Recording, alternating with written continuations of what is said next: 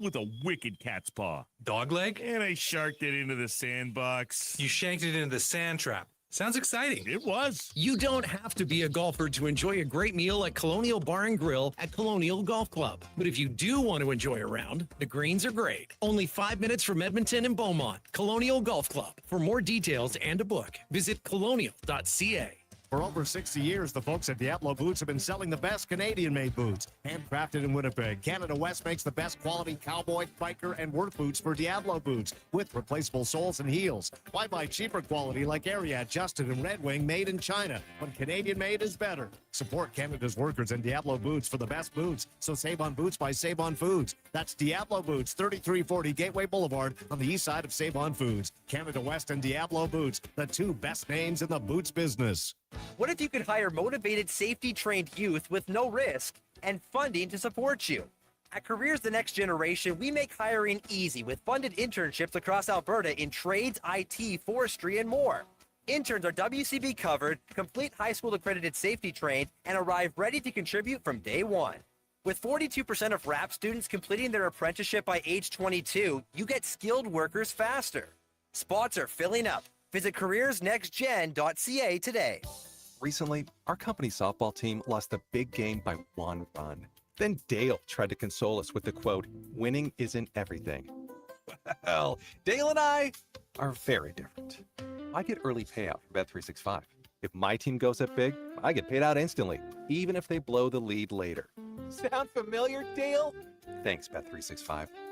If gambling is affecting your mental health or well-being, 211 Alberta is here to help. Call or text 211 or visit ab.211.ca. 18 plus only. T's and C's apply. It might have been scraped by the snowblower, dented while door crashing, or crunched at the company Christmas party.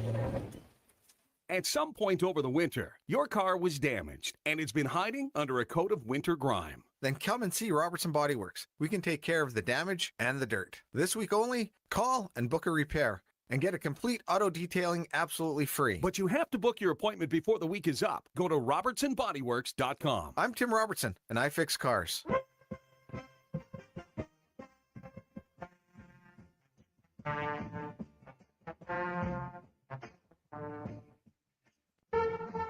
The Jason Gregor Show.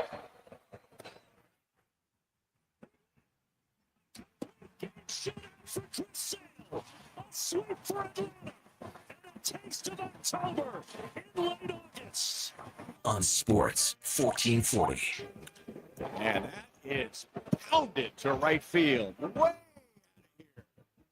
1-0 Royals, 2 pitches into the top of the first. Presented by PlayAlberta.ca, Alberta's only regulated online gambling website. Deep to right. This one is way back.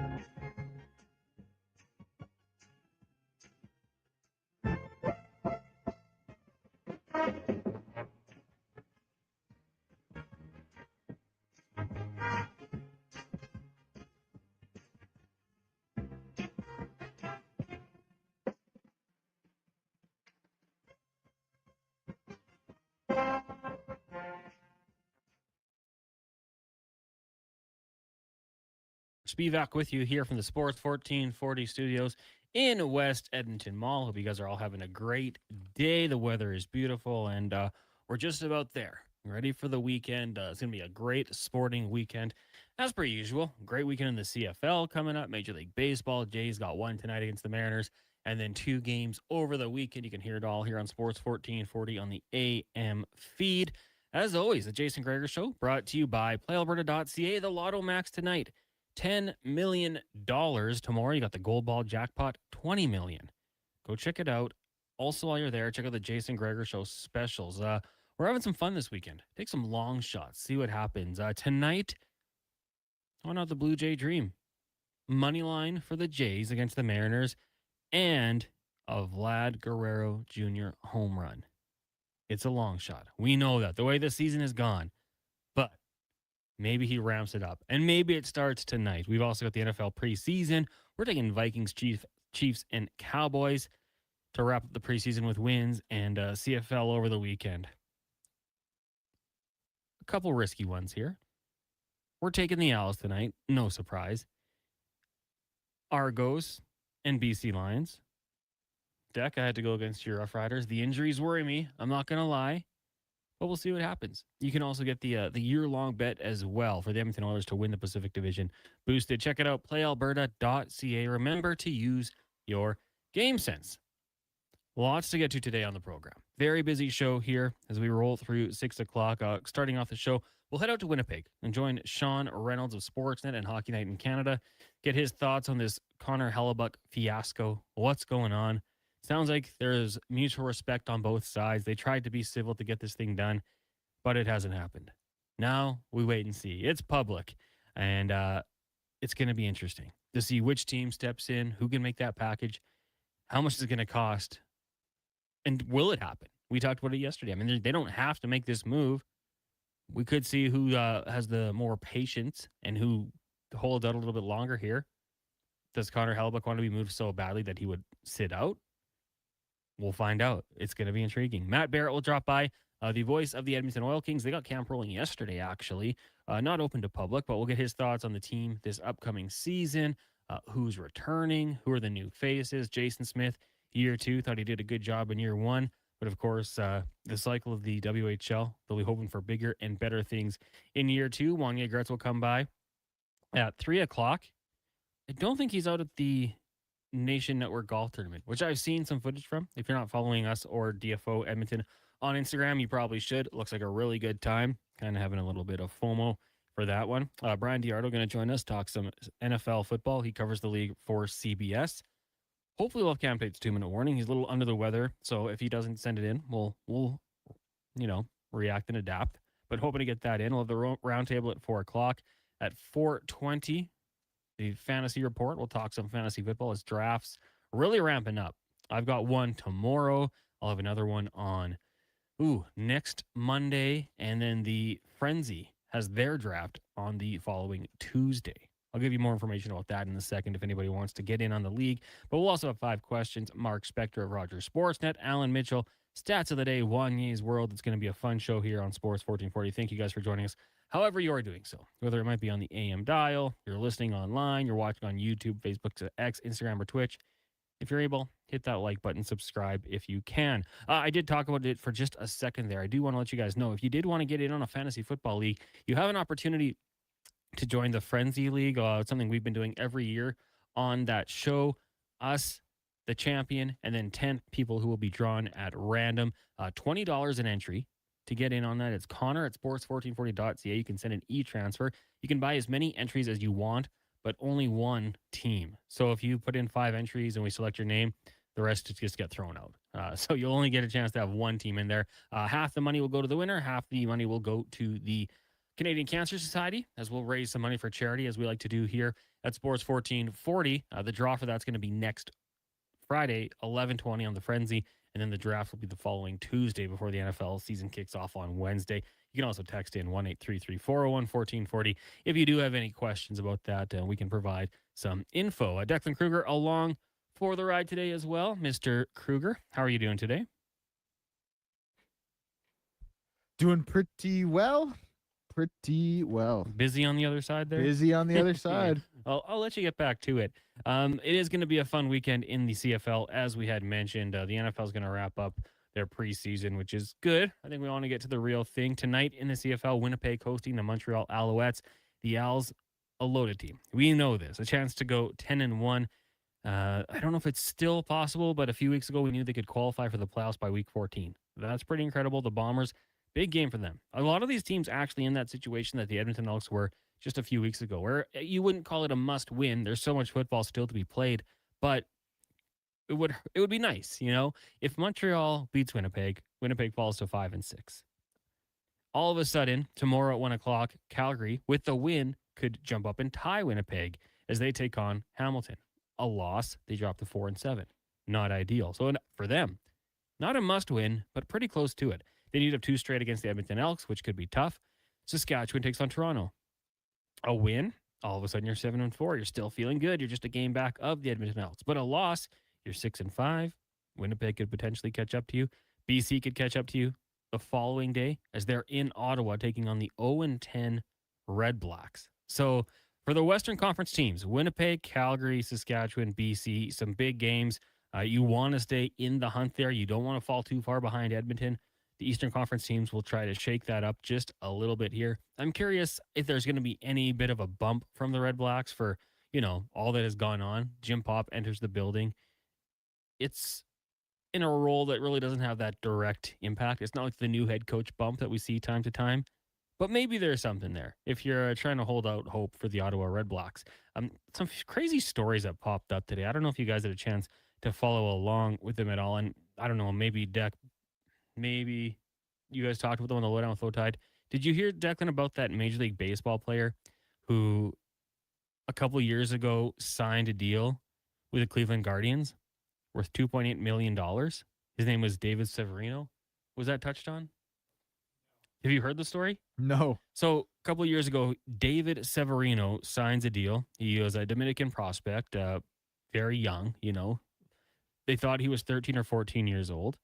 So this contract would be finalized in 2029 when he's 17 and eligible to sign. That was a lie. He was 16 years old. His real name was Dory David Severino Damaso. In 2023, his trainer created an identity. Didn't change much, just David. And his parents approved it. So they made a late filed birth registration of December 20th, 2011. They falsified medical and school records that were taken out in David's name. And from that point on, Dory became David.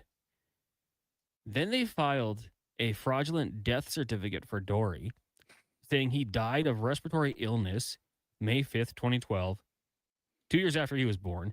A fake tombstone was created and planted in a gravesite in La Romana in the Dominican Republic, 75 miles from the capital, Santo Domingo. That is absolutely crazy. So the Guardians had been training with this guy, thinking he was 13, 14. Not the case. He was 16. So technically, he is eligible for the class of next year. With that, though, a suspension has come for lying. He will now have to enter the international amateur market and then become able to sign with someone. But it is ridiculous to think. This guy was competing against 12 and 13-year-olds. Should have been playing with 16 and 17-year-olds. So the scouts are saying, okay, but there's that difference. Barely hanging on. This is something that has happened before with these countries lying about the age to get that advantage. I mean, by the time they're 22, 23, it's all going to even out. So it might get you in the door, but there is a point where lying about it is going to, do you no good. And you risk getting caught. It's pretty crazy that someone out there, doing all these sorts of things. Now, Deck, my other story. Did you hear about Dejan Love? I did. I had it in the update earlier, actually. Yeah. The 35-year-old man was arrested by the FBI for running a romance and investment scam on dating apps, saying that he played for the San Francisco 49ers. Stole about $1.3 million from 26 women in California, Oregon, Washington, and Idaho. The scheme started 4 years ago. So this guy would hop on the apps here, Tinder, Bumble, Hinge, Facebook dating, which I did not know was a thing, pretending to be an NFL wide receiver or a real estate investor. Threw on a 49ers helmet, went out to the beach, ran some not very good routes, took pictures in the gear, did that sort of thing. Nothing in the facility, nothing with teammates, not on their website. But he ended up getting arrested a few days ago in Boise, Idaho, along with a younger guy, an 18-year-old. Mina Kimes, who's great covering the NFL, had a very funny post. She's like, not a good look for us ladies. Not a good look when Dejan Love convincing people that he's a 35-year-old receiver for the San Francisco 49ers. You got to be smarter than that, people. You have to see this and potentially go, check out the website, check out the roster. Maybe look up a Wikipedia page, anything like that. Follow it up to see what's going on. Well, dude, this is what I don't get about this. Why, like, so he's posing as the NFL receiver. Yeah. Why are they sending him money? I don't know. Like, that's what I don't. That's what I don't get about this whole scam. Like, I'm curious what it would have been. Now, there was a lot of this, like, popping up on Facebook, right? The Vin Diesel one is my favorite. And I got, like, a woman in Calgary, I believe. Maybe it wasn't Calgary. Well, but he, like, said, hey, like, a fake account. We need money to finish filming the movie. Yeah. And someone sent her money. Dude, but this is my other thing. Like, so it was 26 women? Is that what the number was? And it was $1.3 million. Yeah. I know it was 1.3. How many women was it? 26. Dude, that's an average of like 50K per women. Like, that's not just chump change you have hanging around like, let me hold $1. Like, how do you I don't get it. I don't get how you run that scam. As posing as the NFL wide receiver. I don't get how you ask for the money. I'm like, well, you put yourself in his shoes. Like, hey, well, yeah, I'm with you. I honestly have no idea. And if this guy was, saying his age, maybe he's lying about his age, rookie deal. I'm not making that much money.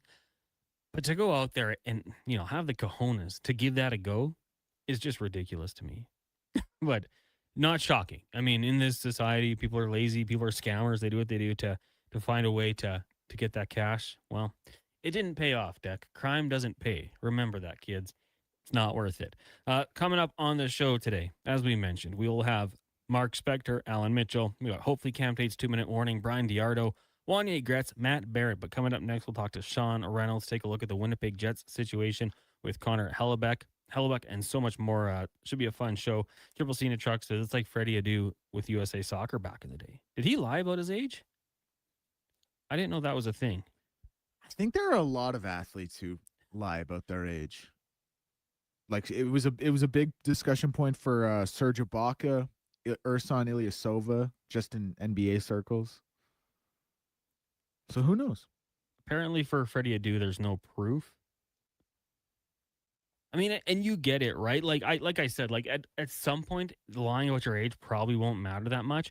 But that being said, if you can be a college recruit, you're 18 and they think you're 16, like those 2 years, you've gone through puberty, you're a bigger person in all likelihood. Teams are all of a sudden looking at you as to being a little bit more of a guy you might want to have on the team. So Manute Bol might have been in his 40s or 50s when he entered the NBA. I don't know if that's true. That seems crazy. Yeah, there's like more that goes into these guys just lying. Like, there's kind of like a bigger issue, if you will. But yeah, pretty crazy. Rafael Furcal admitted in 2002 that he was actually 3 years older than his listed age. He lied about being 19 when he signed. Like, in those ages for a Major League Baseball player, if I'm 22 and I'm looking like that, they're like, okay, that's good. But I'm 19 and I look like this, all of a sudden, you become a lot more enticing. Danny Almonte from 2001, he was 14 years old playing the Little League World Series when you have to be 12 or under. It's like that. That's affecting the kids now. I don't like that sort of thing. But, hey, this is nothing new, especially in baseball where they're able to, I guess, smudge those numbers just a little bit. Makes guys more enticing, a more intriguing draft prospect or player you want to sign the contract with. I get it. I don't like it, but I suppose I get it. We'll take a break here. When we come back, we're talking Winnipeg Jets with Sean Reynolds of Sportsnet and Hockey Night in Canada. It is the Jason Gregor Show here on Sports 1440, brought to you by PlayAlberta.ca. Tap into the fun of Play Alberta's most popular casino games. From the fast-paced spins of Cash Eruption to the retro thrills of Sevens Wild, online excitement is always at your fingertips. Spin through your choice of popular slots or discover Alberta-exclusive games you won't find anywhere else. Visit playalberta.ca/Gregor to learn more. That's playalberta.ca/Gregor. Must be 18 plus to play. If you gamble, use your game sense. Legacy Heating and Cooling is your #1 air conditioning company. So when you can't take living in oppressive heat any longer, call Legacy. Call Legacy. If your hot, sticky sheets keep you up all night, call Legacy. Call Legacy. If you've decided that you deserve to be cool and comfortable. Call Legacy. Call Legacy. And with no payments, no interest for 1 year, it could only be Legacy Heating and Cooling. Crispy caramelized edges, a pillowy, airy center. Meet the new Papa John's Pan Pizza. Made with Parmesan and Romano cheeses, Papa John's special garlic sauce, and Italian seasoning, all baked directly into the bottom of the crust for a signature golden finish and crispy, savory crunch. Grab a medium pan pizza for just $16.99 today at your local Papa John's. Order now in the app or at papajohns.ca. Better ingredients, better pizza, Papa John's. Need an excuse to upgrade your ride? Well, we got a few to share. Go Auto has over 18,000 new and used vehicles ready to test drive right now. With more than 70 locations, your perfect match could be closer than you think. A family-friendly SUV for soccer practice, a fuel-sipping commuter, or a hard-working truck that's ready for anything. Trusted brands and a team that's actually happy to help. Explore thousands of vehicles today at goauto.ca. Don't miss a moment of Blue Jays baseball this season. Join play-by-play announcer Ben Showman for the games live on Sports 1440. The Toronto Blue Jays are on Edmonton's home for all things sports. Sports 1440. Hi, I'm Colin Livingston, president of CanTorque. We've been tightening bolts and redefining our industry for 25 years. Yes, a quarter century, and we're just getting started. Check us out at CanTorque.com. Our tools age better than I do. For all your welding supplies, think AWS Welding. Located in Nisku, their readily stocked storefront carries a wide variety of welding glasses, cylinder rentals, plus welding rod, wire, and consumables. Same-day delivery is always available. And if they don't have it, AWS Welding will find it for you fast. Visit their online store today at awswelding.ca or give them a call or text at 780-979-0470. AWS Welding. They make it happen. Yeah, it's me again. And if you're sidelined with a sports injury, you already know nothing's more frustrating than being told to just rest. At Leading Edge Physiotherapy, we get athletes moving sooner with our zero-gravity treadmills. You can run, train, and rebuild strength with up to 80% less body weight, so your injury heals while your confidence comes roaring back. When your sports injury's yelling, whisper back. LeadingEdgePhysio.com, because life shouldn't hurt. So how was your game? Great game. Great game. Had a tough back 40. You mean the back nine? Yeah, that. Had this one hole with a wicked cat's paw. Dog leg? And they sharked it into the sandbox. You shanked it into the sand trap. Sounds exciting. It was. You don't have to be a golfer to enjoy a great meal at Colonial Bar and Grill at Colonial Golf Club. If you do want to enjoy a round, the greens are great. Only 5 minutes from Edmonton and Beaumont. Colonial Golf Club. For more details and to book, visit colonial.ca. For over 60 years, the folks at Diablo Boots have been selling the best Canadian-made boots. Handcrafted in Winnipeg, Canada West makes the best quality cowboy, biker, and work boots for Diablo Boots with replaceable soles and heels. Why buy cheaper quality like Ariat, Justin, and Red Wing made in China when Canadian-made is better? Support Canada's workers and Diablo Boots for the best boots. So save on boots by Save On Foods. That's Diablo Boots, 3340 Gateway Boulevard on the east side of Save On Foods. Canada West and Diablo Boots, the two best names in the boots business.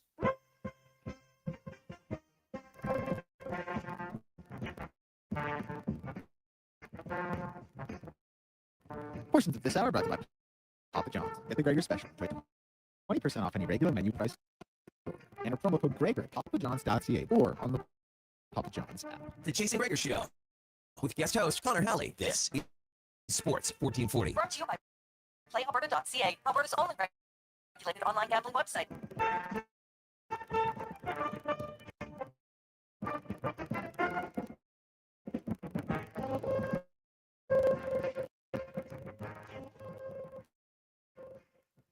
Lotto Max, an estimated $10 million. You can get your ticket at playalberta.ca. Connor Halley, Doug Kruger, Connor Spivak with you here in the Sports 1440 studios. You can always text us 1-833-401-1440. Right now, we are going to go around the NHL, brought to you by McDonald's. The most wanted menu items from around the world have landed in Canada. Now the McDonald's World Menu Heist at select restaurants. Hurrying before we have to give them back, only at McDonald's. So we're going to head out to Winnipeg and take a look at the Jets. We're just going to get our guest back. We might have just lost But we're going to be joined by Sean Reynolds of Sportsnet and Hockey Night in Canada, based in Winnipeg. Obviously, when we get back, we're going to dive into the big news for the Jets the last couple of days here. Obviously, Connor Halley requesting the trade out of Winnipeg, the team that selected him many moons ago out of Odessa, Texas. He's out of the team, but things happen, right? We've seen this throughout the NHL last few months here with, the one thing they've had in common being members of that gold medal Olympic team for the United States. We bring in Sean Reynolds of Sportsnet and Hockey Night in Canada. Sean, good afternoon. How are you doing today? Doing great. Thanks for having me on. Yeah, I really appreciate you doing this today. How's the summer been for you? I know we're going to be back in the rink in no time, but how's the summer gone for you? It's been great. It's hot out here in Manitoba. We don't have the smoke that I was in Edmonton actually about a week back. I was surprised how much smoke there seemed to be from the mountains there. So we've been spared that, although we had it here in Manitoba last year. So you enjoy the smokeless years when they come. They seem to be few and far between now. Oh, 100%. And hopefully that passes soon. And everyone affected by it, more than us, is doing okay. So, Sean, let's go through the timeline here a little bit. We know at some point during the season, there was a request. It was made privately by Connor Halley and his camp to be moved out of Winnipeg, but it came to light yesterday going public with this request. Had you heard about this coming up? Was there discussions in the media that maybe something was kind of cooking underneath? Oh yeah, I mean this has been pretty obvious to us in the media here for a couple months here now. I think there are a lot of fans. Connor Hellebuyck is a beloved character in Winnipeg and in the Winnipeg Jets fan community. So I think that there was a real hope that maybe this was just smoke and not fire. Behind the scenes, you knew that this was happening. There was a little bit of a gray area there that Kevin Cheveldayoff had helped create. We'd pushed him a couple months back on whether or not trade request had been made. He wouldn't answer that question. This, to me, was just Connor Hellebuyck and his camp wanting to pull back the curtain that the Jets were keeping closed. And I think that says a little something, that they had wanted to take this and put this in front of the fans and allow this to be, seen. The Jets have done a really good job in the past in these situations of keeping things under wraps and trying to stay, both positive and patient with these situations. To me, this is just Connor Hellebuyck's camp trying to, maybe take this in a little bit of a different direction and kind of use up some of the patience that maybe the Jets have been employing. Yeah, and I mean, I think probably 28, 29 fan bases kind of perked up yesterday thinking, okay, he would look good wearing our jersey. So what do you think the Jets are looking for in terms of a package to acquire Connor Hellebuyck? Well, this is the big thing. They went out and they got Stuart Skinner around July 1st, and that was to kind of give them an insurance policy, and that was to allow them to kind of have flexibility in what they get back for Connor Hellebuyck. Now, they don't have to get a goaltender back. They've got that contract with Stuart Skinner structured in a way that if they do get another goalie back, that's fine. But if they don't, they've got a guy who's been an NHL starter who they can go with in the meantime. The big question for a team like the Winnipeg Jets, whose core is an older core. Mark Scheifele's 33 years old. Their captain, Adam Lowry, is 33 years old, is what you're looking for. And that's kind of the crux, the fork in the road that they find themselves at. Should they be rebuilding now, or should they be doubling down on a core that they have been doubling down on for a decade now? What we're seeing and what we're hearing from the organization is they continue to want to double down on that. So they're trying to make a right now trade to get the Winnipeg Jets back into the playoffs after missing last year, back looking more like the President's Trophy winning goaltender. It's a risk to take because Mark Scheifele had his best season of his career last year. He was unbelievable. But how long before that falls off? We saw with Blake Wheeler at 33 years old, he was one of the best players in the NHL. And by 35, 36, it was clear that the miles on that car had caught up with him. You're taking a pretty big risk if you're the Winnipeg Jets to try and win right now when you're a team that was out of the playoffs, has had very little playoff success with this core. To double down on them again, that is a bold statement. This could be a perfect time to rebuild. The Jets don't look like they want to do that. Sean Reynolds joining us here on the Jason Gregor Show. Connor Halley sitting in. Sean with Sportsnet as well as Hockey Night in Canada, based in Winnipeg. So how do you think it got to this point, Sean? Is it just, frustration with the team? Is it the conspiracy theorists out there saying, well, Dylan Larkin and Brady Tkachuk, something happened with that U.S. Olympic team. What do you think got them to this point? Well, I think it's a hodgepodge of everything. It is also a goaltender and a player who has long had a lot of belief in the Winnipeg Jets, who very much looks like that belief has run out. And I think it's kind of fueled by his play last season. So 2 years ago, the Winnipeg Jets were the best defensive team in the NHL. They were smothering. They were going, you could see the drop of the puck in the first period, covering that team. It was just like, they're going to win this night. And if they don't win, it's a fluke because they're just not letting the other team play with the puck. Behind that ferocious defense, Connor Halley wins a Hart Trophy because he's really not challenged for most of the season, right? Then you fast forward a year and the Winnipeg Jets lost 5 really fast players out of their lineup. That affected their ability to defend the way they had done so ferociously for the 2-3 years before that. And all of a sudden, Connor Halley got exposed a little bit. I don't think Connor Halley likes to be exposed. I think he likes to be thought of as that guy who's the Hart Trophy winner, and he got a taste of it. You mentioned that U.S. team. He got a taste of it behind a ferocious defensive U.S. team. And what did he look like? He once again looked like the best player in the world when he was behind that. To me, this is Connor Halley seeing that, losing the belief that the Winnipeg Jets are going to get back to being that ferociously defensive team. And now he's out there looking for that team that is more like the Winnipeg Jets of 2 years ago, more like the U.S. Olympic team in how solidly they defend, and get behind that and start looking again like the Hart Trophy winning / Vezina Trophy winning type of goaltender that he has been in the past. So you mentioned looking for that type of team, and it's tough. I mean, the contract isn't that bad, really, at $8.5 million. It's a great contract. Yeah, and you got him for the future, so you're probably psyched about that one. Positional need. Now, teams would obviously have to play a certain style, and I think, he's probably going to want to go to a team where he has a chance to win in the next couple of years that has that cap space to take him on. They'll find a way if they need to, but is there any team around the league that you think stands out above the rest as a potential landing spot? Well, the one that stood out most was Florida. And I think it's a great, so I'm talking about something that the book is closed on, but I think it's important to talk about what happened there and why it makes it difficult to make a trade. The Florida Panthers were the perfect landing spot for Connor Hellebuyck. The Jets, Kevin Cheveldayoff is a guy who will make his demand and he won't waver from that. People who think that he's feeling pressure right now, that's not how Kevin Cheveldayoff works. And I've said this on a number of different programs over the last couple of days. Don't play chicken with Kevin Cheveldayoff because you'll end up in the ditch or in a head-on collision. He is not turning the wheel. He is going straight forward.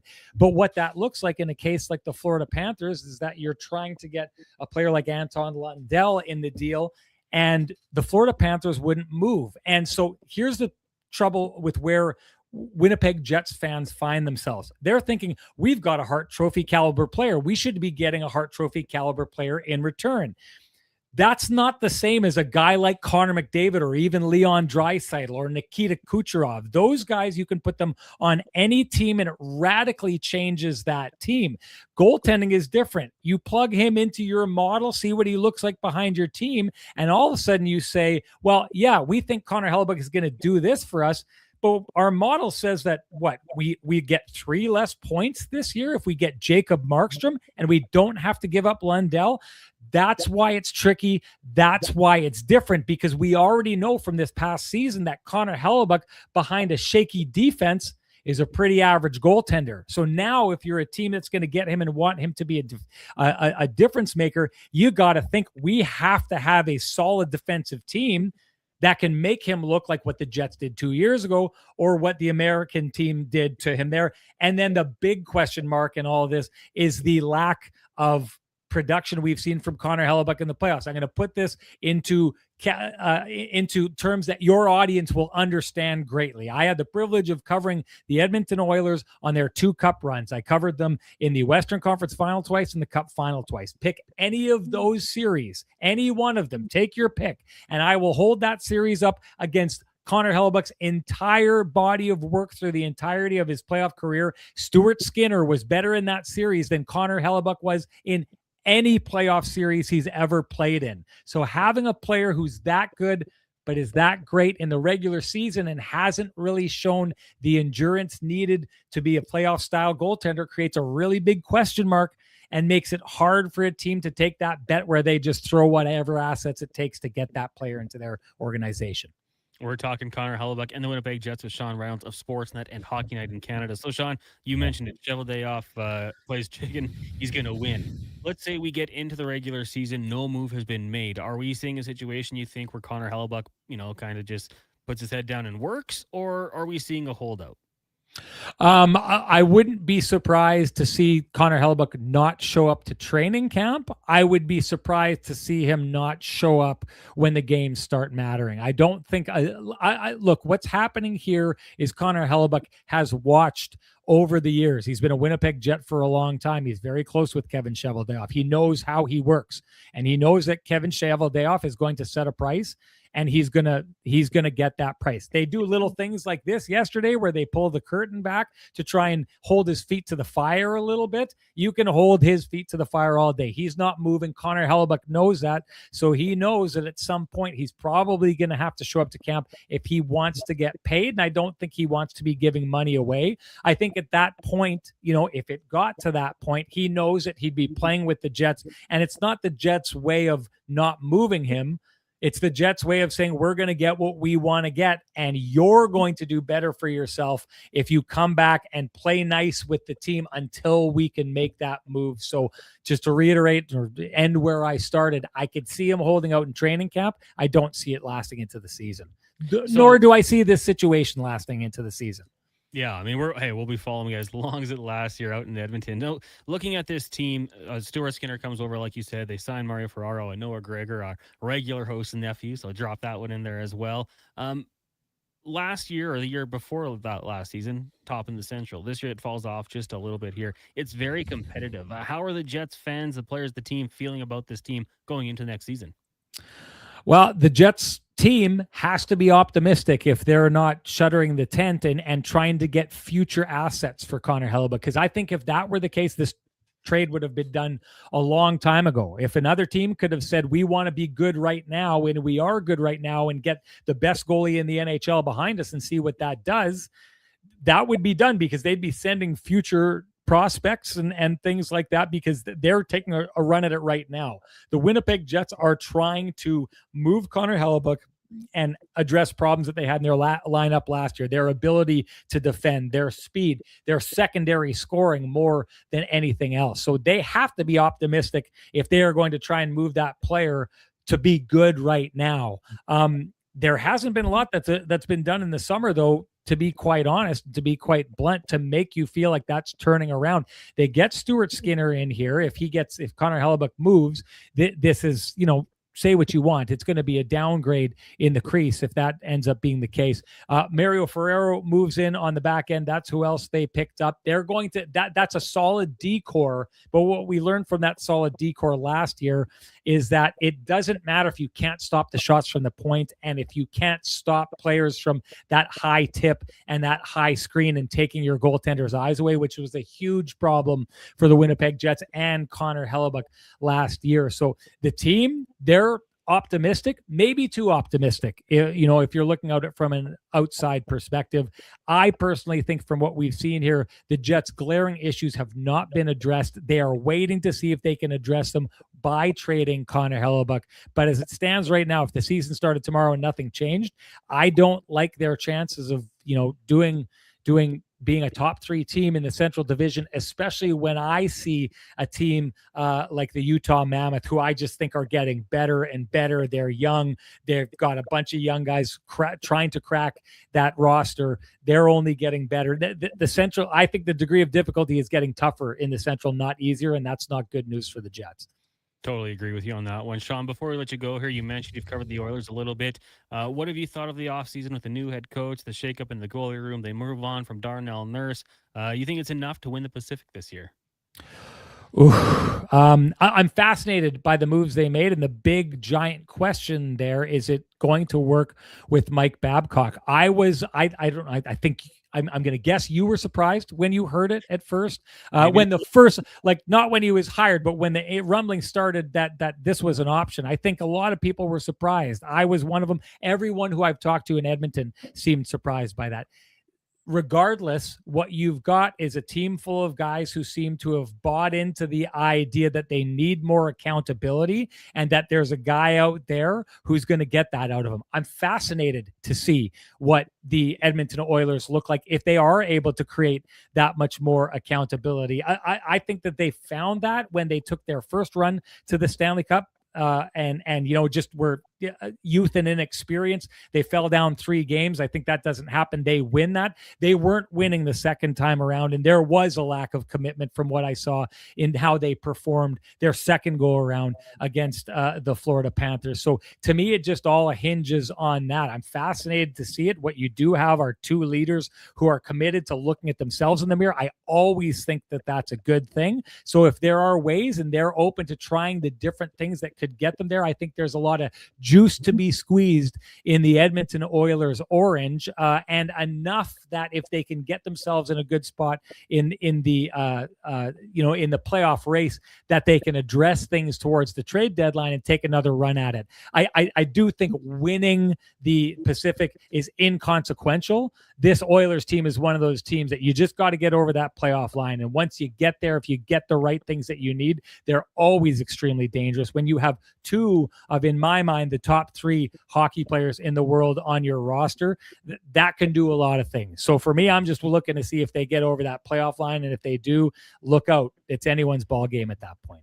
Yeah, whatever happens, we're going to have plenty of storylines here in oil country. Sean, great stuff. Thanks for this, and we'll talk to you later. Yeah, thanks for having me, Connor. There you go. Sean Reynolds, based out of Winnipeg with Sportsnet and Hockey Night in Canada. Great to have him on. Give him a follow on X at SN Sean Reynolds. We'll take a break. When we come back, we're going to talk a little Edmonton Oil Kings with the voice of the team, Matt Barrett. It is the Jason Barrett Show. Connor Halley sitting in. Brought to you by PlayAlberta.ca. Come for Canada's largest trade shows, the biggest names in entertainment, exhilarating sporting events, and more. And stay for the experience at the Edmonton Expo Center. Looking for the perfect place to host your next big event?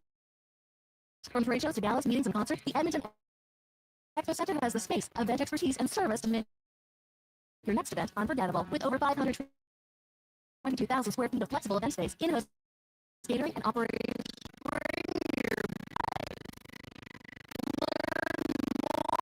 at EdmontonExpoCenter.com today. At GS Construction, we won't quit until we find a way to get the job done. And the right person makes all the difference. We're looking for our next superintendent, an experienced leader ready to take on the role. Because while GS Construction is building the water, sewage, and drainage systems Edmonton communities rely on, the superintendent is building up the team. If you know how to keep a job site safe, productive, and moving, we want to hear from you. Visit gsconstruction.ca/careers today. The Chicken Parmy Burger. McExtreme pulled pork, garlic and black pepper chicken McNuggets, cheesy bacon McFlavor fries, and the Stroop Waffle McFlurry. You've scrolled them. You've screenshotted them. You've never been able to order them until now. This is the McDonald's World Menu Heist. The most wanted menu items taken from around the world, now in Canada. Get them while you can. For a limited time only at participating McDonald's restaurants in Canada. 1 in 3 Canadians aren't getting enough sleep. Let the Brick help you sleep better for less.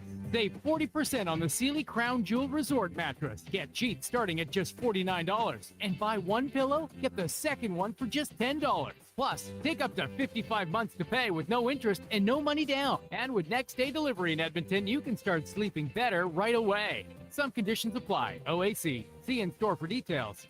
The Brick, saving you more. Ford employee pricing is on now, and you pay what we pay on virtually our entire lineup of Ford vehicles. Visit your Alberta Ford store today. I'm Dr. Vance Elliott. The goal of every one of the thousands of hair restoration procedures I've performed is a full, natural-looking head of hair. I work directly with my patients for the consultation, the procedure, and the follow-up, so we can achieve the best results possible. When people see what we accomplish, I don't want them to think, "Wow, great hair transplant." I want them to think, "Wow, great hair." Go to drvanceelliott.com and contact us today.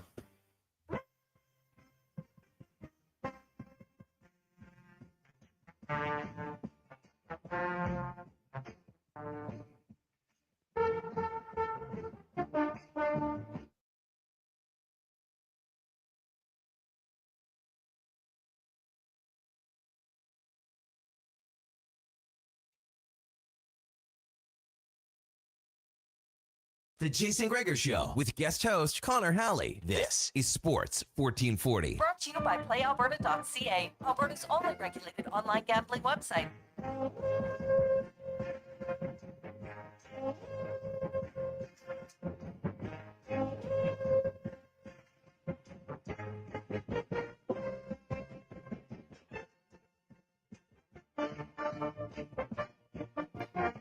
.243, welcome back. It is the Jason Gregor Show here on Sports 1440, brought to you by PlayAlberta.ca. Tonight's Lotto Max, $10 million tomorrow. You got the Gold Ball jackpot, an estimated $20 million, plus the Jason Gregor Show specials, boosted as always. Remember to use your game sense. Connor Halley, Declan Kruger, Connor Spivak with you here in the Sports 1440 studios. Positive Friday edition of the Jason Gregor Show. We are now going to go in the room. Brought to you by Action Electrical. They're the most diversified electrical contractor in Alberta with 4 divisions in projects, service, tag, and solar for commercial or residential. Contact them today at actionelectrical.net as we are joined by the voice of the Edmonton Oil Kings, Matt Barrett. Matt, good afternoon. How are you doing today? I'm doing great, Connor. Good to chat. Good to see you. Absolutely. Same to you. Good to have you back on the show. How's the summer gone for you so far? It's been great. Got to travel a little bit and didn't golf as much as I would have liked, but do we ever? But yeah, so it was good. It's good to be back in the rink, and the weather's still nice outside, but it certainly feels like hockey's ramping up, so that's positive. So you guys kicked off training camp yesterday. Not open to the public yet or anything like that, but we're a week away from preseason action. The regular season's going to be here in no time, and year 2 under Jason Smith. I think a lot of people are fired up after the way last season ended in the first round of the playoffs. So let's start with the returning players. Who are you excited to be calling once again once the season gets going here? Yeah, and once I was looking at the training camp roster, I saw, I think, 12 players from last year's team or last year's playoff roster that are back this year. So that's, about half, I guess you could say, which is probably pretty good. And, you look at a guy like Aaron Obobaifo, who came in right around the trade deadline, and I think he's going to be tremendous this year. The biggest thing for him is staying healthy, staying on the ice. And if he is an electrifying player out there with speed to burn, and he can shoot the puck. Caden Strader has, I think, maybe had a little bit of a surge at the Hellebuyck Gretzky Cup and kind of showed that he deserves to, get the recognition to possibly be, called early this year in the NHL draft. When you return 2 netminders in Ethan Simcoe and Parker Snell, you've got to be pretty happy, especially the way both of them played in the playoffs and during the season. So those are just, a couple of the guys that are back this year. And I look on the blue line, and Josh Lee and Noah Tamu, who had in their 18-year-old seasons, but their 3rd years in the WHL. So you look to take another step with those guys too. And you just go down the list, lots of depth, lots of new faces this year. But I think a lot of the returnees are set to take another step or have already, been key cogs to this roster last year and in previous years. One of the things people always kind of check in on is, especially with the road teams coming into town, like, okay, what's their NHL club affiliation? Now, how many players do they have drafted? How many current Oil Kings are a part of NHL franchises now? Okay, so Parker Snell got drafted by Columbus. KJ Sauer, who's newly signed this year, he's the Philadelphia Flyers prospect, and then Noah Tamu is part of the Winnipeg Jets after he was drafted in the 7th round this past year. That's it for right now. So there's obviously still some NHL pedigree there. You have a netminder that's NHL drafted. I think he should have went earlier, but that's maybe my bias. And KJ Sauer, and watching him play, he's a big body, can kind of play center wing, probably can play 2 ways. Really excited to see what he can bring to the WHL. So, and Noah's obviously a big, hulking defender that moves really well. He's moving really well at camp this year. So, when you got guys with that kind of pedigree, it'll be exciting to see. Now, when it comes to new faces, who are some players that fans can look out for? Well, I mentioned KJ Sauer, but you look at the 2 Europeans and the import players, and Jonas Vanacek and Ollie Walrus, 2 forwards that were highly touted coming out of their countries. And Jonas Vanacek, draft eligible this year, really has had a good Hellebuyck Gretzky Cup. So excited to see what he can bring to the WHL. A forward with some offensive ability, and Ollie Walrus is a guy who can kind of play 2 ways and really responsible, and had some good years in Finland there with TPS. So those are 2 of the new faces I'm looking at. And there's a bunch of 17-year-olds that are 16-year-olds that are looking to make their mark and kind of make this team right out of camp. And Cole Landreville, who was drafted a couple of years ago, Chris Kokoris, who was drafted a couple of years ago, and then a couple guys who got signed, and Johnny Bladow and Tyler Potter are also looking to make, the team as well, among others. So there's a lot of new names that I think fans, may not recognize right away, but I think they're going to really love a lot of these guys when they see them play for the first time. The voice of the Edmonton Oil Kings, Matt Barrett, joining us here on the Jason Gregor Show. Connor Halley sitting in. Oil Kings camp underway, preseason next week in the regular season, shortly to follow after that. So there were some changes this offseason as general manager Kurt Hill, hired by the Oilers as AGM of player procurement. That meant a vacancy with the Oil Kings, and Michael Chan was the hire. What have you seen from Michael so far here? And I know it's only been a few months, but what have you seen from him? Yeah, he wasn't afraid to make a move when we brought in Dylan Ronald, who was a veteran in this league and played in Brandon. So it was kind of his big trade to start the year. And he's obviously been around this team for the better part of a decade, basically, in some form. So it's not like this is anything new to him. And obviously he's been working really closely with Kurt over the last few years. So not really much of a transition period for this group under Michael Chan. And I'm excited to see maybe some more moves that he makes come the season. If he feels like he needs to tinker a little bit, that'll be kind of the interesting part to see, how he kind of makes his moves and does his business come the season, maybe come the trade deadline when the pressure's on. Now, not the only Oil King to get the call up to the big club. Rogan Dean, after being the Mr. Oil King with the equipment manager, he joins the Oilers. What big loss for the Oil Kings. I think maybe a lot of people that aren't in the rumor around this corner, around the scene, maybe don't know, maybe not knowing how big of a deal the equipment manager is. And I mean, he was as good as they get. But it's funny, you sometimes thinking they're like, oh, okay, we got to get this done for camp. They're like, oh no, that was something Rogan used to do, or there's a lot of like different things that kind of pop up, and you're like, wait, who did this before? But no, I mean, Rogan meant so much to this organization for almost 2 decades, and he was tremendous. He's been tremendous for this group and just instilling a culture, I think, in the room. And he's the only day one employee, and it definitely showed. And he was definitely around kind of getting the new equipment manager and Matt McDougall set up. And we still see him around the rink a fair bit. He comes by and says hi. So it's not like he is completely gone. That's for sure. We're still going to see him, and it'll be good that he's around. Yeah, I should say, I think Edmonton fans could know the power of the equipment manager with Dwayne Van in the Edmonton Elks. So I shouldn't maybe say that for sure. Now, Jason Smith entering year 2 as the head coach. Obviously, last year probably would have loved to see a little bit more of an extended playoff run. It was a great first-round series. What are you expecting out of this team under Jason Smith? And what are they trying to grow on and expand off of?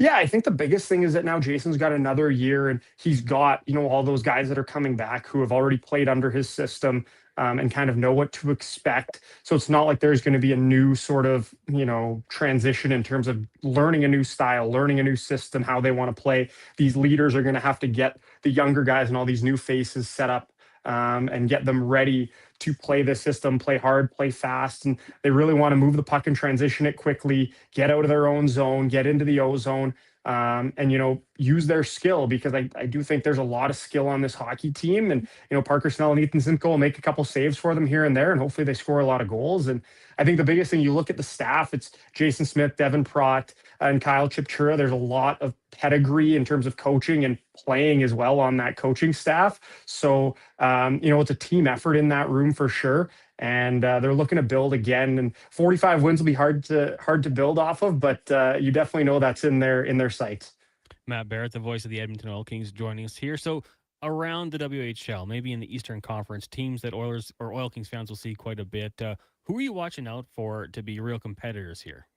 Man, the Eastern Conference is a bit of a mystery right now. It's when I talk to people, they're like, well, I think this team, then I think that you're getting a lot of different answers. I think one team we should look at is Regina out east. Obviously Maddox Schultz and Liam Pugh, they look to be taking a new step or a next step in their development. Medicine Hat's still going to be really good. They've got the Ruck twins and Schaefer Gordon Carroll, who is probably going to be a first-round pick this year. So they aren't going to go away quietly. Lethbridge is going to be improved. We'll see by how much. Red Deer's got a new coach. Calgary always seems to be around in some aspect. So the East Division, or sorry, the Central Division for sure is going to be competitive. It's hard to, handicap who's going to be kind of the top team to kick off the year. And in the East, I think Regina is probably kind of that one team. Prince Albert will always be good as well. And you look at a team like Moose Jaw is probably going to take another step forward as well. So the Eastern Conference, I think, isn't as clear cut as maybe it has been in the past couple of years. Matt, one of my favorite things about junior hockey and the Edmonton Oil Kings would be the promotional schedule. Of course, Teddy Bear Toss Night is always a whole lot of fun, but I'm scrolling through here. Halloween Spectacular, I kind of like that. Mullet Mayhem got me intrigued. Any of the theme nights you're looking forward to? Honestly, the one is, this may sound crazy, Finger Puppet Friday is one we talked about for a little while. It's going to be, you're going to get, finger puppets with a bunch of Oil Kings on that you can put on your hands. So I think that's going to be super interesting. I don't know if any other team has done something like that. That's always fun. Obviously, I always love Teddy Bear Toss, and that's one of my favorite games on the schedule. And, I love Country Night too. That, it might sound crazy. It's simple, but Country Night's awesome. I love hearing all the country music banging through the speakers all game long. So Guy Flaming, my color guy, is maybe not as a fan of country music. So when he sees me dancing, he probably shakes his head a little bit at me. But I love it.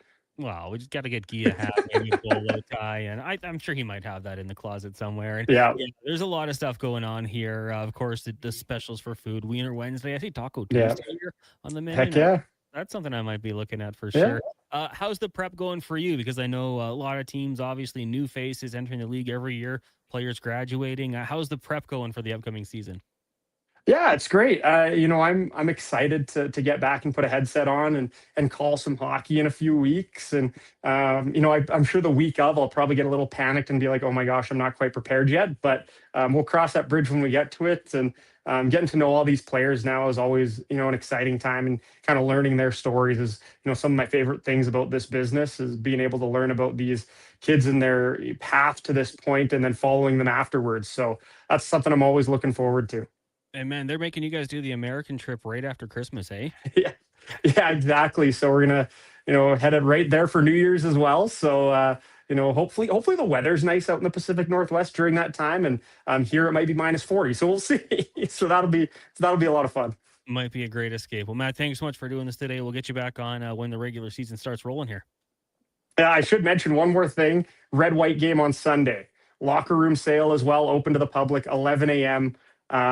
This is the best prices you're going to get for any apparel and gear for the Oil Kings. So 12 noon is puck drop for the game, 11 a.m. for the locker room sale. But appreciate it, Connor. Thanks, buddy. Thanks for getting that in there. We'll talk to you later. You betcha. There you go, Matt Barrett, voice of the Edmonton Oil Kings, joining us here on the show. And yeah, I was just looking because every 2 years you make that American trip down south. So they play in Red Deer to wrap up the first half of the season unofficially. And then they're back in action Sunday, the 27th. So that means you're leaving the 26th. I wonder if they can just fly down to Everett, maybe meet down there. They got Everett, Seattle, Portland, Tri-City, Spokane, Wenatchee, Red Deer. So that is a bit of a roadie. 2 weeks on the road, but from November 25th to December 8th, they're at home. So there's a little bit of a balance there. They also the 18th of October to the 8th of November. So a few long road homestands in there with a couple road trips as well. It's going to be a lot of fun. Always love getting down, checking out the Oil Kings games. The theme nights are great. The prices affordable. Food as well. Don't have to be a kid to get the kids menu. That's a perk. So hopefully you guys will go check those games out this year as well.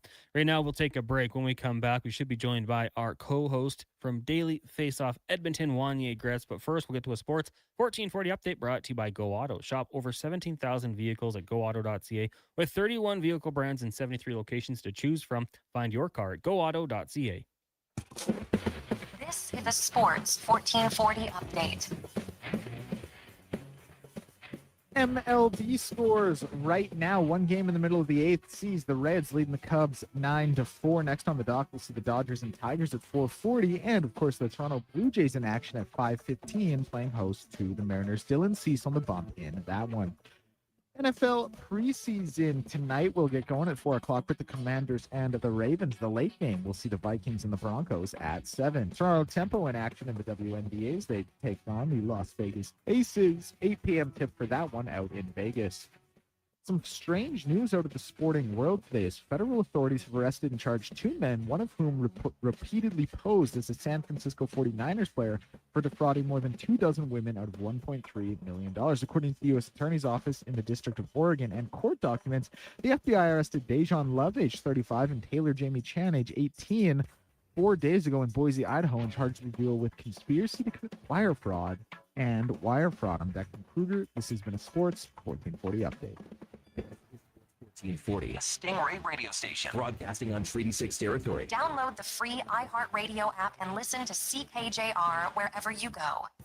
Summit Restaurant, located in the heart of the Silent Ice Center and just minutes from South Edmonton Common. Summit is your destination for exceptional house-made pizza, delicious entrees, and expertly crafted cocktails. Cheers! Experience the perfect blend of flavor and ambiance in a modern setting.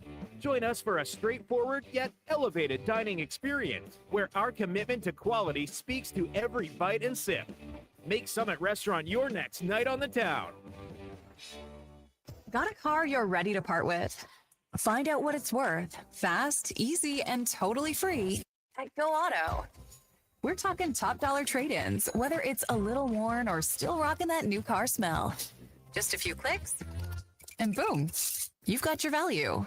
Text value to 780-777-7777 to start. That's value to 780 all sevens. Why guess what it's worth? Let Go Auto show you the money. The job isn't done until the last load is hauled, and having a semi-trailer out of commission is not an option. Whether replacing or adding to your convoy, Edmonton Trailer has a huge inventory of new and used semi-trailers, trusted by the gravel, logging, oil field, fluids, and freight industries. Find a trailer right for you online or at one of their 3 locations.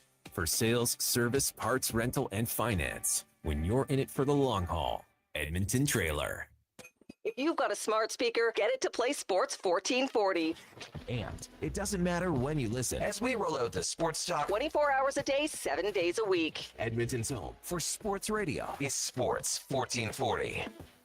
Hey, sports fans, we've got a clear choice for you. At Crystal Glass, we provide customers with the perfect glass for any job. From home to auto and even commercial, installation or repairs, we're your team. Call 310 Glass or visit crystalglass.ca. Crystal Glass. Whether you're a craft beer connoisseur or more of a wine aficionado, there's always something new to discover at Sherbrooke Liquor, a unique, family-owned, independent liquor store. The selection? Incredible. The non-alcohol section is also very impressive. Sherbrooke Liquor, expert, knowledgeable staff with a passion for unique finds. More than just a liquor store, we're a community. Alberta's best, the one and only Sherbrooke Liquor. Wine, spirits, and oodles of beer. Visit SherbrookeLiquor.com. Wow, get ready for a silly hockey fans. Your partner in power just skated onto the ice. EWEL.ca, the new e-commerce website for electrical wholesalers Edmonton, is ready for the power play 24/7, 365. UL skates to where the puck will be in 5 years. Now that's forward thinking. Killer selection, slamming products from the best brands, and legendary service. Don't sit on the bench. Get your account today at EWEL.ca and win that project. Plug into your partner in power. Get an EWEL.ca account today. I missed one payment, then another. Now I feel behind on everything. I can't keep up. Falling behind happens to more people than you think, but there is a solution. My name is Parveen Middleton. I'm a licensed insolvency trustee at BDO here in Edmonton. Together, we can create a plan that fits your situation and helps you get caught up and back in control. Call 1-833-BDO-TALK or visit bdodebt.ca to book your free consultation and discover your debt-free future. Any project, big or small, when you need metal cut to your exact measurements fast, count on Metal Supermarkets, a warehouse bursting at the seams with inventory, plus metal bending, drilling, punching, notching, plasma cutting, welding, even delivery. Endless possibilities. Now imagine what they can do for you. How about a garage shelf? Think bigger, my friend. 2 garage shelves? There you go. I live on the edge. The local convenience stores for Southside, West End, metalsupermarkets.com.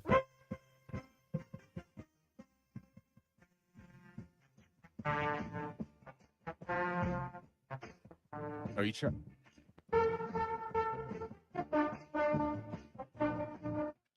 Portions of this hour brought to you by CanTorque. We offer sale, rental, repair, and calibration of hydraulic, pneumatic, and battery-powered torque wrenches, stud tensioners, and flange maintenance equipment. Order today at CanTorque.com. The Jason Gregor Show with guest host Connor Halley. This is Sports 1440. Brought to you by PlayAlberta.ca, Alberta's only regulated online gambling website.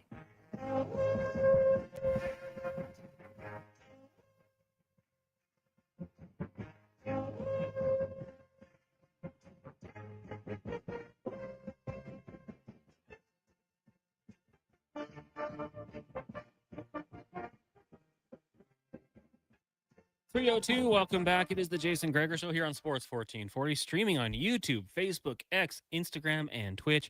Brought to you by PlayAlberta.ca. The Lotto Max tonight, $10 million. Saturday's Gold Ball Jackpot, $20 million. And if you head over the sports section, you can check out the Jason Gregor Show daily specials.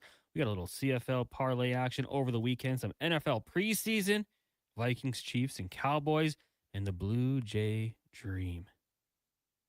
Jay's money line, Vlad home run. It could happen. It could happen. He's got to hit one eventually. Why not tonight? PlayAlberta.ca. Remember to use your game sense. Connor Halley, Declan Kruger, Connor Spivak with you here. We bring in our good friend, co-host, loving father, podcaster, marvelous entrepreneur, classic philanthropist, Wanye Gretz of Daily Faceoff Edmonton, Oilers Nation. My bad. I've been so on the ball about not saying the wrong thing, I realized that I said the wrong thing to you. I can't ask you to break the law. You can call me Wanye from Daily Faceoff Edmonton. That doesn't bother me in the least. Okay, well, we'll switch it up a little bit here. Wanye, you're not out at the golf tournament today? What's going on? I half expected you not to come today. No, I said, paradoxically, I have something more Oilers related to do than go to this tournament. They need me at 1440 for that levity on a Friday afternoon. It's true. The tournament does look very fun, though. It's super fun. I'm looking at like the videos. Sports 1440 has a whole. We've got Mackenzie and Chloe down there running the show. Looks like a good time. Everyone's pushing booze on you. We've got some waters and Gatorades, maybe some hats. I don't know what I'm allowed to say on the air, but there's a lot of booze at this tournament. I could tell. And that's good. It's the most beautiful day. Everyone's getting home safe.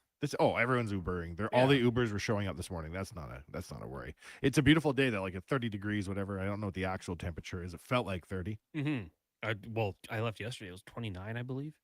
Went for my run last night. I'm trying to be. What's more going active. on? Just trying to be more active. Okay. Trying to be like young Deck over there. Guy's in great shape.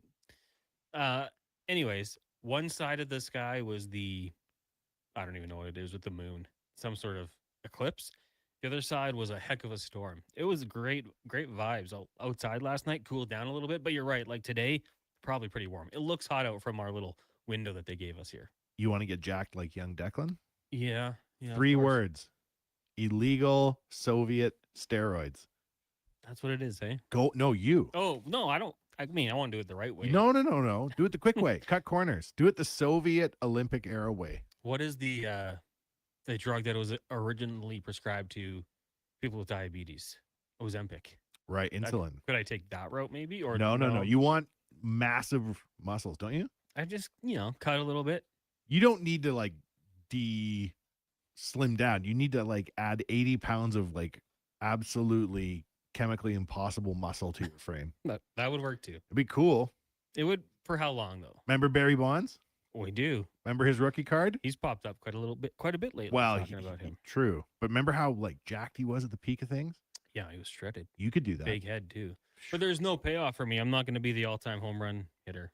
But you could like eat chicken strips at work and like drink mysterious things in those containers. And like mock people for being smaller than me. Have a fanny pack.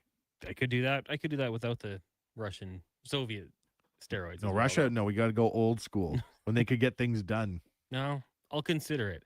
All I'm saying is beautiful weather last night. Carried over today, I think. Wanye, some things have happened for the Oilers in the last little while here. Yeah. Misha Donskov brought in. Only going to be in Edmonton for a certain amount of time, but he's won a cup as an assistant coach. He's been a part of Hockey Canada. When I look at him, I'm like, this guy's just a hockey lifer. What does that mean? Explain to me what he's only going to be here for a certain amount of time. Well, I don't really know. Like, I'm curious because the Elks have coaching analyst Rick Campbell, former head coach in the CFL. He told us, I believe it'd be like kind of cutting up film, looking at trends, things of that sort. How can you help the team? I'm wondering if Donskov has that role with the Oilers, where it's like he's in, let's just say, Toronto. He's looking at film, trying to like analyze things, break things down, offer some suggestions, but then, does his other job with Hockey Canada at the same time. It's interesting to have someone doing both those roles. I find these types of roles very opaque.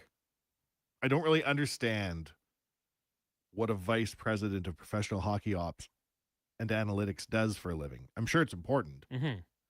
Do you think, like, how many people work in head offices of a typical team now? Like, it's in the hundreds. It's got to be a lot. Some team more than others, obviously. To me, like, it just feels like it's a great hire because it's bringing in another hockey mind. Totally. And I would imagine with the resume that he has, like, I'll talk to Babs.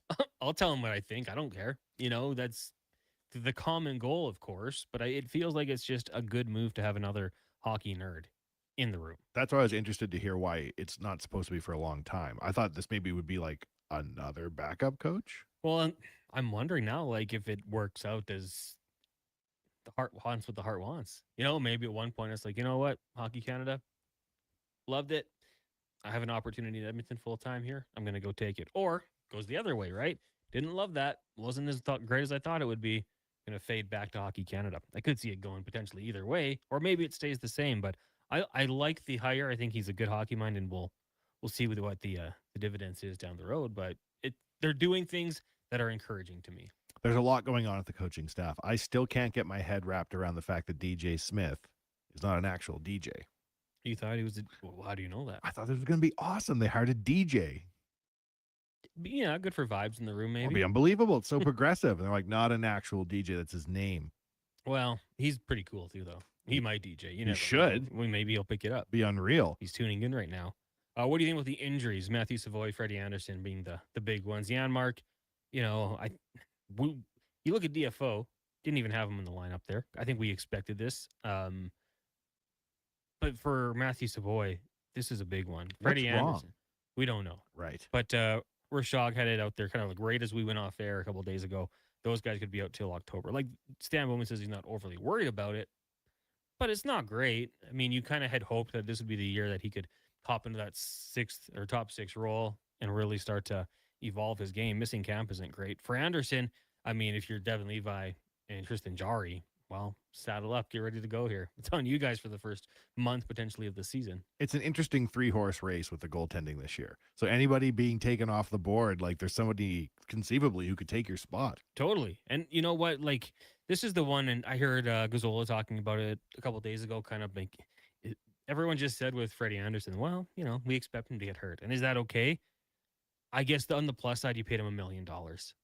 It's not a big contract. So it's not ideal for sure, but in the perfect world, Devin Levi and Tristan Jarry knock it out of the park to start the season. There's no rush to get him back. You're just like, okay, take your time. When we need you, your spot is there, but we're not going to rush this. Totally. And we're not like desperate that somebody return. Yeah, 100%. Same with Savoy.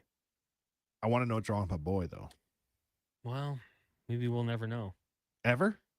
Maybe. How does that work? Isn't there like a constitutional requirement to tell us minimum lower body Upper industry? body, lower body, yeah. Concussion, it's upper body. Yeah. When a guy can barely skate off the ice. Yeah, well, I mean, maybe we'll find out a little bit. We had people saying, hey, and this is just online. I saw him walking around, looked fine. So that kind of maybe eases some stress, but we know walking around isn't playing a game in the NHL. The season is long. And if you believe that Matt Savoy has a lot of upside, which I'm sure the Oilers do, you don't need him coming into the season nursing an injury. Give him 2 weeks. Who cares? 100%. 100%. Gives us something to talk about on August 28th. Farm team texted in, Dodskov will get the phones instead of Babs. Oh, maybe that will work. I kind of feel like all these coaching staff are being brought in to like show that the organization's throwing every available resource at a cup. And having like an abundance of hockey minds like this coming to the table for a fresh perspective. It's not like one guy coming. It's like 3 and one's a DJ. Mm-hmm. It's sick. You've got, like it would be an awesome experience to sit in a room with them talking hockey. And like, okay, well, even if you are like the head coach, you're making the final decision and you're a little bit stubborn. Even if that guy just says something to you to maybe have you look at it just a little differently. Like, okay, I get what you're saying. Like, don't necessarily agree, but at least I can take that input and maybe on the bench put it into action if we were like desperate or something, right? Like little things that can just maybe have you look at things a little differently. I think that's huge. Like, shocking, I'm not privy to what a dressing room is like in a high-level hockey team. I don't understand at this level, like, when they get together and the big minds have a meeting. Is one guy like, we should get pucks deep? And the other guy's like, no, don't get pucks deep. Like, what's the tactical strategy conversations that they would differ on? Getting pucks deep? Probably not. Probably maybe like defensive in your own end, who's marking up who, what the plan might be. I don't know. Like, we've talked to Strutty about that. And that's when I always laughed when we would talk about goals and post game. Like, who's that faltered? Connor, what do you think? I'd be like, Strutty, don't ask me. You played in the NHL. You can big dog me here. Like, you tell me what went wrong there. I mean, I think there's different systems, and I think they're going to implement what it is. It's going to be what it's going to be. But at the same time, for me, I think it's just like desire. Because how many times did we just see, on the back check, maybe taking the play off? I think the new coaching staff, and I hope when they see that, there's consequences. Like, you can't be out there and take a play off. You heard us. Sit down for a shift. And, I think sometimes that's enough. Maybe it's a little bit more. Enough times that's going to lead to a benching. Enough times, who knows, if you're a fringe player and you're doing that stuff, I mean, that's unacceptable to start with, but maybe it leads to something else. So, yeah, I really don't know how much would change tactically with them all just hanging out, talking shop. You know what I'd like to see from the new coaching staff? A trick play. Like what? Like in Mighty Ducks. Remember they did the V? Remember the coach like drew it up in practice and rolled it out mid-game? Flying V. When's the last time you saw a trick play? I mean, no, you don't see it often, do you? The Michigan. Yeah, you don't want to do that too many times, though. That's not team sanctioned. No. Mighty Ducks also had a guy get into goalie gear on the bench somehow without the other team noticing. So as much as I love that movie, I don't know if we can follow those strategies too often. I'd be interested. Like, I watched the Oilers Plus content, but they never really like tipped their hand. Like, I can understand what you're doing when you're reviewing game footage. Mm-hmm. Look at what we did here. We need to do that. We need to do this. But like on the strategy side, on like implementing different systems, is it like defensive zone coverage, how far you get to go over? Is it like how far you get to cheat in the offensive zone? Like, probably more specific with certain players, especially on like the penalty kill. Hey, like, you got to get closer to the shooter here, things of that sort to make sure you're taking away the passing lane. I don't think a film session in the NHL is anything like the NFL, like in terms of length with everything you're breaking down. NFL teams, we talk about how they break down every single play and they go through it. Mike McDaniel, when the Chargers hired him, he broke out down every Justin Herbert throw. Guy's been in the league since 2020. Like, that's crazy to me. In the NHL, we hear it's like 10, 15 minutes, work on this sort of thing, coaching as we go. Is that because in the NFL, it happens so fast? You don't have a clue what happened if you're on the other side of the field? Well, and it's stop and go, right? Like, you can just say, okay, this is like a run play. You can show 25 different examples. In an NHL, how many 2-on-1s are there? There are a couple a game, and, you could probably coach that individually on the bench. This is what I want you to do. We don't have to take it to film in front of the whole team. But, yeah, I would love to sit in a film session on the NHL and the CFL. If the teams are listening and are okay with me doing it, I'll sign like a non-disclosure or whatever. Would you abide by it? Hell yeah. All right now. I'm a man of my word. Okay. Man, we have two things, right? Our word and our eyes. Right. I would just be like, oh yeah, it was very informative. But I don't think, especially in football, I don't think they would ever let you. There's too much paranoia there. I'm like, has anyone thought about getting pucks deep? Yeah. And then there's just like rousing applause. You did it, Wanye. You cracked the code. We never thought about that. Let's get the pucks deep. All the players are chanting. We've said it, but what does it mean? What does it really mean? Brad says the McDavid power play dropback is probably the most recent major play development in the NHL as of late. Now everyone does it. I mean, why wouldn't you? If you have a player of that capability to drop it back the red line and just let him rip through. I like when Connor McDavid puts his head down and just takes it to the net 1-on-4. Like, it keeps them on their toes because you have to, as a defenseman, think like, okay, if I go to pinch on him, he might walk right around me, you know? I like that he does that. Kyle says they've been doing that for years. Well, I mean, and that's kind of, I think, Brad's point. It's like not much has changed in terms of strategy in hockey. There's only so much you can do. In NFL, you can really get after it. You can do some wild stuff. Like, how much coaching does Connor actually need? Be like, hey, go be the greatest modern day player. And Leon, you too. Probably not much, but I think when they do slack, they probably realize at this point, like, we need to be punished. Like, we can't just be like, okay, you're the best, you can do that. Like, there was a point like a couple years ago when Leon was taking some penalties, and I think it ended up costing him. He had to sit for a bit. He cleaned it up. Like, just that reminder, we can't be doing that sort of thing. Reckless passes maybe through the slot, can't be doing that. But really, yeah, you're right. At the end of the day, like, how much coaching does Connor McDavid need at this point? What would you tell him?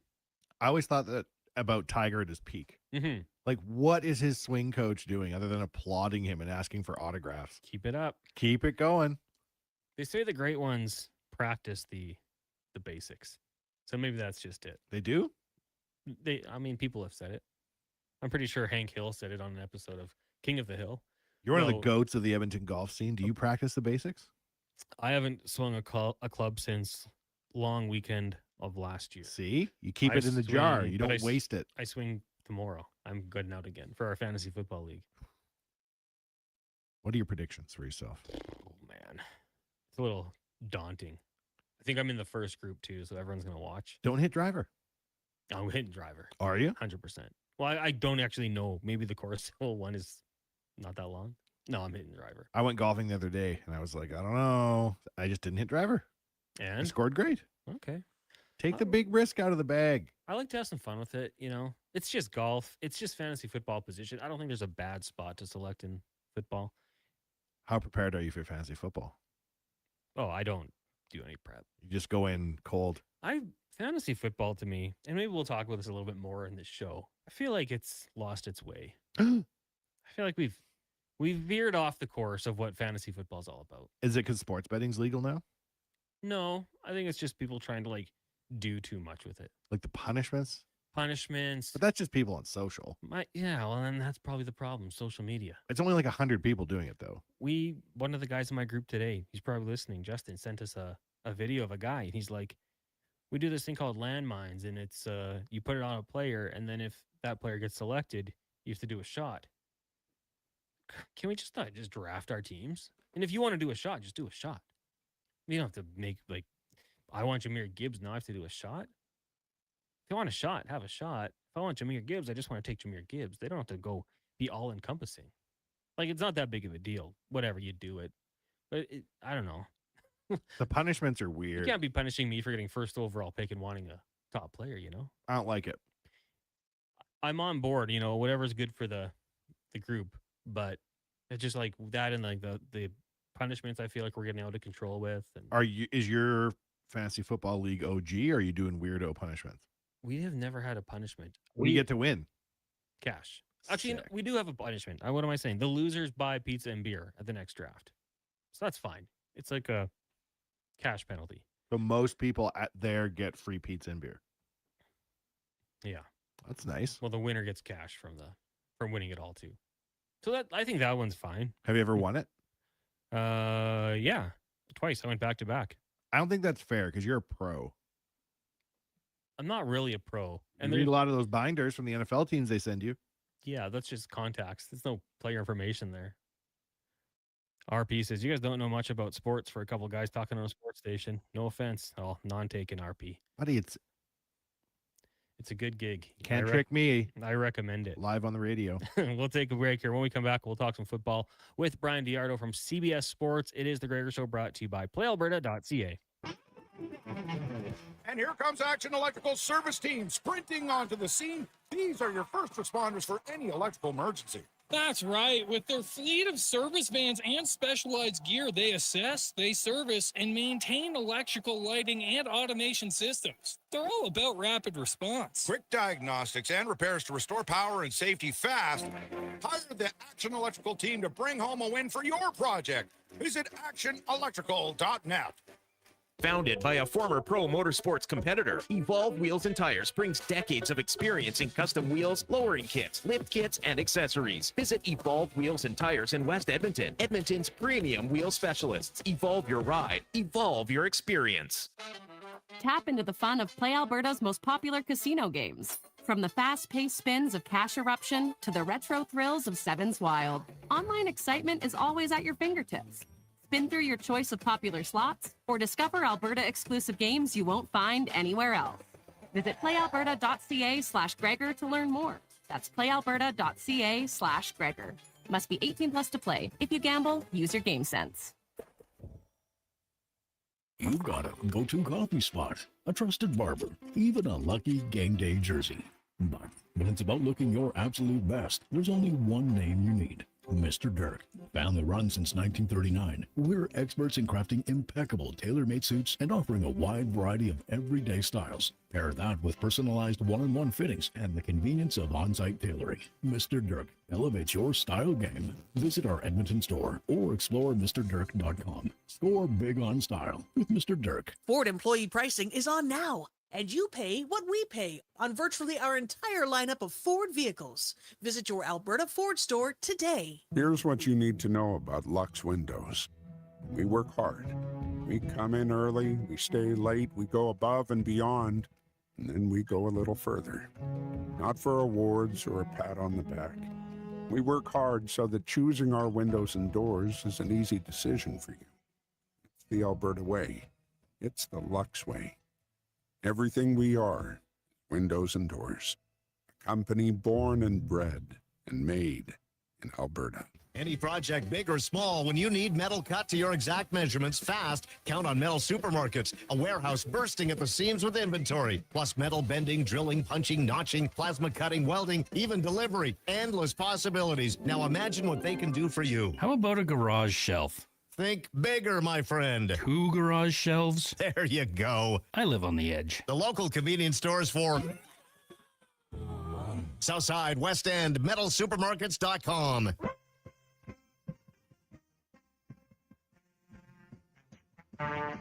Portions of this hour are brought to you by Emerald Equipment. Emerald Equipment is Edmonton's newest dealer for Yanmar compact equipment.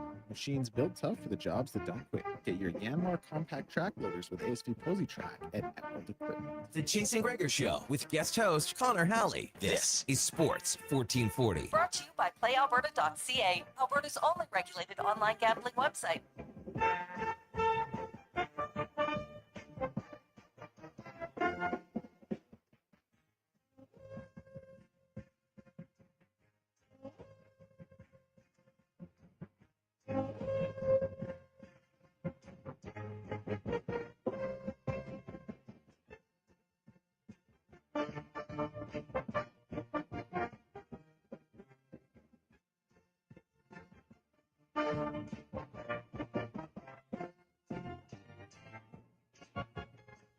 325, welcome back. It is the Jason Gregor Show here on Sports 1440, brought to you by playalberta.ca. Connor Halley, Wanye Gretz, Declan Kruger, Connor Spivak with you here from the Sports 1440 studios in West Edmonton Mall. Text lines 1-833-401-1440 if you'd like to get in on the conversation. Some breaking news here. The Colorado Avalanche locking up Cale Makar to a contract extension. The AAV, $20.4 million. We touched on it yesterday on the show, or maybe it was the day before. I said he'd get over 20, so I'm glad there. I'm not often right, but we'll take that one. Cale Makar, for now, the only $20 million player in the NHL, 20.4 AAV. That one? The money our Connor left on the table, yeah, no is kidding. almost as much as he's taking home. He could have got that again. He'll be there soon. What's Connor worth in a world where Cale Makar's worth that kind of money? Like, well, I mean, Cale Makar is an incredible player. And top 5. Caps going up. I think that's well worth it. We even heard that Malcolm Celebrini said he left money on the table for his $18.8 million deal. So it was going to happen. I think if you're McDavid, Nathan McKinnon in the future, maybe there's a lot of guys that are going to start to get huge paydays. So good on Cale Makar to add to the life-changing money he already had accrued in his life. Not too bad. Let's get to the big guest of the day, brought to you by Silent Rides, one of Alberta's premier bus charter companies with state-of-the-art motor coaches taking you and your team or group to your next destination. Book your ride at silentrides.ca. We are joined by Brian Diardo, covers the NFL with CBS Sports. Brian, good afternoon. How are you doing?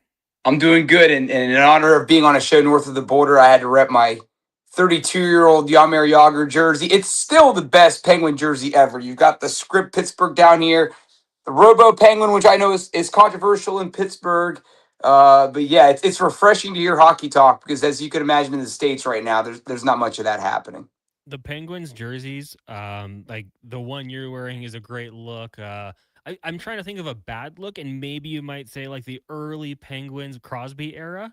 Yeah. Not even those were fine, but yeah, the Penguins have a long history of good looks. They do, and I also got to say, I'm going to hijack the segment for a second here. I love golf. I love golf. I have an unhealthy obsession with it. So I was listening to your you guys talking before on the last segment. I would recommend. I mean, I don't use driver because I have a rule. You got to tee off with a 90% club, a club that 90% of the time can get you either on the fairway or in play in general. And it's not as fun. Taking out a driver is great, and I don't want to deprive you of that. If that's really what you want, go do it. But yeah, I mean, I ditched the driver a while ago, and my scoring's a lot better, and I'm a lot less frustrated. Albeit, I'm not out driving anybody with my Hybrid 3, but that's neither here nor there. See, when I used to golf a little bit more competitively, I would say my driver was an issue. I stopped. I golf once a year to get our seating for a fantasy football league, and it's not so bad. I don't know if I'm just, trying with a little bit less power, a little less aggression. There's a little slice there, I'm not going to lie, but it tends to stay in the fairway. So, and if not, just a little bit off. So I try to utilize it when I can. Right. I don't have a very much of a strong swing, stroke, whatever you want to call it. Not the strongest part of my game. So yeah, I definitely have to go away from that one for a little bit. Brian, let's talk some NFL football. The preseason, we're just starting to wrap up here as the team's playing their third and final battle here. You've got the Pittsburgh Penguins jersey on. I want to ask you about the Pittsburgh Steelers quarterback situation after Aaron Rodgers, because he has said this will be his final season. Do you think the Steelers' 2027 starting quarterback is on the roster today, or do you think they end up looking into free agency or potentially the draft again? Well, shameless plug. It just got published as you were talking. I just wrote something before the show. It was, what are the Steelers going to do at quarterback? And my editors actually asked me, do a start, bench, and trade cut as far as the four quarterbacks. I think they are going to keep all four. That Mike McCarthy has said that. Now, obviously, as you know, in every sport, what coaches say and what they do oftentimes don't line up. It could be a smoke screen, but I'll take Mike McCarthy as his word. I'll say they keep all four. And in that vein, they're going to start, obviously, Aaron Rodgers this season. You did ask me more specifically, do they have the future quarterback on the current roster? They might in Drew Aller. I mean, he didn't light up the preseason statistically. The last two games left something to be desired, but he had a really strong training camp. He started really, really well. I was there for the first few practices, and he looked good. And then he was lights out the first preseason game against the Packers. So I think he's shown enough there where you could be, with guarded optimism, believe, if you're a Steeler fan, that he could be the guy.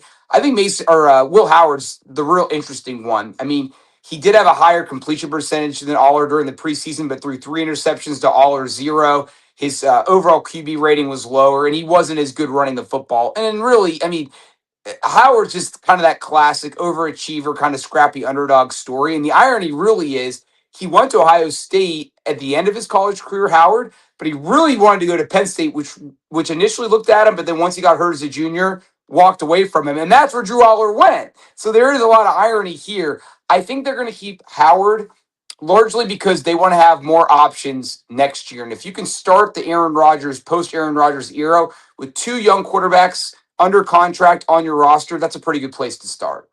I would say so. Now, I want to talk about another young quarterback in the NFL, and Fernando Mendoza with the Las Vegas Raiders. And it hasn't been all good, obviously. Going from the college level to the pros is a little bit tougher with that Raiders team. Hey, they were picking number 1 overall for a reason. Do you think he's going to get into the starting lineup this upcoming season, or do you think it's red shirt, let Kirk Cousins handle it? I think their hope is that they don't have to play him. I think they would, and let's just look at who one of their minority owners is, Tom Brady. So I think he's going to look at. Obviously, I'm comparing him to Tom Brady, but Brady's situation was sad all year because there obviously is this big debate or discussion. Is it better for guys like Mendoza to play right away, or even Drew All or any young quarterback that shows promise, or is it better to have him sit and kind of redshirt his rookie season? Brady redshirted, wasn't supposed to come in his second year, but did because of circumstances, and then the rest is history. So if I think Brady's thought, and I think Kubiak's thought, the new coach is, hey, let's just let him redshirt, let Kirk Cousins play. Hopefully things go well. I don't think it's going to work out that way. I mean, if history repeats itself again, Cousins is either going to get benched, whether it's from injury or poor performance or a combination of both, which in my opinion is what happened 2 years ago in Atlanta. I think Cousins started to get injured, and I think that contributed to him playing poorly, which contributed to him getting benched. And then, they obviously let Michael Penix in. The rest is history there. So I think personally, he will play it and start at some point this season, and it will be because Cousins suffers an injury. I mean, I still am in the Cousins camp. I think he's a really good, still a good quarterback that isn't in a good situation, really a great situation in Vegas. I mean, I think if he was on Minnesota still, I think that's a great situation for him. It's a team with good receivers, overall good team. This Raiders team, they're in a transition, right? And so I think for him, that line, it's going to be hard for him to stay healthy. That's why I think Mendoza will play at some point. Yeah, and that's going to be tough if he does have to go in there because after opening up against the Miami Dolphins, they've got the Chargers, Saints, Chiefs, Patriots, Bills, Rams, Jets, then the Niners, Seahawks, Broncos. That's a tough stretch. And if he gets thrown in against any of those defenses, I don't necessarily like his odds going for that one. Is Brian Diardo joining us here on the Jason Gregor Show? Connor Halley sitting in, taking a look around the NFL. When you look at players who face pressure going into this year, the quarterbacks, fair or unfair, probably carry that burden. I think of Josh Allen, perhaps Lamar Jackson. I think Justin Herbert with a new OC and Mike McDaniel. Who comes to your mind when you think of players that are facing pressure going into the 2026 season? That's a great question. I mean, I mean, this isn't like a everybody basically, but yeah, I think, I mean, Kyler Murray comes to mind because, and again, like with Kirk Cousins, I still like the potential of Kyler Murray. And, for me, I thought it was going to be, and it played out this way. I'm usually not always right, but in this situation I was when he went to Minnesota and they were debating who's going to win that battle. I was like, well, this is a no contest. I mean, if Kyler Murray shows up and just is Kyler Murray, he's going to win this job. He doesn't have to do anything special to beat out JJ McCarthy. And that's ultimately what happens. But I think for him, I mean, this is kind of his last chance probably to be a franchise quarterback. So I think for him, there's a lot of pressure. And I think, another guy that came to mind, you mentioned, obviously Lamar and Josh Allen. Those are obviously guys that I agree with. Here's kind of a one that's maybe surprising, or maybe two. Joe Burrow and Patrick Mahomes. Because, Burrow is still, I think people that watch a lot of football know he's a great player and a Hall of Fame player if he's healthy. But the bottom line is he hasn't been healthy consistently. And this Bengal team hasn't been to the playoffs in 4 years. So I think there is pressure in that entire organization to finally cash in on their potential. And in Kansas City, I think for Mahomes, it's can I get back to that level? And it's amazing how in just 1 year, I feel like a lot of people have already kind of forgotten about him. So I think for him, there's this pressure of getting back. And then another guy I'll throw in, just why not? And you mentioned Herbert again. And I think he's one of those guys too. But Dak Prescott too. I mean, this is a guy that, when you look at the Cowboys championship drought, he's part of that now. He's been their starting quarterback since 2016. They've won, 2 playoff games with him under center. So I think there's pressure for him to get it done in his 11th season. Yeah, that's a good one as well. And obviously playing for the Dallas Cowboys, we're in the star, always going to be a little bit more pressure as we're looking around the NFL with Brian Diardo. Now, we talked about teams or players with a little bit of pressure. You look at some of these teams that in the playoffs this year maybe failed to meet expectations last year. Of the playoff teams from last season, are there any that you think drop out? And then I guess corresponding, who do you think would replace them in the postseason? Another guy too, though, CJ Stroud. Major pressure this season. That's probably number one. So you can throw, I mean, all those guys I just mentioned, yes, sure. He might have more pressure under him than maybe any player in the NFL this season. CJ Stroud has to get it done. And honestly, teams that might fall out. Well, let's look at who won the AFC South last year. Carolina Panthers. And that's for sure is to me the team that can fall out. And I do, and it's nothing against them. I like what they've done this offseason. I think they've made some nice, good moves. There's still kind of the Bryce Young question. I mean, he was basically, and this isn't really a criticism. They asked him to be a game manager last year. He was, and it paid dividends in the form of a unexpected division title and a playoff berth. That being said, if they want to take the next step with him, he's going to have to open up his game more. He needs to help them win more games as opposed to not losing games. And so I think that's going to be a big question. And in general, that's the most wide open division in the NFL. So I think for that reason, they're a team that could fall out of the playoffs. And the Steelers are obviously another one. I mean, they could be 4-13. I wouldn't be surprised. They could be 11-6, and I wouldn't be surprised. I think they'll probably be somewhere in the middle.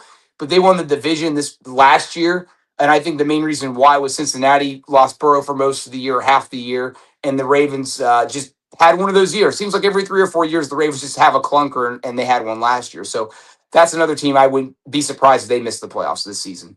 If we look at the Cleveland Browns quarterback situation, and I've said it a few times, Brian, I think I've liked their last few drafts. I think they've loaded up at the skill positions very well. The offensive line, they're trying, but that quarterback position just seems like it's kind of a weak spot in the group. Deshaun Watson reportedly going to be QB1 when the season starts, but he's going to become a free agent. They've got Shador and Dylan Gabriel. The battle for QB2 might be interesting. What do you think this team does long term? Because I do believe if they fix that, they've got a good group. It's like our driver conversation. I don't know if we're in sync. No, like listen, I'm always a half glass full guy. I just until the Browns do it, and again, if they were in like the NFC South, maybe I'm more optimistic. Like I agree with everything you said. Like you didn't say anything wrong, but I live in Ohio. I've seen it up close for decades now with this team since they came back to the league. They've just been a glutton for punishment. The one thing with the Watson thing that I think just ties into my whole thinking with the Browns is that it starts at the top, and there's still now questions as to who made this decision about who's going to start. And there's all these murmurs up there that it's the Haslams, that it's not the head coach, that the Haslams want to get they want to get their investment out of Watson in the form of we're paying you all this money. We don't want to see you languish on the bench. We want to milk the remaining dollars out of this horrible contract, which is the worst in the history of professional sports. And so that's my main reason, Connor. Yeah, again, I agree with what you said. Nice offseason, good acquisitions, good young skill players, but their ownership is probably the worst in the NFL, if not the worst, among the worst. And their head coach isn't making the decisions. And until that changes, until there's a cultural shift in that organization, I'm going to be pessimistic and half glass empty on them. And I don't blame you. I mean, like, I'm not trying to say they are a good team as a whole because they have some questions at the most important position, like you say. I mean, Deshaun Watson, it wouldn't be the route I would go, but I don't think I like any of these quarterbacks. But when I look at the running backs last year, they drafted Quinshon Judkins and Dylan Sampson. I like that. I like the receivers they took this year. Adding to the offensive line of Spencer Fano was good. We thought we had a pretty good player here with Harold Fannin Jr. Fantasy people really excited about what he can do. But I just think that quarterback spot, like that's such a big hole. But if I was a young player and I got drafted to that team, despite the murmurs and the ownership, like you say, I'm kind of thinking we could build something here with this offense. I think it could be a good group, but that division is going to make it mighty tough. Brian, thanks so much for doing this today. Really appreciate it. And we'll get you on again soon. Anytime. Have a great weekend. You as well. There you go. Brian Diardo covers the NFL for CBS Sports. And I'm maybe I've got a soft spot. Maybe I am too optimistic about this Cleveland Browns team. Now, they traded away the best player in football, arguably, Myles Garrett this past offseason. The defense, there's some areas, but Denzel Ward, good player. I like Grant Delpit.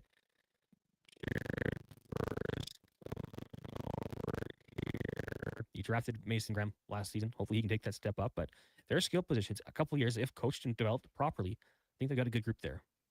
Here's no quarterback. Here's what I like about him. As somebody who knows Browns fans, and it's fun to watch them year after year just implode. The storyline of Shedeur Sanders coming off the sideline to take over for Deshaun Watson, the most hated man in the world, And then Shador, who is strangely also hated, but only by parts of the fan base. But also loved. But beloved by others. Like, if he can come in a game and take over in a meaningful fashion, how can he be denied as the quarterback of the Browns? Even if Shador has $200 trillion left on his deal. Watson. Yeah. Yeah. Well, he's a free agent after this season. So there's no real commitment there, which makes it all very confusing. And the ownership getting involved kind of makes sense. Like, you would think if you're the coach there and you want to be around this team for the foreseeable future, let's get this position figured out. It's not going to be Deshaun Watson. He's probably not going to be brought back. He had some good days pre-COVID. We're not there anymore. Now it's like, let's find out what we have, and they're just not going to do it. What do you think about his press conference? Well, I mean, hey, he apologized after, right? Said he probably shouldn't have taken it out on the fans, but he was frustrated. We all get frustrated. It happens. We'll take a break is what we will do here. When we come back, hopefully you have Cam Tate's 2-minute warning. I know he's a little under the weather, so if we can't get to Cam Tate, got some statistics just playing around an NHL Edge. It's an awesome site. The advanced stats for NHL players when it comes to like skating distance and speed and such. Connor McDavid is so fast and showcases that speed so much more than everyone else. We'll dive into that. It is the Jason Gregor Show here on Sports 1440, brought to you by PlayAlberta.ca. Are you a skilled laborer? All-Star Construction wants to talk to you. A heavy equipment operator with Traco or backhoe experience, All-Star Construction wants to talk to you, too. With work in and around Edmonton for local land developers, All-Star Construction offers year-round employment. Whether it's power, gas, or telecom, developers rely on All-Star Construction to get the job done. So if you're a skilled laborer or a heavy equipment operator with Traco or backhoe experience searching for work, search All-Star Construction on Indeed. Silent Rides is one of Alberta's premier specialty charter companies. With our luxury motor coaches, we provide our customers with the safest and most reliable ground transportation services. Our seatbelt equipped, top-of-the-line motor coaches have become the preferred carrier for many local sports teams, tours, corporate outings, and other various travel needs across Western Canada. For more information and to request a quote, contact sales at 877-748-0991 or visit silentrides.ca. Legacy Heating and Cooling is serious about cooling. In fact, we offer multiple ways to cool your home. So you better call Legacy. Call Legacy. If you're looking for traditional air conditioning, we got you. Call Legacy. Call Legacy. Or ask us about a heat pump to help you heat and cool. Call Legacy. Call Legacy. Cool with AC or cool with a heat pump. Cool your home with Legacy Heating and Cooling. Hi, Mike here from Northgate Chevrolet Buick GMC. Car shopping sucks. That's right. Going back and forth 100 times just to get a price. Give me your credit card for a test drive. What's all these extra fees? That sounds ridiculous. At Northgate, we do things a little differently. Good deals on new, pre-owned vehicles, good people, and a great selection. And don't forget about our employee pricing. Stop in and see us today, 13215 97th Street, or visit us online at northgategm.com. You're in Northgate country. The Chicken Parmy Burger. Make extreme pulled pork, garlic and black pepper chicken McNuggets, cheesy bacon McFlavor fries, and the scoop waffle McFlurry. You've scrolled them. You've screenshotted them. You've never been able to order them. Until now. This is the McDonald's World Menu Heist. The most wanted menu items taken from around the world. Now in Canada. Get them while you can. For a limited time only at participating McDonald's restaurants in Canada. You see it? Fusion promo marketing can make it. Fusion makes high quality, memorable promotional products for businesses, sports teams, and corporate events. From vision to reality. Get noticed and remembered. Fusion with a Z. Promomarketing.ca. Feeling overwhelmed by debt? Concerned about what the next few weeks or months will bring for your finances? My name is Praveen Middleton. I'm a licensed insolvency trustee at BDO here in Edmonton. You don't have to navigate this alone. Together, we can review your options and build a personalized plan to reduce your payments and get you out of debt so you can breathe again. Call 1-833-BDO-TALK or visit BDO.ca to book your free consultation and discover your debt-free future. Hey, Gary. Is that your dad? No, this is Evan, the new sales rep I hired. Oh. First impressions matter, but when hair loss takes over, It can feel like you're not being seen for the maverick you truly are. Hi, I'm Dr. Vance Elliott. At Advanced Hair and Skin Surgery, we know that hair loss is more than just a cosmetic issue. It's personal. Let's discuss all the cutting-edge options available so you can make a great impression every time. Book a free consultation today at drvanceelliott.com.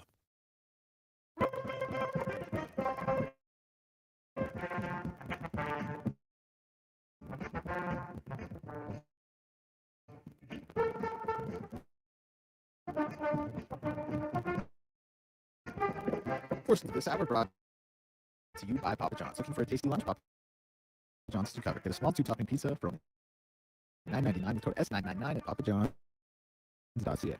The Jason Gregor Show. Guest host Connor Halley. This is Sports 1440. Brought to you by PlayAlberta.ca. Alberta's only regulated online gambling website.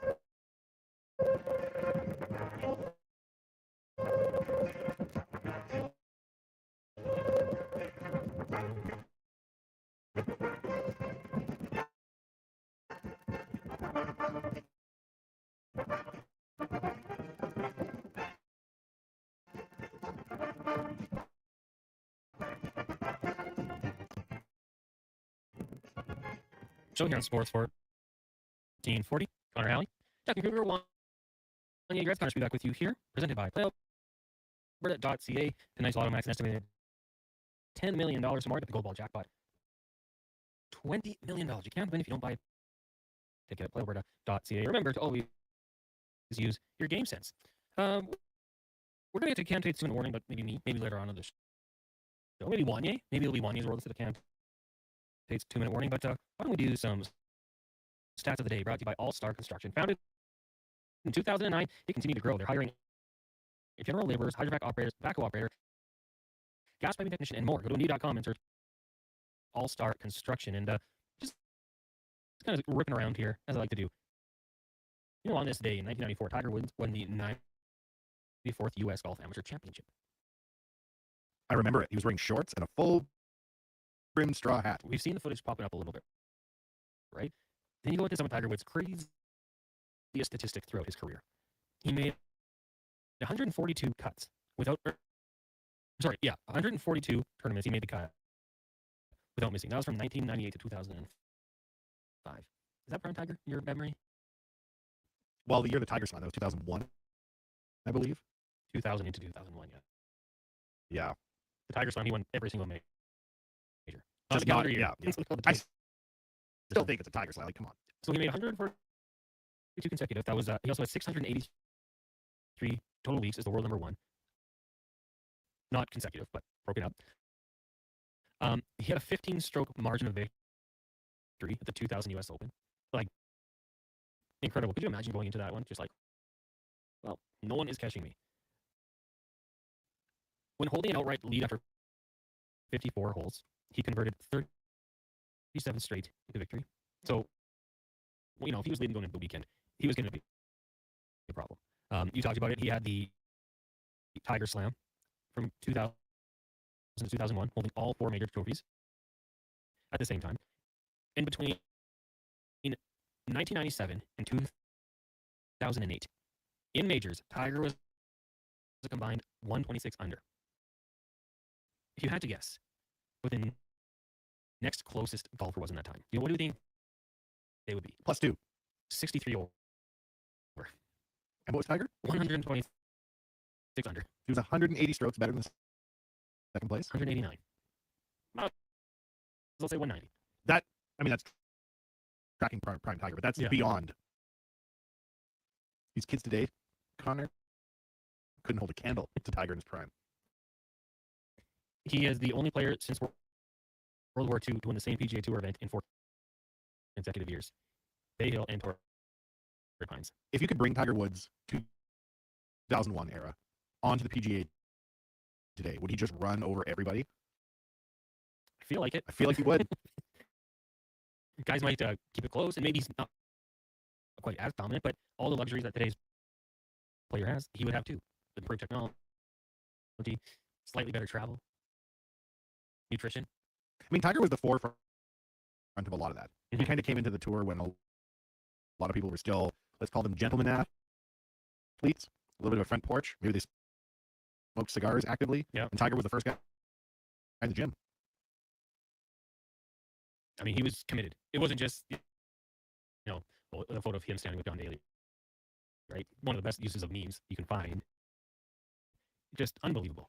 Some other stats here. We'll go to the major leagues of baseball. Some people don't like it when you call it that, but either way, Tariq Skubal tonight will become the third pitcher in Major League Baseball history to win a Cy Young with his team that drafted him and then face them a season later. David Cone did it with Toronto and Kansas City, while Greg Maddux did it in 1993, Atlanta and the Cubs. Chris Sale last night. He had a shutout with 10 plus strikeouts and no walks. It's a 1-0 shutout. He shut out the back-to-back defending champions, 3 former MVPs in the opposing lineup, and the reigning World Series MVP is the opposing starting pitcher. How many other people do you think have done that? Nobody? You're right. No one has ever done that. Except for Chris Sale with the Atlanta Braves last night, beating the Dodgers. That's what I love about Major League Baseball. You could just add these extra little categories that are how many players have ever gone up against 3 former MVPs? Probably doesn't happen that often unless you play the Dodgers this year. He shut him out.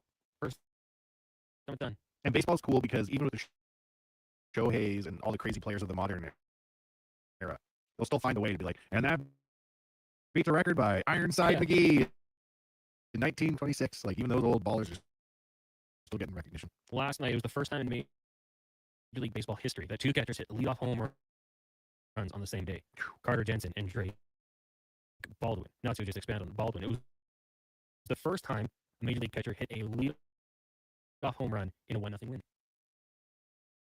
I really want to get Drake. Drake, go ahead. Drake. So pretty interesting little stretch here in the majors. Again, once hockey season picks up, we'll probably dive into more hockey statistics, but Major League Baseball, they've got some fun stuff. As I said, I was just kind of playing around with NHL.com/NHL-ice for those of you who want to go check it out.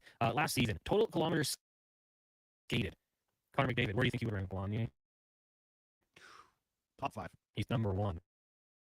Oh, wow. 531.49 kilometers skated. The next closest, a great player himself, Quinn Hughes, 494.78. So that's a 37-ish kilometer difference. It's all defensemen, essentially, after Connor McDavid. And part of it is that strategy we talked about on the power play, right? They get it up, rip around out there. Quinn Hughes, Provorov, Sider, Schaefer, Lacombe, Hudson, Mathen, Celebrini coming in at the 8th spot, followed by Kyle Connor. Now, of course, speed is always a big one. Who do you think had the max skating speed last year? Connor? No. Oh. Beck Malentine. Ooms? Hit 40 kilometers per hour. Who again? Beck Malentine. For whom? Buffalo. Ah. Now, the difference could be if you were to look at how many times they skated at a certain speed. But Nathan McKinnon actually had the second fastest this time, 39.88. Connor McDavid, 39.61. Interesting, hey?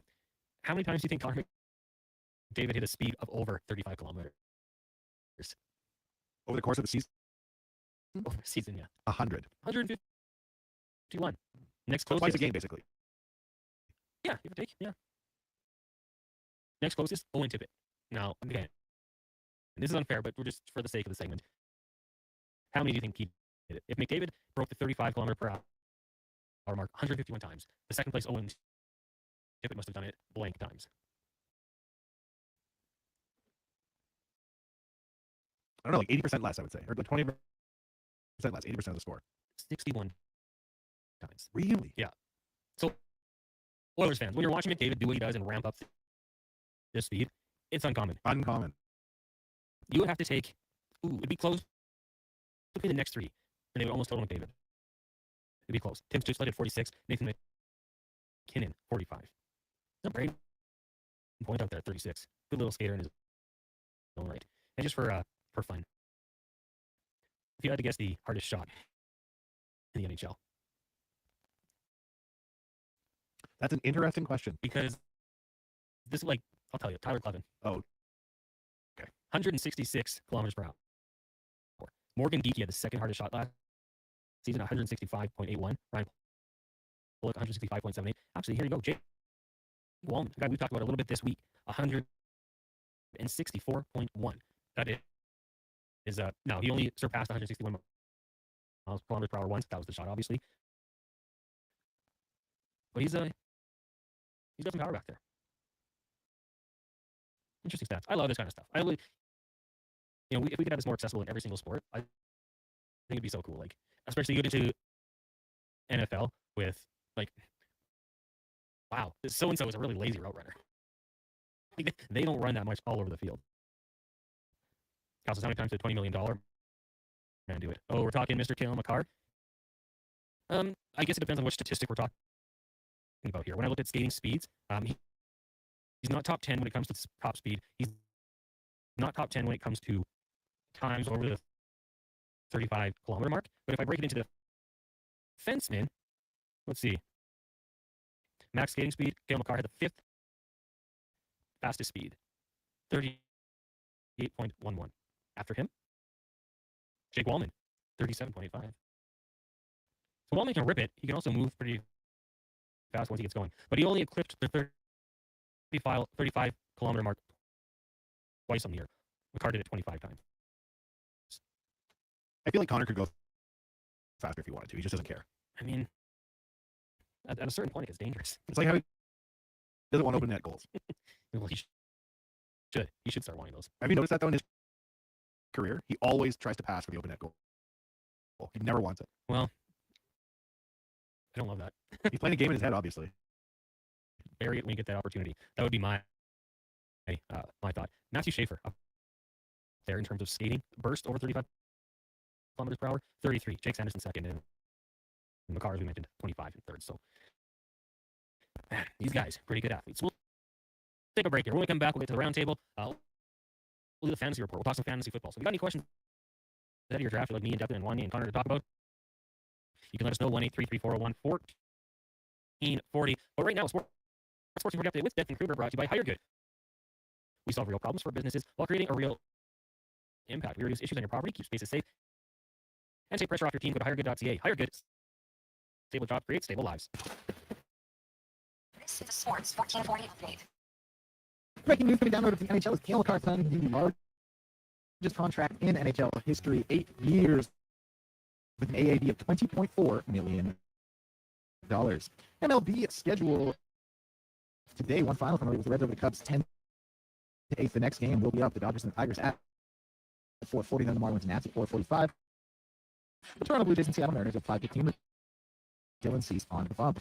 NFL preseason action about to get going in just a moment's time here with the Commanders and the Ravens. Late game tonight, we'll see the Vikings and the Broncos. Toronto Tempo in action in the WNBA. And a PM tip for that one against the Las Vegas Aces. And a strange story coming out of the NFL today. Federal authorities arrested and charged 2 men, one of whom reported posed as a San Francisco 49ers player for defrauding more than 2,000 women out of about $1.3 million. Declan Kruger, this has been Sports 1440 Update. 1440, Stingray Radio Station Z. AJR, that's from West Edmonton Mall. Download the free Stingray music app and listen wherever you go. Noodle Origins. In 1864, Francis Oodle took over his dying father's business as a leatherman. He was quite proficient, but his heart was never truly in the trade. After his father's death, Oodle met a cocktail young man named Vladimir Newdale, who was a trailblazer in the popular new art of food boxes. They formed a partnership and aimed to apply their trade in the New World. At Ellis Island, Newdale was renamed David Oodle, and henceforth, the franchise has been known as Noodle. The first pitch to the final out. Toronto Blue Jays baseball games live right here. Don't miss a moment of Blue Jays baseball this season. Sports 1440 is proud to be the home of Blue Jays baseball. The job isn't done until the last load is hauled, and having a semi-trailer out of commission is not an option. Whether replacing or adding to your convoy, Edmonton Trailer has a huge inventory of new and used semi-trailers trusted by the gravel, logging, oil field, fluids, and freight industries. Find a trailer right for you online or at one of their 3 locations for sales, service, parts, rental, and finance when you're in it for the long haul. Edmonton Trailer. 2006, we saw the launch of Twitter. JT was #1 Sexy back. And the corner of Jasper Ave and 118th was never the same. On the rocks. Celebrate 20 years of OTR. Friday, September 18th. With Whale and the Wolf. Whale and the Wolf. 20 years of music and memories. 20 years of On the Rocks. Friday, September 18th. Get in early, Jasper Ave and 118th. Do you know why people love working at GS Construction? It's honest work. It's work that needs to be done, and we're really good at what we do. That's why GS Construction has been in business for over 50 years. We won't be wearing a top hat and tails, more like hard hat and boots, because we're heading underground to keep the water flowing in and out of your homes and businesses in Edmonton. GS Construction is currently looking for experienced players and top men. Visit gsconstruction.ca/careers today. Your bank do local. We do. When you bank with Nation Credit Union, you're banking with a rural Alberta cooperative that cares about the community where you live. There's no question. We actively support our rural communities at the local level through charitable donations, volunteerism, local team and event sponsorships, and by returning millions of profit shares to our members every year. Does your bank do that? We do local. Bank with Vision Credit Union. VisionCU.ca.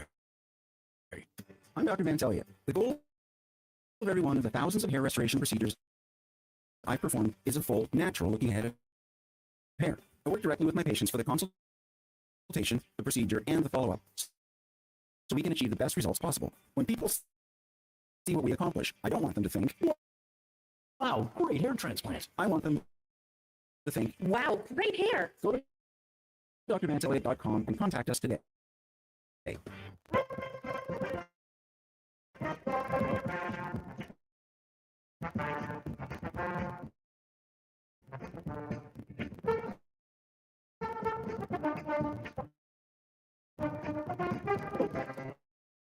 Of course, this hour brought to you by Leading Edge Physio.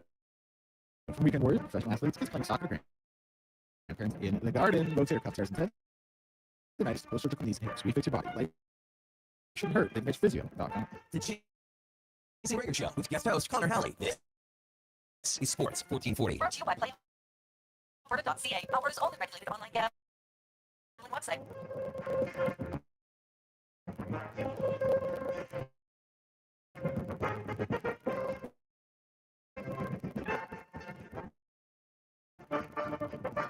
Right. Your show here on Sports 1440 brought to you by Alberta.ca. The Lotto Max night 10 mil. Got the gold ball jackpot tomorrow 20 mil. And it's sports is more your thing. You can check out the Gregor Show boosted picks of the day at PlayAlberta.ca. Remember to use your game sense. Connor Halley, Wanye Gretz, Connor Spivak with you here. We're going to the roundtable in a second. But I want to get this text that rolled in from John earlier on in the show. He says, hey guys, what's the worst hot mic incident you've ever had on air? If it is safe for work. You know what? I've actually, since we've come here, for me, so far so good. We had one or two in a previous regime. There's been a couple times actually when I'm sitting at the bar and I just see the text line go crazy and it's like, low tide, your mic son. Run over and, we're kind of goofing about it, laughing. The worst for me, I don't think he'd mind me telling it. When we were down the dial once, we were having to have Struddy record something. And when you recorded off air, like when we were in commercial break recording something, you didn't need to turn your mic on. We could just turn a feature on and it would allow our computers to pick up the voice, and that's it. So we had Jason Struddy start trying to record it was called like a promo. Like we used to have little things like today on the show we were joined by Craig Button and looked at Wanye Gretz, and then it would just play a clip. And Struddy was reading it and slipped up a couple, put it in his mic. So all of a sudden he's on air, and it was quieter, but there might have been a few choice words that were let out in frustration. So that was probably the worst one that I can recall. It wasn't even that big of a deal because not too many people even noticed it. But I remember very, very much me and Meg, like, shut up, turn your mic off. Like, you don't need to turn this on. It's kind of a funny moment. I don't know if you've had any experiences here. When I first started doing this, I was very concerned that the hot mic was going to cook my goose. Yeah. But as time's gone on, I'd won. I think it was last year when Gregor was on vacation. But I didn't say anything that bad. But I was just talking during the commercial break. That's about as bad as it gets. That's kind of, I think, for the most part, even if we do leave our mics on and you don't control yours, so it's on kind of Declan or me when we're sitting in that spot to control it. But usually you slide away. So if you were talking and it was kind of just like you can't really hear me that well. So it might play under the commercials. One time Gregor told me I was breathing into the mic and I just about died on the air. I was so embarrassed. He's like, "You're breathing. You sound like Strutty. He breathes too." I'm like, "I thought I'm supposed to breathe." Yeah, if it's up the nose, I can kind of pick up. You're so confident you're breathing purposefully. Well, I wanted to try it, but some harder than other. Jack, you ever had any bad hot mic situation? Yeah, I had one real bad one back down the dial station. The company didn't pay me enough, so I was never too upset about it. But I was opting for the Bear, and it was the Warren and Toby show. Toby wasn't in; it was just Warren. He was off-site doing it, and I had to record a conversation, like a call-in. I had to record a call-in for like a contest that was going, and I played the entire conversation over the air by mistake. Because basically, like, I won't explain all the intricacies of how it works, but like there are 4 different program settings, and one of it like sends it on air over the feed, and that one was selected to be on. And then as we're getting texts in about this conversation having gone out completely over the air, I accidentally turned my mic on and started cussing about it. So not a banner day for me there. God bless Warren, man. He took it like an absolute champ. I made me feel like because there's some people in that situation who would really like, "Who's this kid?" Kick you while you're down for it. He was the nicest guy in the world about it. Always really appreciated him for that. But easily my worst one. There have been a couple times here where I might have left some things on over the YouTube stream, but it's never been anything too bad. Yeah. And YouTube is quick to tell us. Yeah. We can hear you guys. I will say I've made many mistakes in this business. When I first started working with Jason, it's a little overwhelming, right? Like going from the night show to Jason where you have traffic like at the time, and there was a lot going on. And there was a couple times where there was that pause. And in my mind, I hear dead air, and I'm half doing it part of the commercial break. And then, like, Gregor's like, what was that? Like, I thought you threw the break. Like, no, I was mid-sentence. No, I threw you the break. My bad. And so you come back to laugh about it. That's why I always tell our younger people, pay attention. You gotta pay attention. That's the biggest key in this biz. Pay attention. Get pucks deep. Pretend every mic is on. No drinks by the board. Definitely looks like you're doing good, Connor. I think you're doing good as well. We only had one incident. I think Brandon spilled the coffee on the board once. I meant to ask, what happened with the power outage? There's a magnificent photo of the whole studio being dark and the thing glowing. How do you stay live during a power outage? We don't know. That's backup generator? It must have been. Because TV went out. I think the AC went out. Everything. Except for that red light or blue light in the top corner. And I think Deck's computer was still good to go. But he was getting blinded by it. But I kind of liked it working in the dark. It was cool. Look cool. Yeah, we should bring it back, maybe. Turn off all the lights in the building and do the show in the dark. It scared me. It's neat to know that there's redundant power. It was a cyber attack. No, take us all down. Soviets. I didn't think of that at all. Mines were in different places, I suppose. But it was cool. I don't know. I took that picture, so I thought it looked neat. Anyways, we should probably get to the round table where we like to throw things over to the other side of the room. Get some takes, hot or not. This one brought to you by Go Auto, who's donated more than $27.2 million to local charities so they take pride in supporting the community where they live and do business. GoAuto.ca. Deck, what are you thinking today? Well, I think, if you don't mind, maybe I think me and Connor came in with similar ones here. Sure. I know I'm opposed to his take, so maybe we'll throw it to him and let him give his. All right, Connor Speedak, the intern. It is final day. What's up, buddy? What do you got? So I had said that with the new Cale McCarr extension being at $20.4 million, that this contract, when it kicks in, ruins their chances of winning a Stanley Cup. Ooh. Okay, Deck with the counterpoint. Well, yeah, I just disagree totally, respectfully, like, for a few different reasons. One, like the amount the cap has increased. 2 years ago it was $88 million. Last season it was $94 million. This year it's going to be $104 million. And the season after, when it does kick in, it's going to be $113 million. A $25 million increase in 4 years of an $88 million cap. I went back and checked. That's a 28% increase. Like, that's borderline unheard of.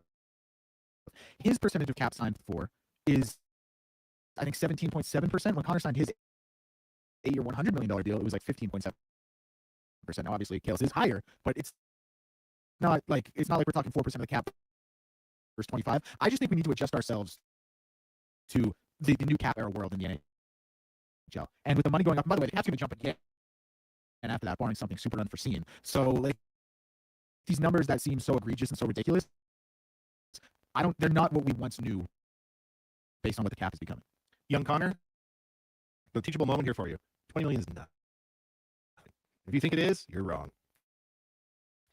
I'm with Declan because we've seen that the statistics that were brought up previously, going from the $8.7 million deal by Crosby, and then McDavid, and then the Mac and Celebrini, and it's all hovering like 14 to 16% of the team cap. I think that the Avalanche have a bit of a luxury here because they've got Nathan McKinnon at 12.6 through the 2031 season. Like, that's incredible value. Nikosh is at 11 through the same through 2034 actually. So he's in there for a long time. When the time you're done with Landeskog and Kadri, I assume we're bringing neither of them back. Maybe Landeskog's back year-to-year basis, but Kadri, if he's still there, he'll be 38, probably moving on at that point.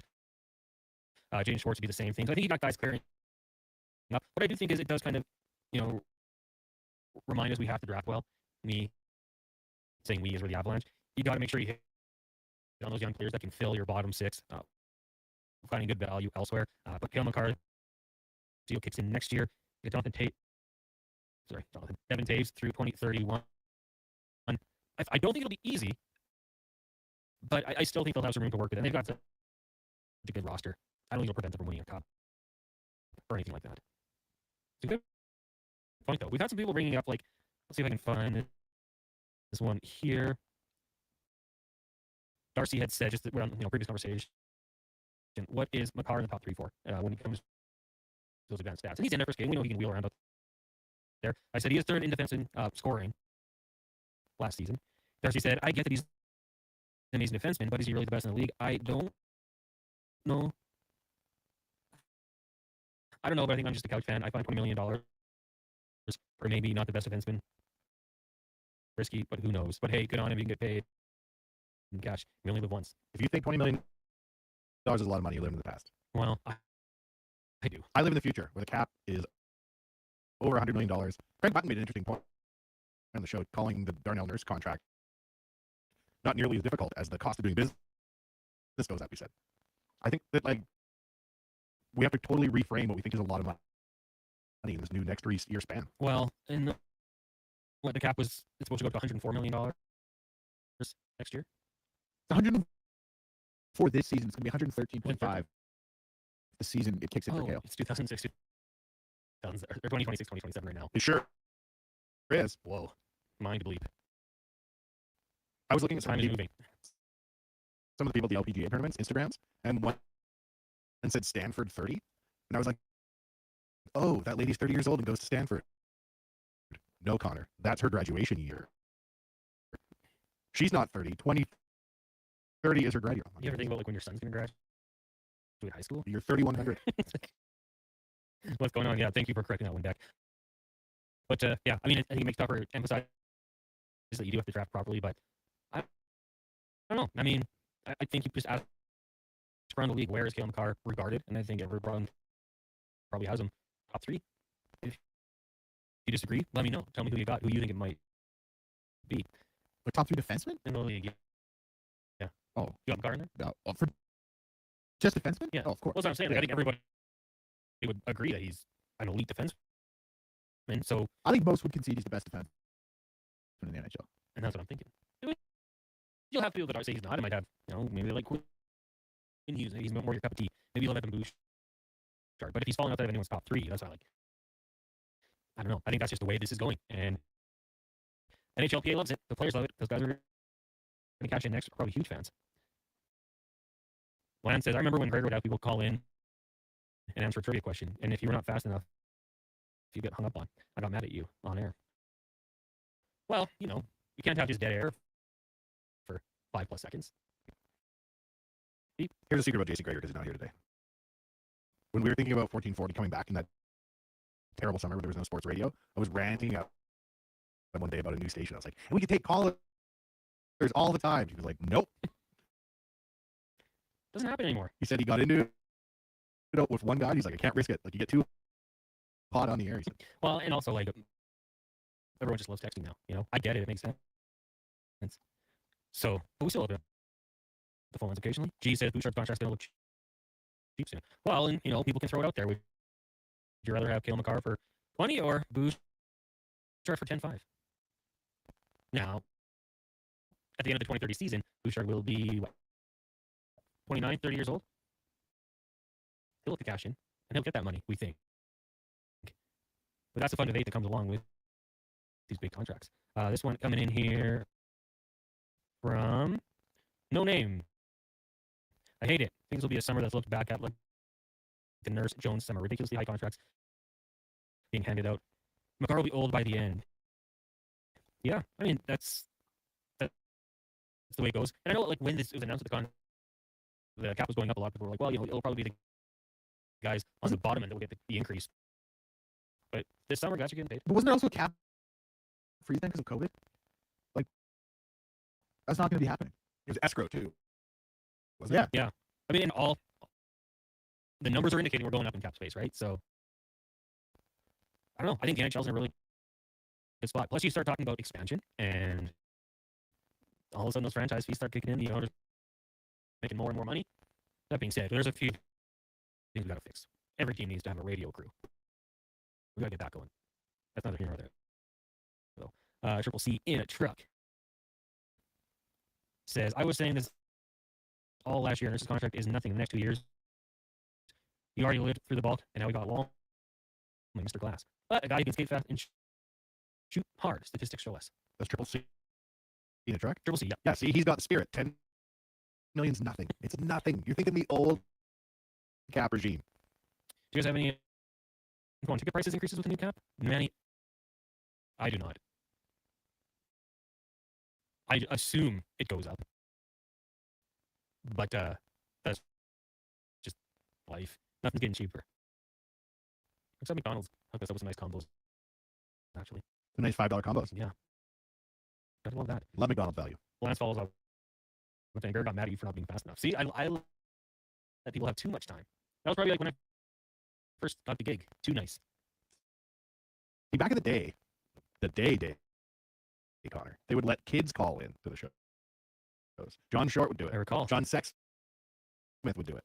I had a tape of myself phoning into John Short. I had my questions written down. He was nice to me, talked to me like I was his buddy. How many questions did you get? 2. That's not bad. I asked him how his wife was doing to show respect. He said, thank you very much for asking. She's fine. And my voice was very high upon listening back. It is funny now because when we open up the phone lines, one of my instructions to listeners just say, don't ask him how he's doing.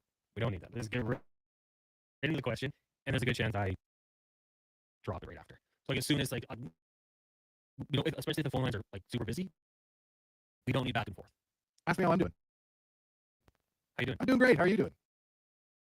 We wasted time. Oh. It's in the Canadian soul to ask somebody how they're doing. I'd be like, let's just get right into the question. And then, because even Gregor would be like, good. No answer. If I was hit by a car and I'm beside the road and somebody came up to me like, hey, how you doing? Like, yeah, I'm fine. All good. All good. Yeah. It's a good part of it. We like doing it occasionally. And it's fun. It's better when you have the delay button. Just in case. We had a bad stretch down dial. Post game shows. There's like a group of kids that found it funny to swear on there. Well, this is why you gotta stop it. Off. Yeah, we had to. They ruined it for everybody. But then we got the delay. And I was on that so quickly. You drop a bomb, gone. We say, oh, we must have lost the call. It never made its way to air. Do you like brace yourself when people are calling in when you're going through a crazy night like that? 100%. Yeah. Your finger's on it. You're ready to go. We also went through a stretch during COVID where we'd bring in a lot of former players, some of which who did not have filters. So we would tell them, this is AM radio. Gotta watch your mouth. The occasional one would slip through. Someone had a really bad one. And it was really annoying because they were so well spoken prior. And it wasn't even a reason like, oh, I was so bleeping mad or anything like that. He just dropped the most casual F-bomb and I missed it. I still think of it. But yeah. You still think of that F-bomb? Yeah, obviously not nothing to know who the former player was, but it wasn't like a situation with a guy who was a little rough around the edges. It was a very good guess that just dropped the most casual F-bomb I've ever heard. And I didn't even pick up on it. I don't think it was Dingman. Dingman was pretty solid, Triple C. Okay, we'll take a quick break here. When we come back, we'll talk some fantasy football. I know a lot of you guys get your drafts coming up in the next 10 days or so. You can get your questions in. 1-833-401-1448 is the friend. No, it's not the frenzy. Oh, too locked into fantasy now. There's no turning back. It is the Jason Gregor Show, brought to you by PlayAlberta.ca. Everything is going to be okay. If you're feeling the way it's too much debt, you have options. I'm Dan McDicken, a licensed insolvency trustee with Favor. Becoming debt-free is possible, and a personal bankruptcy or a consumer proposal will get you there. Schedule your free Favor Focus session at fader.ca today. You'll learn how a consumer proposal will eliminate your debt by paying a percentage of the amount owed without interest. At Favor, we've got your back. Thinking of growing your business in partnership with Prairies Can, the Alberta Chambers of Commerce is helping businesses explore new opportunities, new markets, and build connections through organized trade missions across Canada. Find the right mission for you at abchamber.ca/trade missions. Crispy, caramelized edges, a pillowy, airy center. Meet the new Papa John's pan pizza. Made with Parmesan and Romano cheeses, Papa John's special garlic sauce, and Italian seasoning, all baked directly into the bottom of the crust for a signature golden finish and crispy, savory crunch. Grab a medium pan pizza for just $16.99 today at your local Papa John's. Order now in the app or at papajohns.ca. Better ingredients, better pizza, Papa John's. What's 426 divided by 12? Okay, if I carry the one. Yeah, we're out. Go Auto has a free credit calculator that does the math for you. See what you could qualify for, estimated payments, and get a better idea of what's in your budget. Because shopping for a vehicle is exciting. The question numbers, yeah, not so much. Text check to 70777 and 7737. That's check to 70 all sevens. Scott McGilvery here, HETV host and renovation expert. The one upgrade I know homeowners will love, better pressure Culligan water straight from the tap. Culligan's Aquacentral reverse osmosis filtration system takes your water to the next level. With up to 7 stages of filtration and 14 filter options, they're certified to reduce over 90 contaminants. Your tap water is about to get a major upgrade. Safer water that tastes great. Get started with a free in-home water test at Culligan.com. Culligan, water you love. Mr. Rooter cries like a little tiny baby child. Hey, Mr. Rooter, you've got a package from Mrs. Rooter. Aw, the card says, thank you for our unbreakable bond. You're the pro press fitting to my copper pipe. What's in the package, Mr. Rooter? Let's see. It's a Plumbus 2000 spud wrench. She knew I'd never buy one for myself. Just like Teeters, it's blowing or it's free. With Mr. Rooter. I love that woman. You don't just need property services, you need problems. HireGood provides cleanup, debris removal, site monitoring, and safety attendance across Edmonton.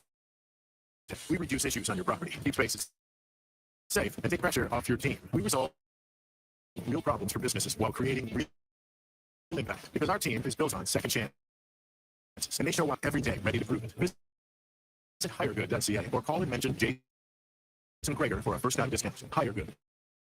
Stable jobs create stable lives. Ford employee pricing is on now, and you pay what we pay on virtually our entire lineup of Ford vehicles. Visit your Alberta Ford store today. It might have been scraped by the snowblower. Dented while door crashing. Or crunched at the company Christmas party. At some point over the winter, your car was damaged, and it's been hiding under a coat of winter grime. Then come and see Robertson Body Works. We can take care of the damage and the dirt. This week only, call and book a repair and get a complete auto detailing absolutely free. But you have to book your appointment before the week is up. Go to robertsonbodyworks.com. I'm Tim Robertson, and I fix cars.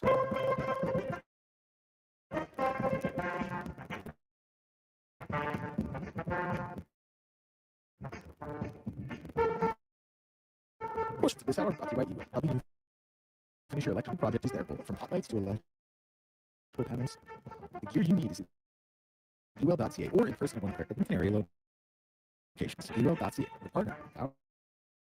Chase and Gregor Show with guest host Connor Halley. This is Sports 1440. Brought to you by PlayAlberta.ca, Alberta's only regulated online gambling website.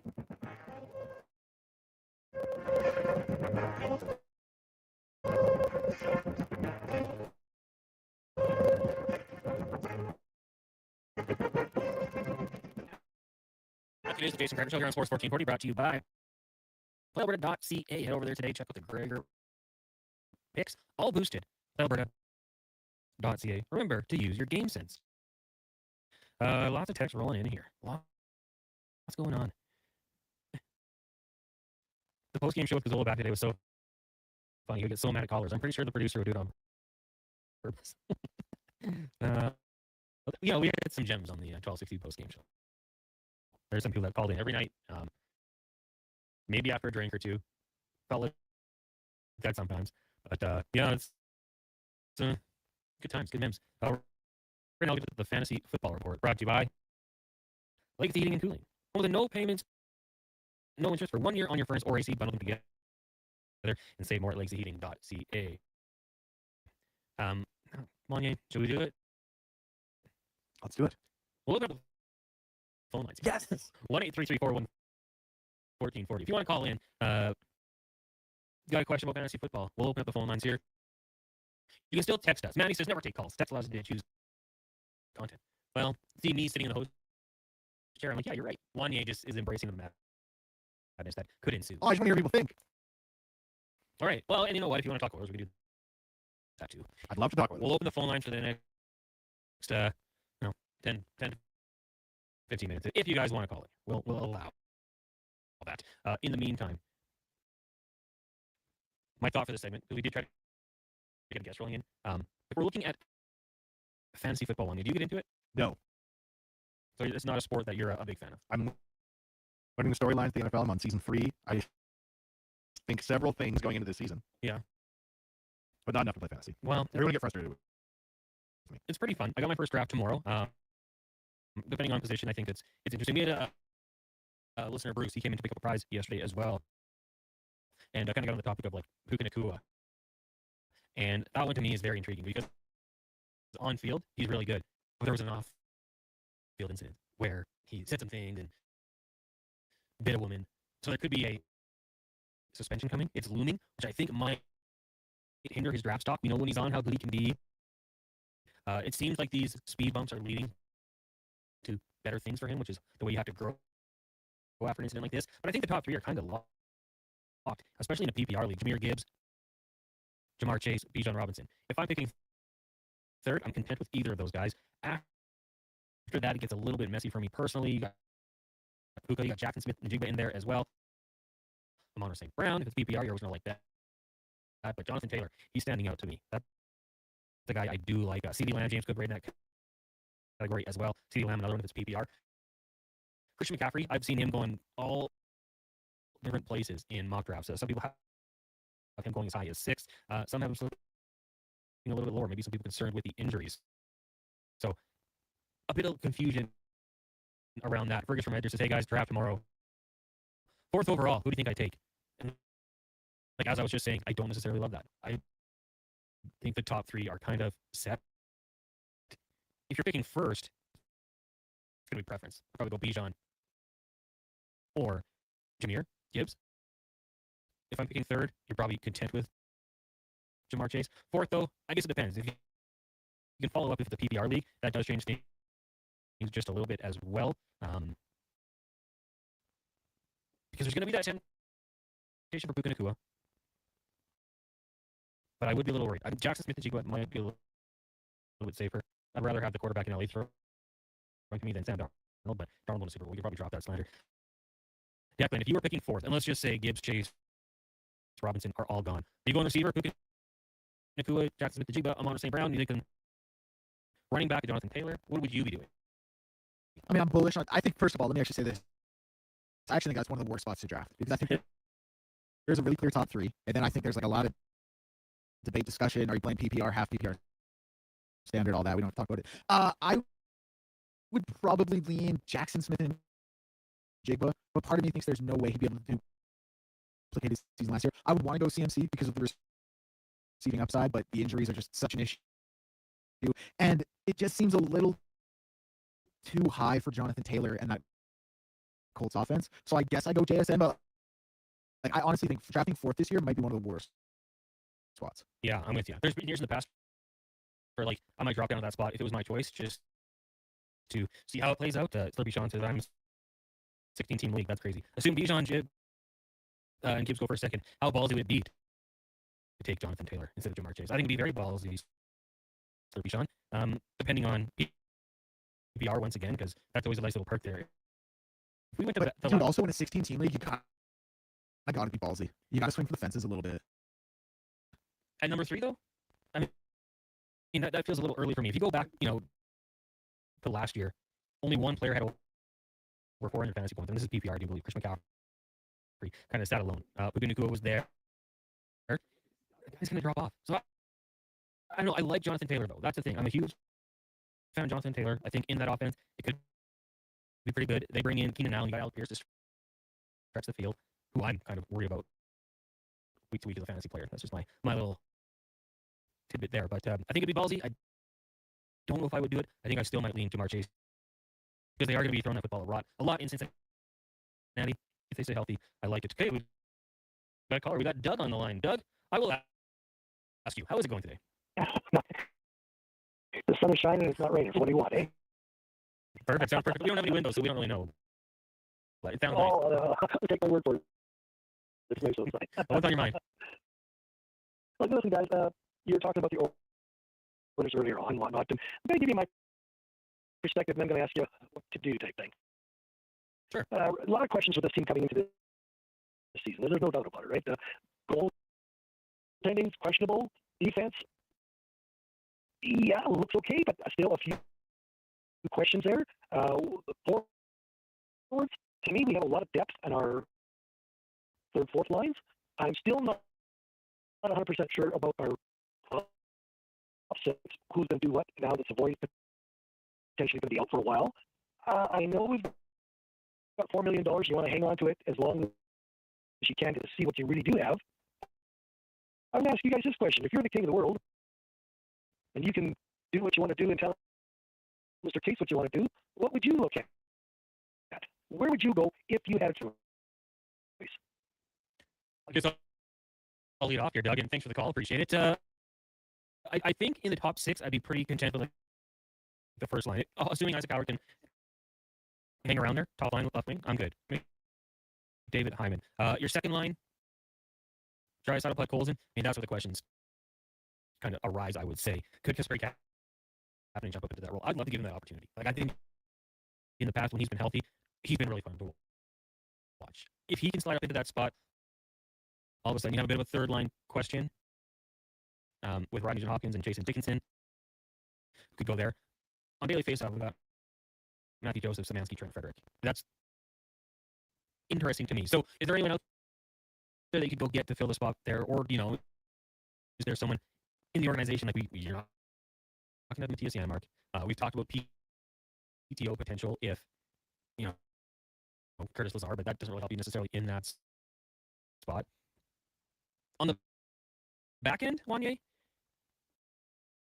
that's to me where I feel like for the most part, the Oilers are good. Like 3 out of 4 lines for the Oilers, even with the injury, I'm good with. And then on the back end, 2 out of 3 pairings, I'm good with. I think Matthias Ekholm and Evan Bouchard, you'll probably pull them back a little bit in terms of time on ice. Connor Murphy getting him re-signed was huge to me. And I just hope he's that stabilizing force for Jake Walman. Now, Jake Walman has to stay healthy. If he's going to continue to play, 50 to 60 games a year, then that $7 million you gave him, I think he's going to look worse and worse every single season. But Michael Doolin, Ryan Shea, to me, that's kind of like the up in the air, have to wait and see what happens. You've got Emerson who could potentially slide into the lineup. The Regula injury, heck, I don't think he was going to be a consistent threat on this team, but I would agree, like as the caller said, Doug, the top end is good. The top end is fine. It's lower into the lineup where they start to beat those questions, and in the pipes, we're going to have to wait and see. Can Tristan Jarry bounce back? I don't know. For his sake and Stan Bowman's sake and everyone who's involved in that trade, yeah, hope so. Devin Levi, we don't know. He's been good in the AHL a couple years there, but we don't know until he does in the NHL. So you're counting on the coaching staff to coach them up, have everyone ready, especially the depth guys. But like when you have the top end talent, I think that's enough to get you by. It'll be a playoff team and all that sort of thing. But I think the depth is where they'll really be tested this year.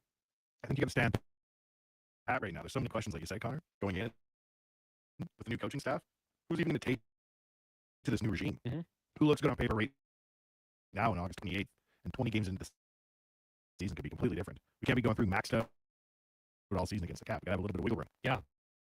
And we've heard it before, you don't use that space. But at the end of the season, that's a little bit more. Gives you some room to make space, bring someone in. And you know what? I will say this, like, if there is a time of the year when I want to figure out what I have, it's October. I don't want to, giving these guys looks into the playoffs. Like, maybe October, let's see what it is. Get an honest assessment. Is a new regime. It's a clean slate for all these guys with Mike Babcock income. If they get to November, December, and all of a sudden it's like, you know what? This isn't going to win. Like, we need to really get everyone here, bring some new faces and change things up. Then you do so, and you get a little more cap space as the season goes on. But I think I'd roll with it straight through until you get back Matthew Savoy on the front end, and then the gold pending. Man, and we saw it last year. They made a trade, gave up a player that people probably could have kept in the organization for a little bit longer, and it just felt like a parallel move. So I think patience is good for at least the first couple months of the season. If things don't go well, then we got a lot to talk about. Team Bean says, unless you can add an impact player, you wait and see. Clear the cap space. Dean, I agree. You maybe said it more a little cleaner than I did. Graceful with your words. But yeah, unless I can get a guy who's going to be big time, and even then I'd still rather just wait and use that cap space later on in the season. Slurpee Sean just quickly said, the guy drafted behind me is listening to the show and said, yeah, go ahead, take Taylor. A couple years ago, Taylor was a stud. That's crazy, though. 16-team league. That's fun. I like it. It really tests the knowledge of the average football fan. Shout out to Doug for calling in. Yeah. That's good fun. That was nice. Good call. Takes me back to the olden days of radio. When you used to make the phone calls yourself. Crank phone. Because that was like 1 day a week, right? Yeah. John Short would take calls. Kids. Yeah. At, like, paradoxically, like 4 a.m, he would take calls from children who'd stayed up late. Wake up early, stay up late, get on the radio. The way it should be. We'll take a quick break here. When we return, we'll get to 5 questions with Declan Kruger. It is the Jason Gregor Show here on Sports 1440, streaming on YouTube, Facebook, X, Instagram, and Twitch. Brought to you by PlayAlberta.ca. Albertans love to debate the best way to enjoy summer sports. No. Playing on the field is the best, man. No way. Watching from the sidelines, way more relaxing. You're both crazy. Checking out the game from the bro zone is where it's at. But there's one thing every sports fan agrees on. Real hot beef jerky. Wherever you catch the action, load up on Alberta's best beef jerky. Will Hawk Beef Jerky. Because you can't have summer fun with salad. Only available in Leduc. Electrical Solar Team is now making a play for sustainability and savings. They're specialists in powering up for a greener future. That's the strategy.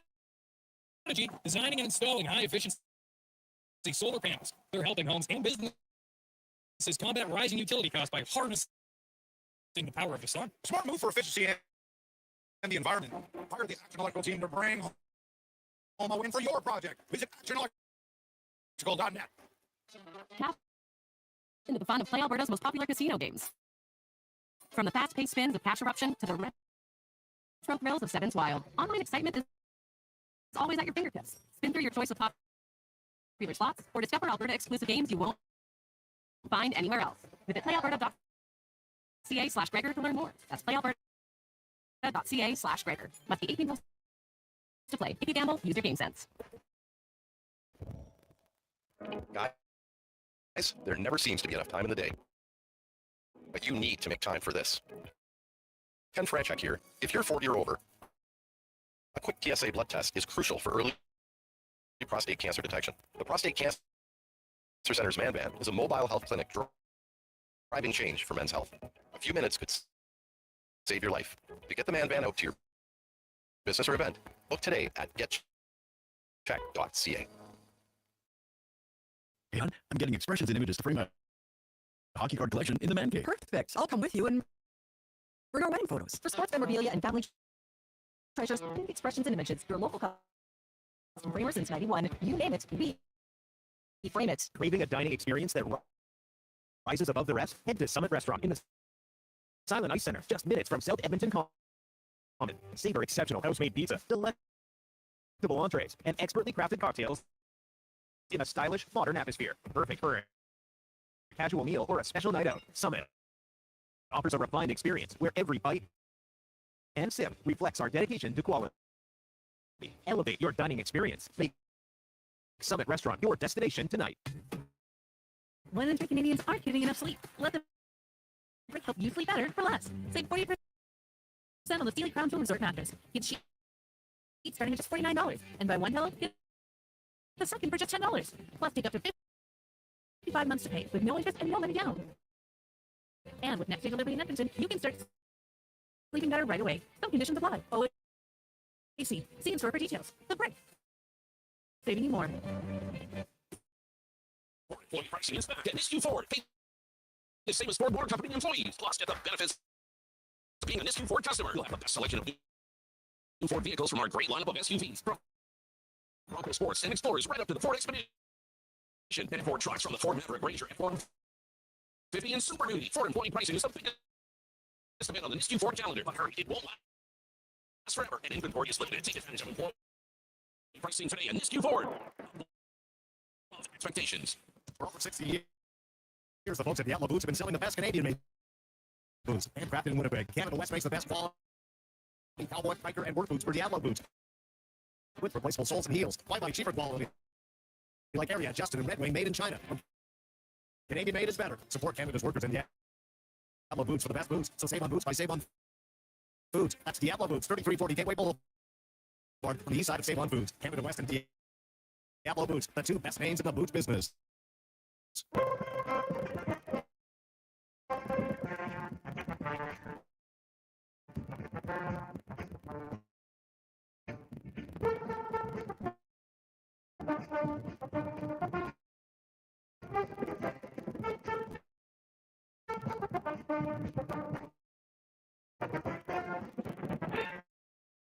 Portion of this hour brought to you by Crystal Glass. Clear Choice Residential Windows. Locally manufactured and installed, Crystal Glass provides a beautiful product and incredible customer services for all residential needs. All 3 things glass or visit crystalglass.ca for a quote. The Jason Gregor Show with guest host Connor Halley. This is Sports 1440. Brought to you by PlayAlberta.ca, Alberta's only regulated online gambling website.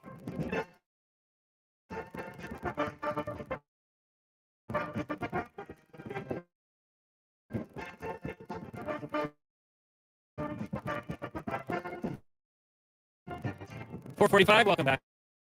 It is the Jason Gregor Show here on Sports 1440, streaming on YouTube, Facebook, X, Instagram, and Twitch. Brought to you by Alberta.ca. Tonight's Lotto Max estimated $10 million. You got our daily specials. Remember, though, to use your game sense. Connor Halley, Wanye Gretz, Stephen Kruger. Connor's to be back with you here in the Sports 1440 studios in West Edmonton Mall.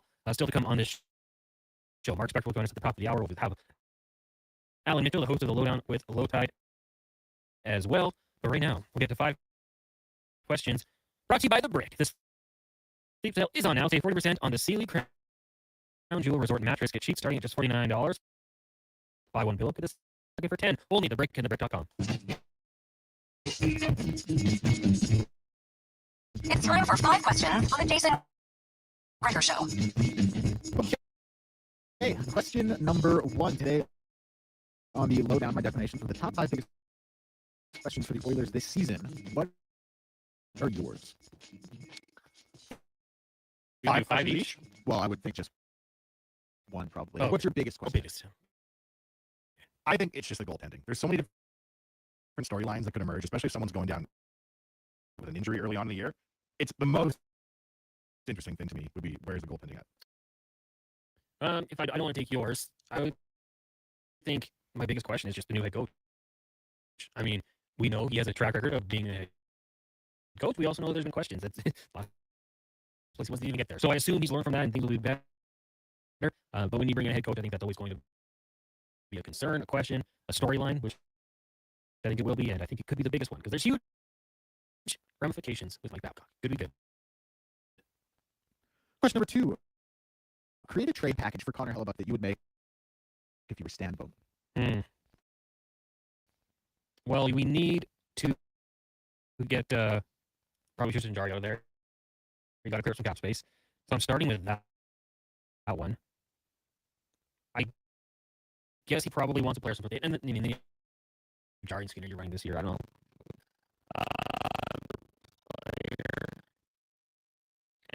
Young prospect, so it's going to, I think, cost you Ike Howard or Matthew Savoy, one of the two. And then I'm probably looking at a couple firsts.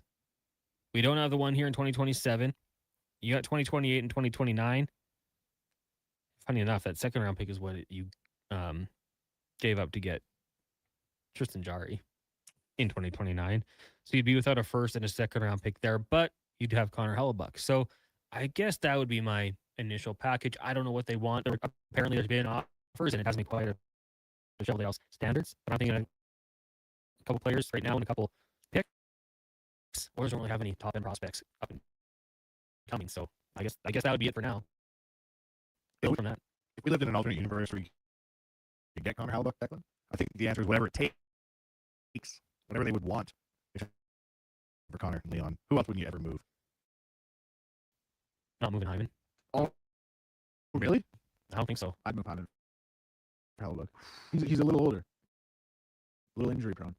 He's the heart of a lion. And I love Zach Hyman. He can play on my team any day. Just the one injury in his time here, right? Yeah, he's also like, you really wouldn't move for Connor Hellebuyck? Well, I mean, what else am I having to move? I guess that's the question. He's 34. If they really wanted him, I might throw him in. Maybe, you know what, honestly, it might be just like 3 guys who are untouchable. McDavid, Drysdale, and Bouchard. All right, question number 3. What is your favorite bet in the CFL this weekend? Me? That's a tough one. You want me to go first? Well, why don't I just go with the Jason Gregor parlay? There you go. PlayAlberta.ca. We've got, and it's called the Weekend of the CFL. Montreal tonight. Give me Hamilton, Toronto, and BC. 4-gamer. Good payout. Huge. I might be due for this one. If I was looking at like individual props, I'd probably just take the BC Lions running back in the over. Wasn't any time touchdown. Is Horvath going to start again for BC? Yeah. Horvath. Former Charger. Got to roll with him. Back in the day, I made a couple nice paydays off his anytime touchdowns, but he was a rookie. First 2 games in the NFL, scored touchdowns. Long shot both times. How about you, Wanye? No fooling. Well, that's a tough one. I would just bet on the Elks. We're on the bye. Well, then you can't. Bye week. Is it bye week? Yeah. Then I even First time in 10 weeks. Well earned. Yeah. But I'm nobody of the Elks. Elks season. I take a bye week. Oh, smart. Use your game sense. Take it easy. That's right. Question number 4. Do you guys have a I've been on a boxing kick lately. I don't know if you knew this one. I was a boxer for a number of years. But I've been on a boxing kick lately. They say the itch always comes back. So I ask you guys, do you guys have a favorite boxer of all time or a favorite boxing memory?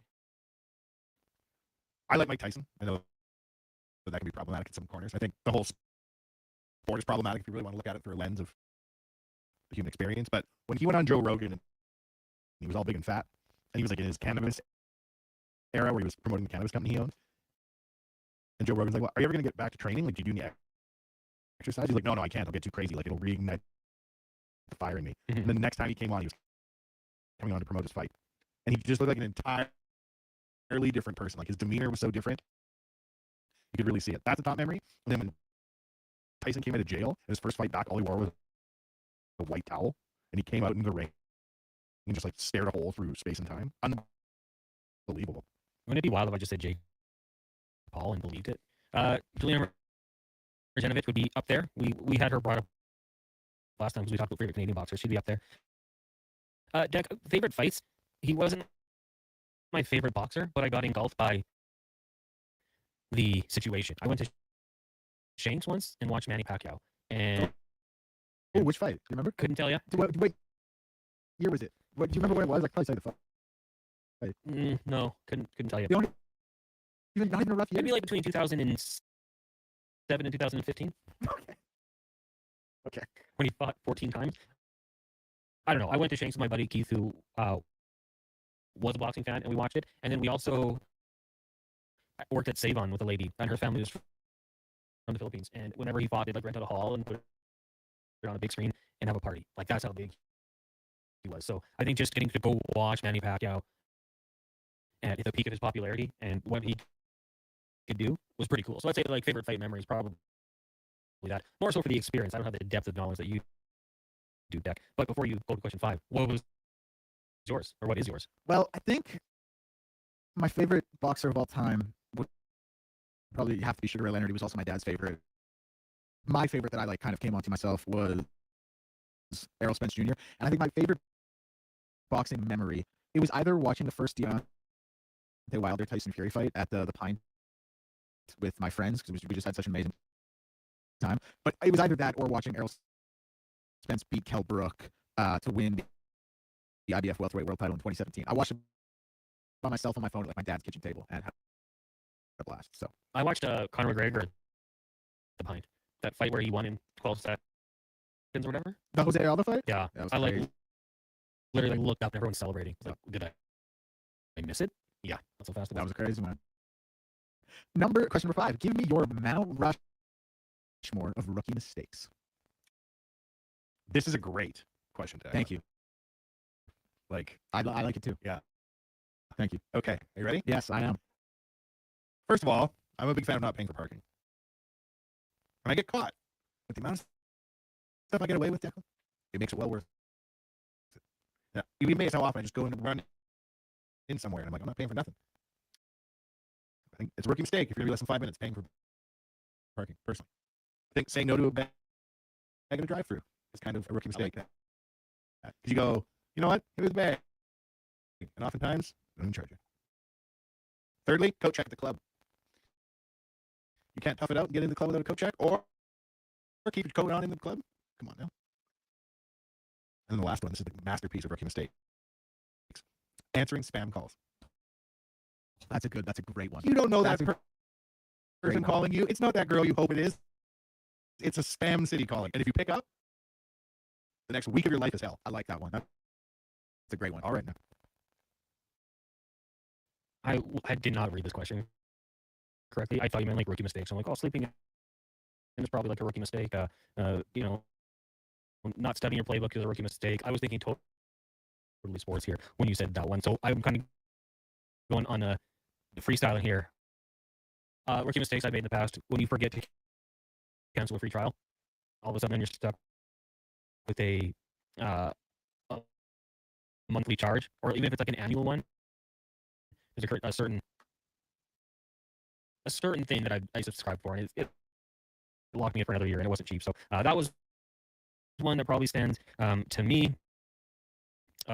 When I'm making dinner and I forget to take out like the meat to let it defrost, that's probably a tough one for me as well. Good answer. Yeah, I mean it sucks, you know, being an adult when you do those types of things. I don't know. I don't think mine are as good as Wanye's. Those were kind of top tier picks right there. Thank you. Let me have my 2, and I'm going to circle back. Declan, what do you have? Because I think you must have thought about this one. Yeah, give it a second here. All right, so my first one, drinking on an empty stomach. That's a rookie mistake. Second one, kind of along the same lines, mixing liquors. Bit of a rookie mistake as well. Can't be doing that. Third one, forgetting to put on sunscreen.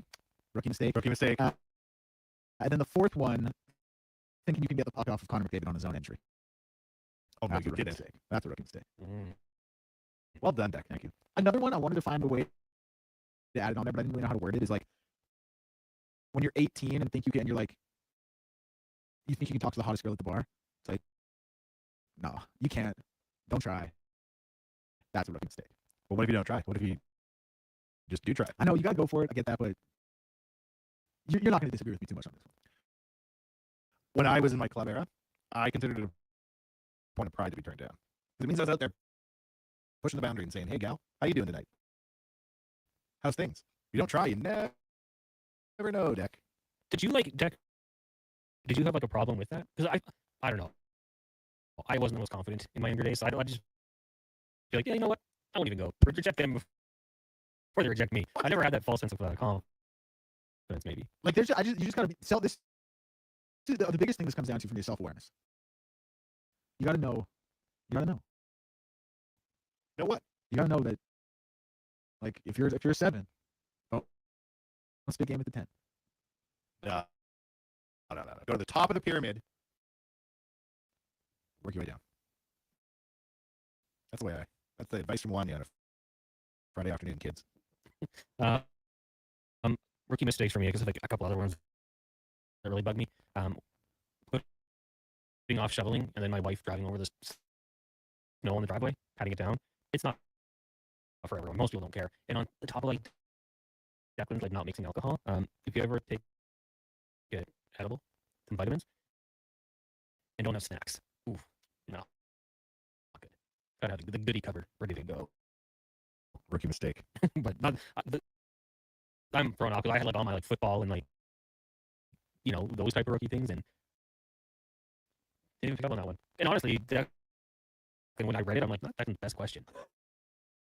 But now that I understand it, I'm like, actually, a very good topic. Let us know yours at 1-833-401-1440.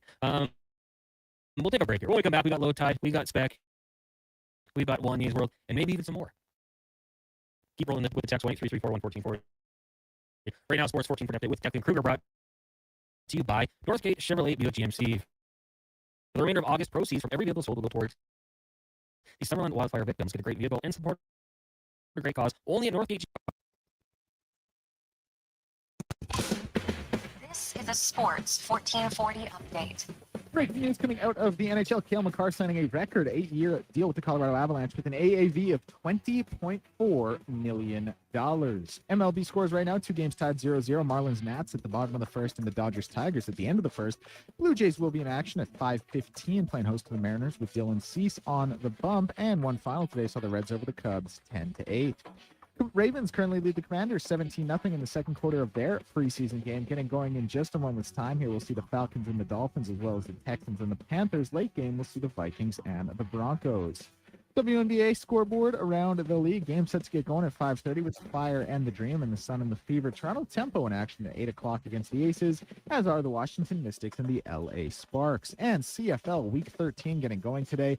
Montreal and Winnipeg, 6:30 p.m. kick for that one at Princess Auto. I'm Declan Kruger. This has been a Sports 1440 update. Sports 1440 in West Edmonton Mall and Wetaskiwin. CKJR is a Stingray radio station. Download the free radio player app and listen wherever you go. When your project can't afford downtime, call Japa Equipment Rentals. From excavators and wheel loaders to compaction equipment, Japa has the machines you need. Trusted since 1972. Visit japaequipment.com or stop our Edmonton or Calgary locations. Noodle, noodle, noodle, noodle, noodle, noodle, noodle, noodle, noodle, noodle. Noodle, noodle, noodle, noodle, noodle, noodle, noodle, noodle, noodle, noodle,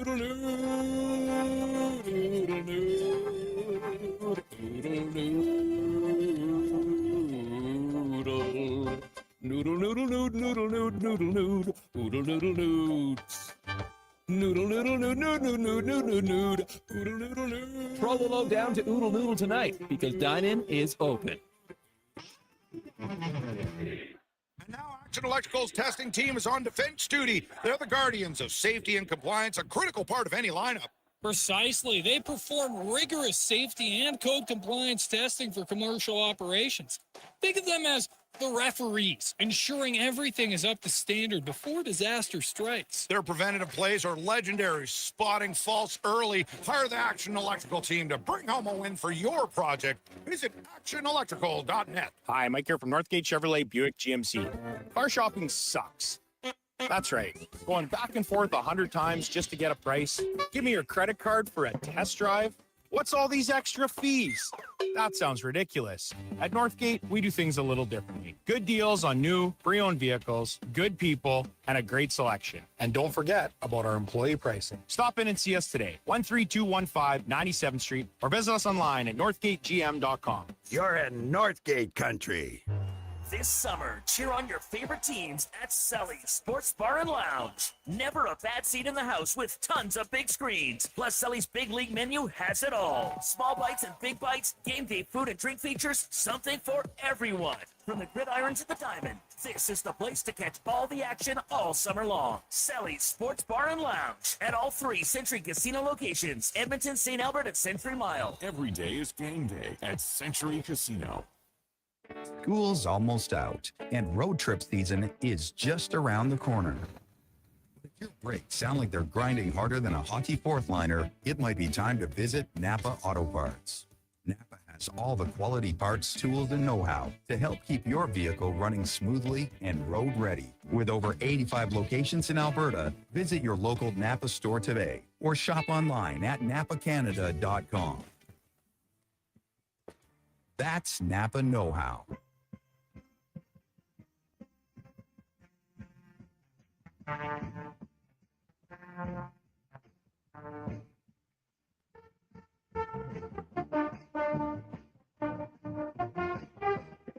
Portions of this hour brought to you by 01 Hockeyology, Edmonton's home for elite hockey development, skating analysis, performance assessments, and year-round training in West Edmonton Mall.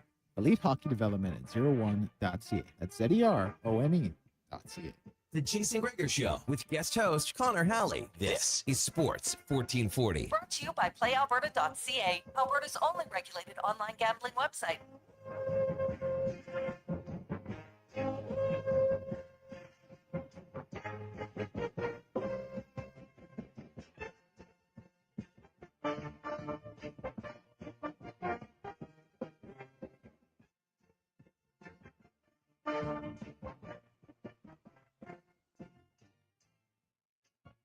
By PlayAlberta.ca, the Lotto Max tonight, $10 million tomorrow. We've got the Gold Ball jackpot at $20 million, plus the Jason Gregor Show picks daily boosted. Go check it out. PlayAlberta.ca. We got some NFL, Major League Baseball, and CFL as well. Remember to use your game sense. Connor Halley, Wanye Gretz, Declan Kruger, and Connor Spivak with you here.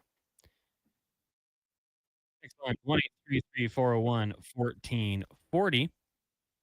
Some text to roll through. We'll get to those in a sec here. There's some good ones coming in here about unpaid or uncanceled subscriptions for certain services. Rookie mistake.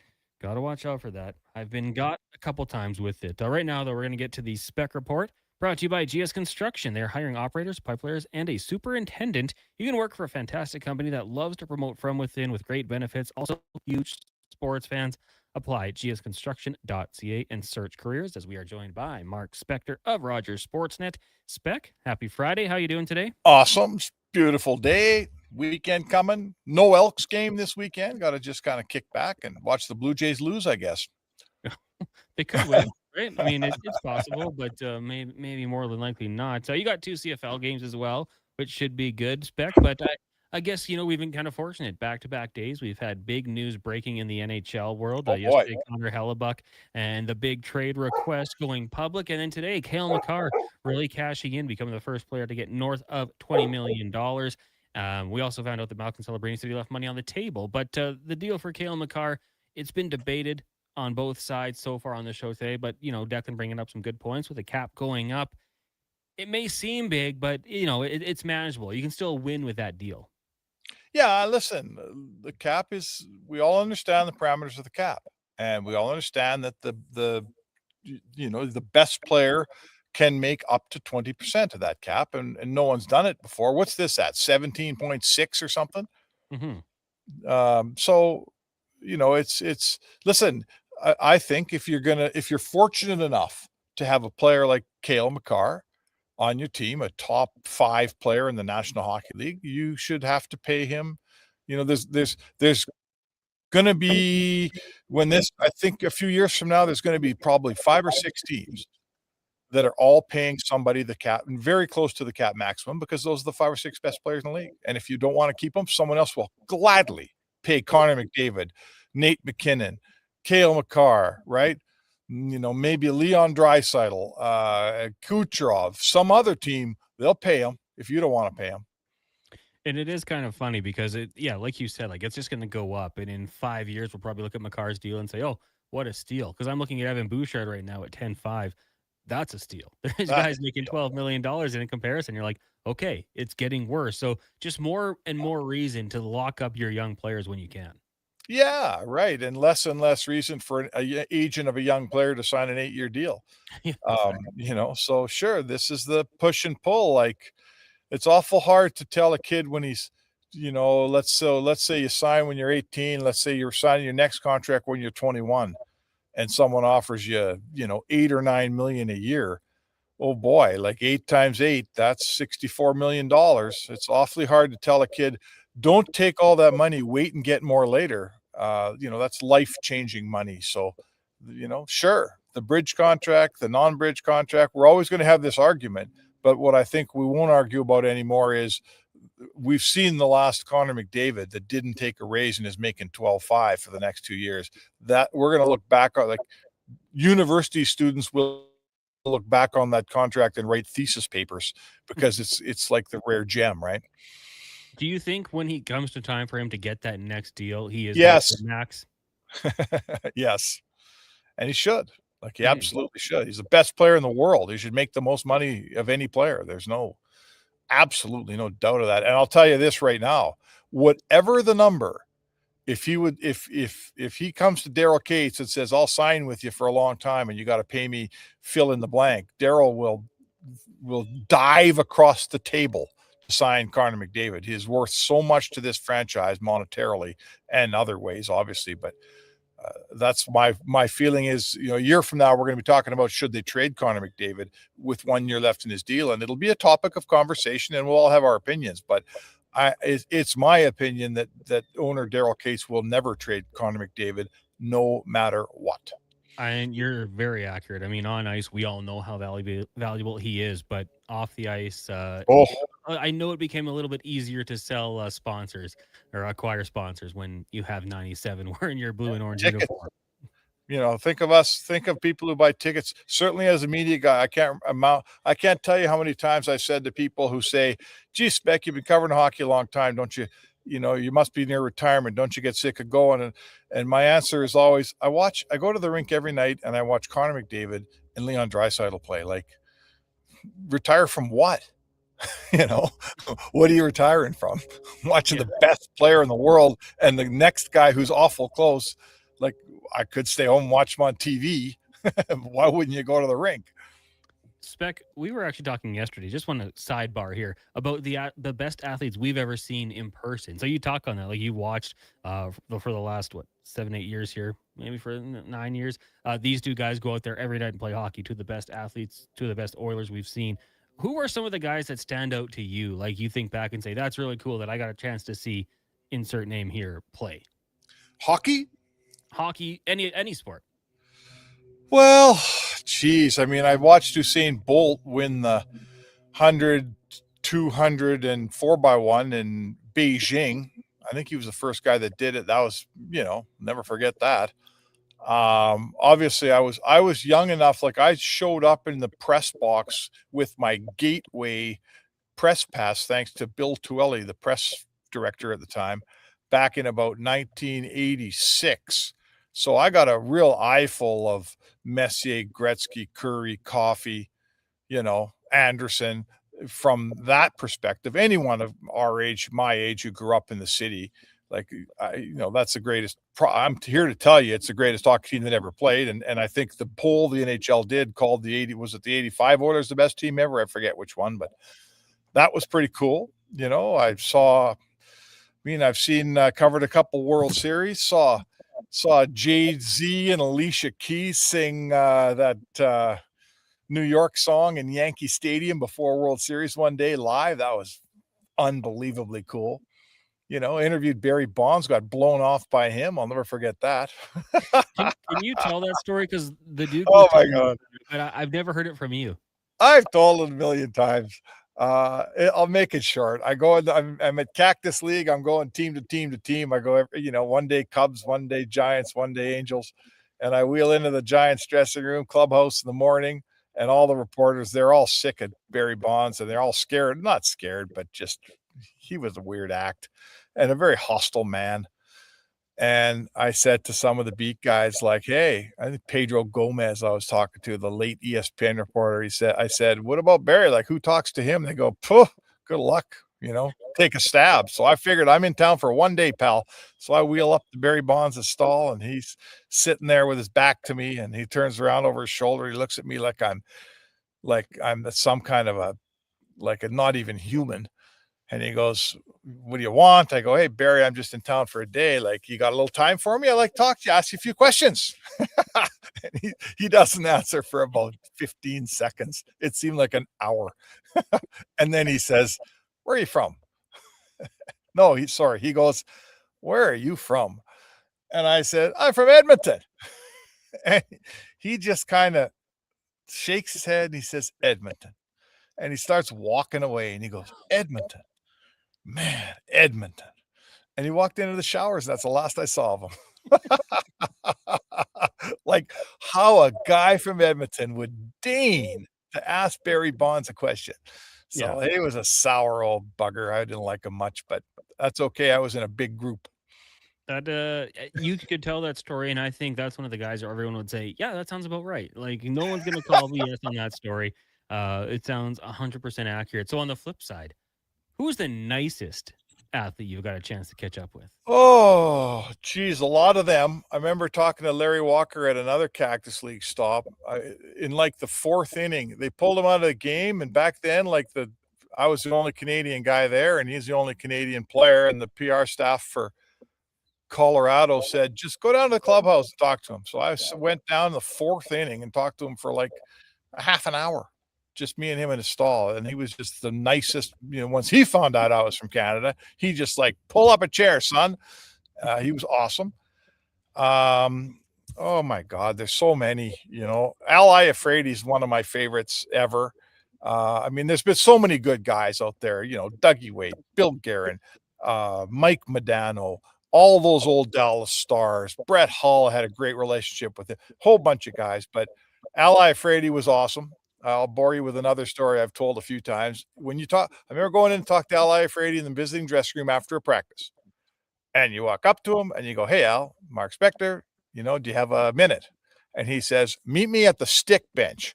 And for you kids out there, in the old days when they had wooden sticks, they had a stick bench. And on the stick bench was files and saws and a blowtorch so you could curve your own stick. And guys had to work on their sticks. They didn't just come from the factory, right? The way they do now.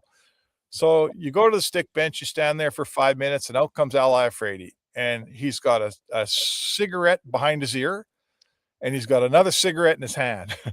And he hops up on the stick bench, like he sits on it, wearing a towel and nothing else. He sits on the stick bench, and he pulls out the blowtorch, and he lights a smoke right there in the old Coliseum. And he says, "Hey, what do you got?" And you had like 2 smokes worth of Al Iafrate, and he was one of the better quotes in the game. So those days are long gone, I would say. But those were fun days, man. But, back then, I mean, they say Sergei Zubov used to smoke like crazy he was a terrible interview because he hated speaking to reporters, but he was a pretty nice guy. I don't know, something about guys having a cigarette that just loosened them up, Connor. Don't get that anymore. I just can't imagine. We all saw that picture of Leon Draisaitl having a smoke at a wedding, but can you imagine him sitting in the stall having a smoke after the game? Like, they used to do that. I think that would be incredible. Smoke in your face, like, ugh. Yeah, that would be something. I mean, I heard the stories of the older days where Elks or Eskimos linemen would have a beer or two after the game, and you could go sit down and catch up. Like, oh yeah. To me, that's probably where you're obviously going to get your best stuff. A little casual, the beer wouldn't hurt or anything like that. Not like that's having a huge impact on those 300-pound beasts. But those days seemingly more gone. It seems like the players are a little more guarded, and not just that, but the communication staff as well. Yeah, everything. It's just a different time. I don't want to come across as the old guy telling you it was always better back in the day, because there's a lot of things that are better about now, to be honest with you. Mm-hmm. But in terms of athletes who, like Wayne Gretzky would do his interview with all the cameras, and then the cameras would bugger off, and there would be like 3 or 4 writers, because there wasn't 20 writers back then. There was just 2 or 3 or 4 guys.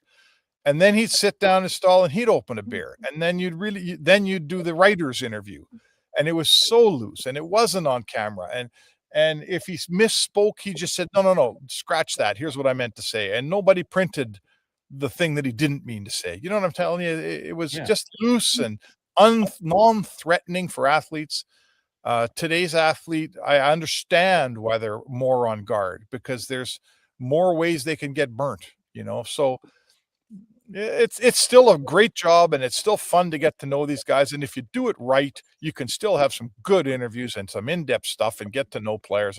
You can still do it. You just can't do it the same way as you did back in 1990. That's all.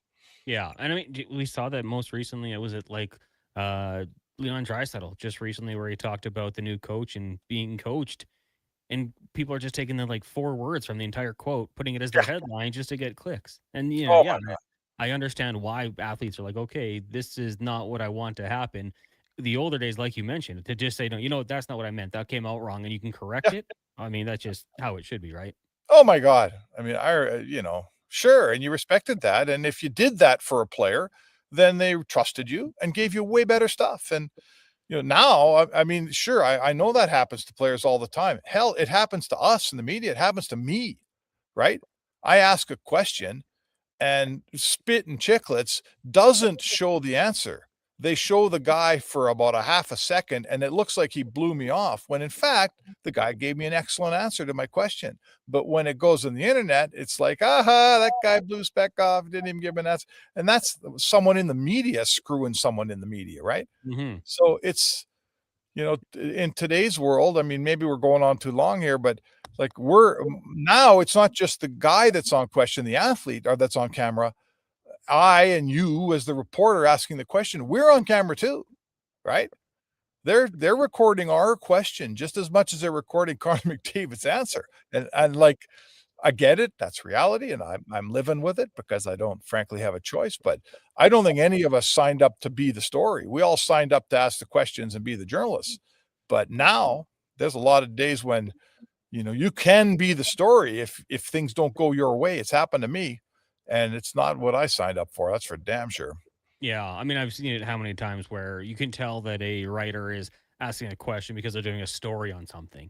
Yeah. And the comments will be like, what a terrible question. Well, wait till you see the article and how irrelevant it is to the article. It's going to make more sense. But, that's a topic for a whole other story. It is. I can go on at length if you want to talk about that stuff. Believe me. We'll wrap it up with one more Oilers questions, because today on the Lowdown with Low Tide, Declan Nations was looking at the top 5 questions for the Oilers season. So we won't ask you for 5, but Wanye had the goalies, I had the coaching staff. What is your biggest question for the Oilers this season? My biggest question for the Oilers is if they can, to me, certainly last season and at times the season before, to me, it's their ability to play a proper defensive game of hockey. Like I know it's no fun watching defense. I'm the first guy to say it. I don't want 2-1 hockey that often. But I'll tell you what, the goaltenders in this town have been hung out to dry historically. I mean, I'm going back to Grant Fuhr, but certainly in the last few years, they've been hung out to dry. Like Tristan Jarry comes here. And remember that game against Minnesota where he let in like 7 and basically said after the game, how am I supposed to play behind this? Right? And he was right. Like, he was right. How are you supposed to play behind that? So it's absolutely a sure opinion for me. If this team doesn't really lock itself down defensively and quit having the kinds of mistakes that we've watched for years, they will not win a Stanley Cup. So to me, that's what I'm watching for. Will the defensive environment allow a goalie to be good here in Edmonton? Because frankly, I don't think there's been a goalie with a chance in hell since Stu Skinner to be really good. I really don't think so, because I think this team lets them down defensively.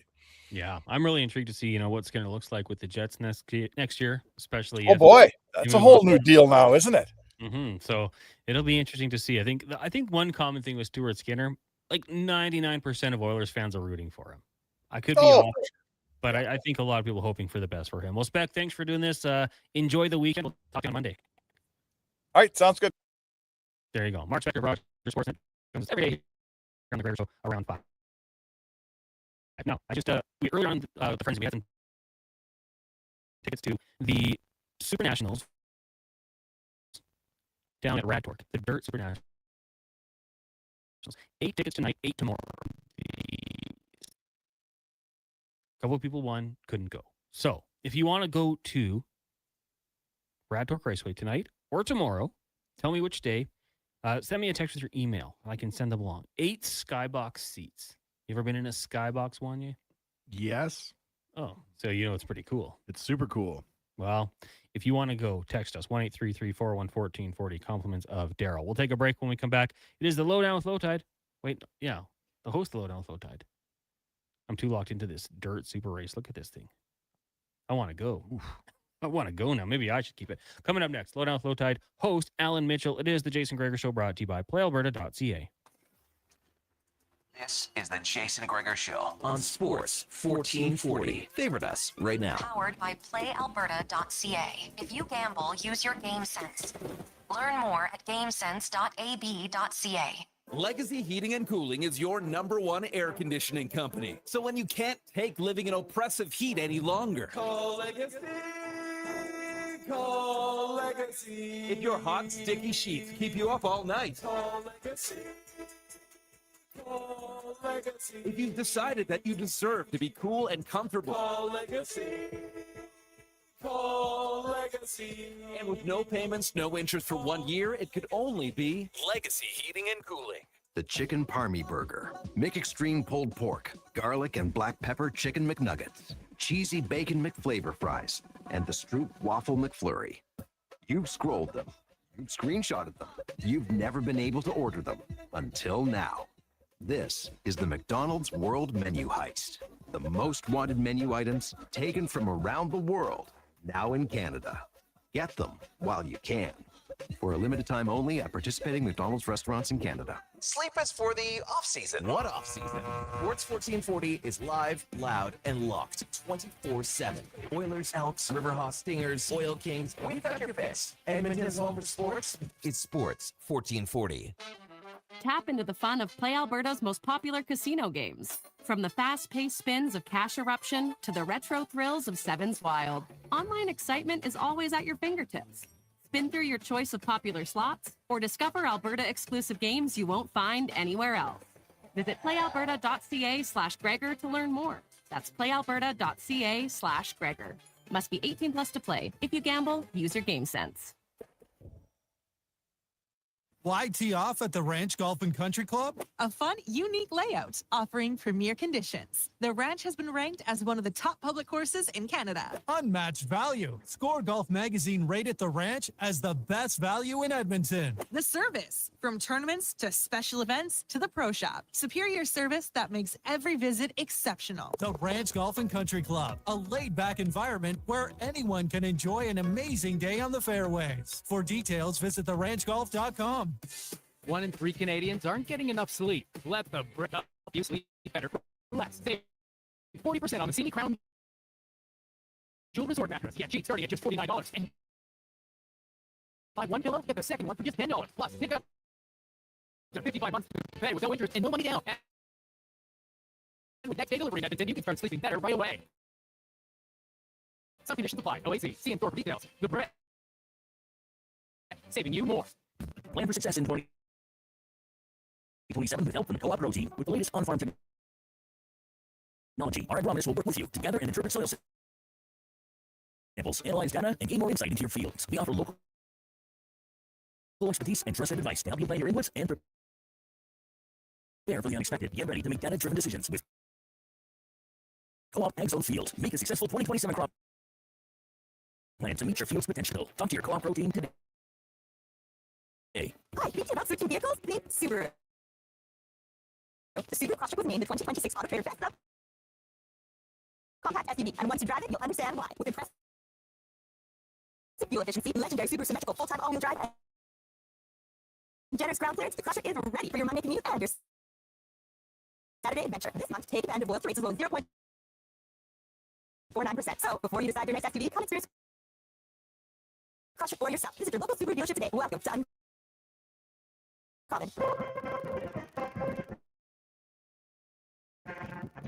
Portions of this hour brought to you by Sherwood Liquor, the best place for wine, cocktails, and beers from all over the world, plus a variety of excellent non-alcoholic options. See more at SherwoodLiquor.com. The Chasing Rager Show with guest host Connor Halley. This is Sports 1440. By PlayAlberta.ca, Alberta's only regulated online gambling website.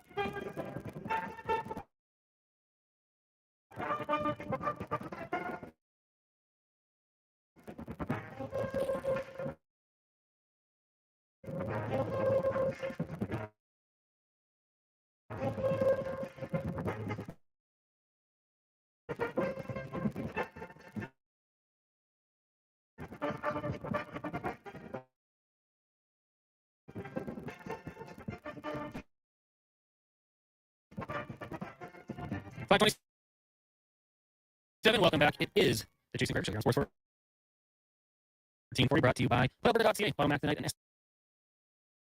estimated $10 million and get your ticket. PlayAlberta.ca. And remember the Jason Rager Show specials every weekday here. Some over the weekend as well, actually. The CFL ones we got one over the weekend. We got the Blue Jay way, just praying for the Jays to win and a Vlad home run. It could happen, right, Wanye? It could happen. You gotta believe. As a non-high frequency Blue Jays news reader, what is going on, Vladdy? Can you explain it to me like in 5? Having a hard time with the plate. But this isn't even in like the realm of possibilities, is it? Normally when you're looking at Vlad Guerrero Jr.? He's had some ups and downs in his career. Not like that. He's got a case of the yips. How's that? Does he? You might as well just say that. I don't know if the yips usually last this long, though. They got calendar for a year. He hasn't hit a home run in Toronto in the regular season. Have you ever seen Tin Cup featuring Kevin Costner? Yeah. Remember when he got the yips? And he said, take everything out of your right pocket and put it in your left. Tie and untie your shoe. Has anyone tried this? Or does Vladdy have $480 million a week coming into his bank account and he's distracted? Well, that probably doesn't hurt, does it? I don't know. I've quoted it a few times, but like Pete Rose had a really good line, like when you're struggling, like don't change your swing. That's what got you there.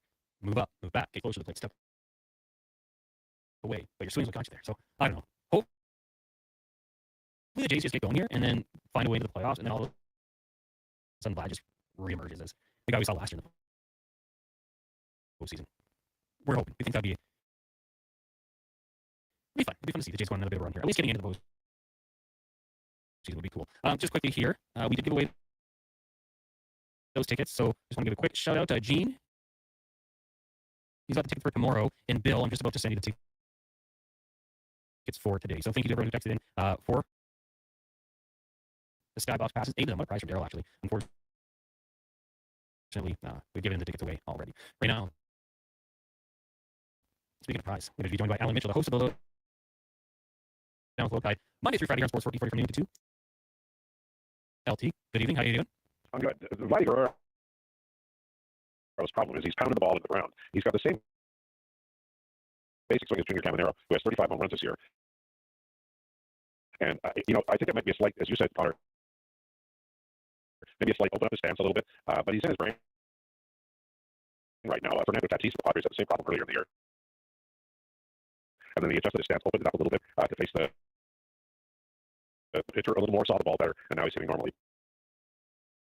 But it's so frustrating because that they could still win this darn thing. I mean, get into the postseason as a wild card. But he's killing worms every time he's at the plate. He pounds it into the ground, and that means that he's not swinging under it enough. And ordinarily, when he's hitting well, he doesn't off it, but he gets line drives. He's just not in a good zone right now.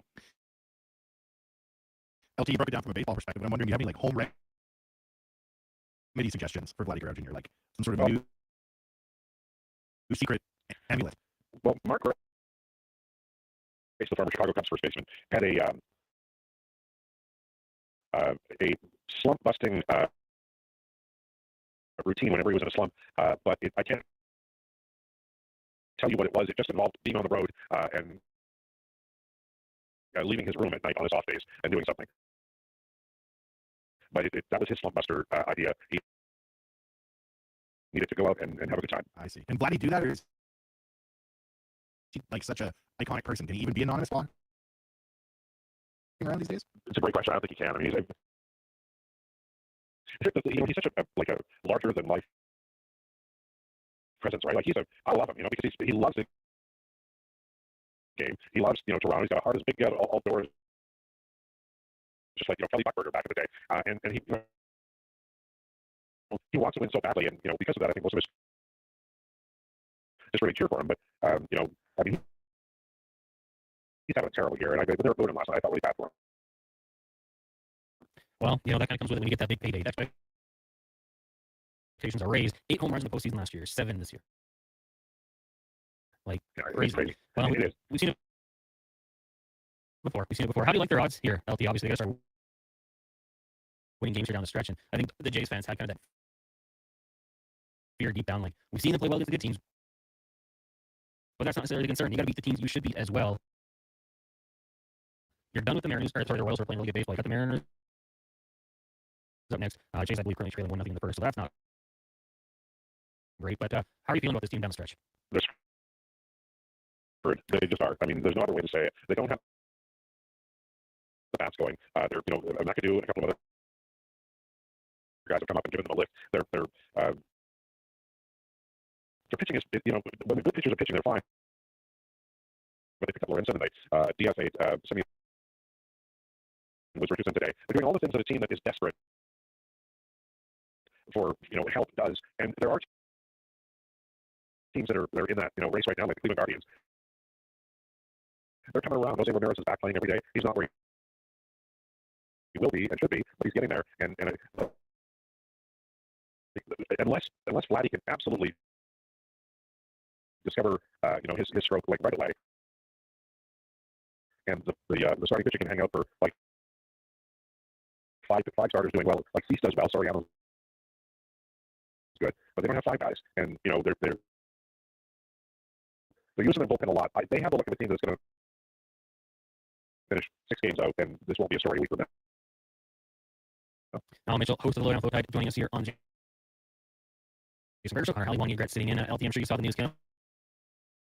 McCarr cashing in 8 years, $163.2 million. The NHL starting to catch up to these other pro leagues, and Cale McCarr, I think, just one of many future guys to be making at least $20 million per season. Do you like this deal? It's a great deal. McCarr's worth that. He's worth every penny, worth more, probably. But from an Oilers point of view, it just shows you, the next time you're mad at Connor McDavid, remember the guy took about $10 million less than he should have if he was going to go market value. So if McCarr just deserves the money. Nobody should be upset or saying these guys make too much money. It's what the market will bear, and he's worth it. He's worth it. He just is. If he went to the free market, he'd probably get more.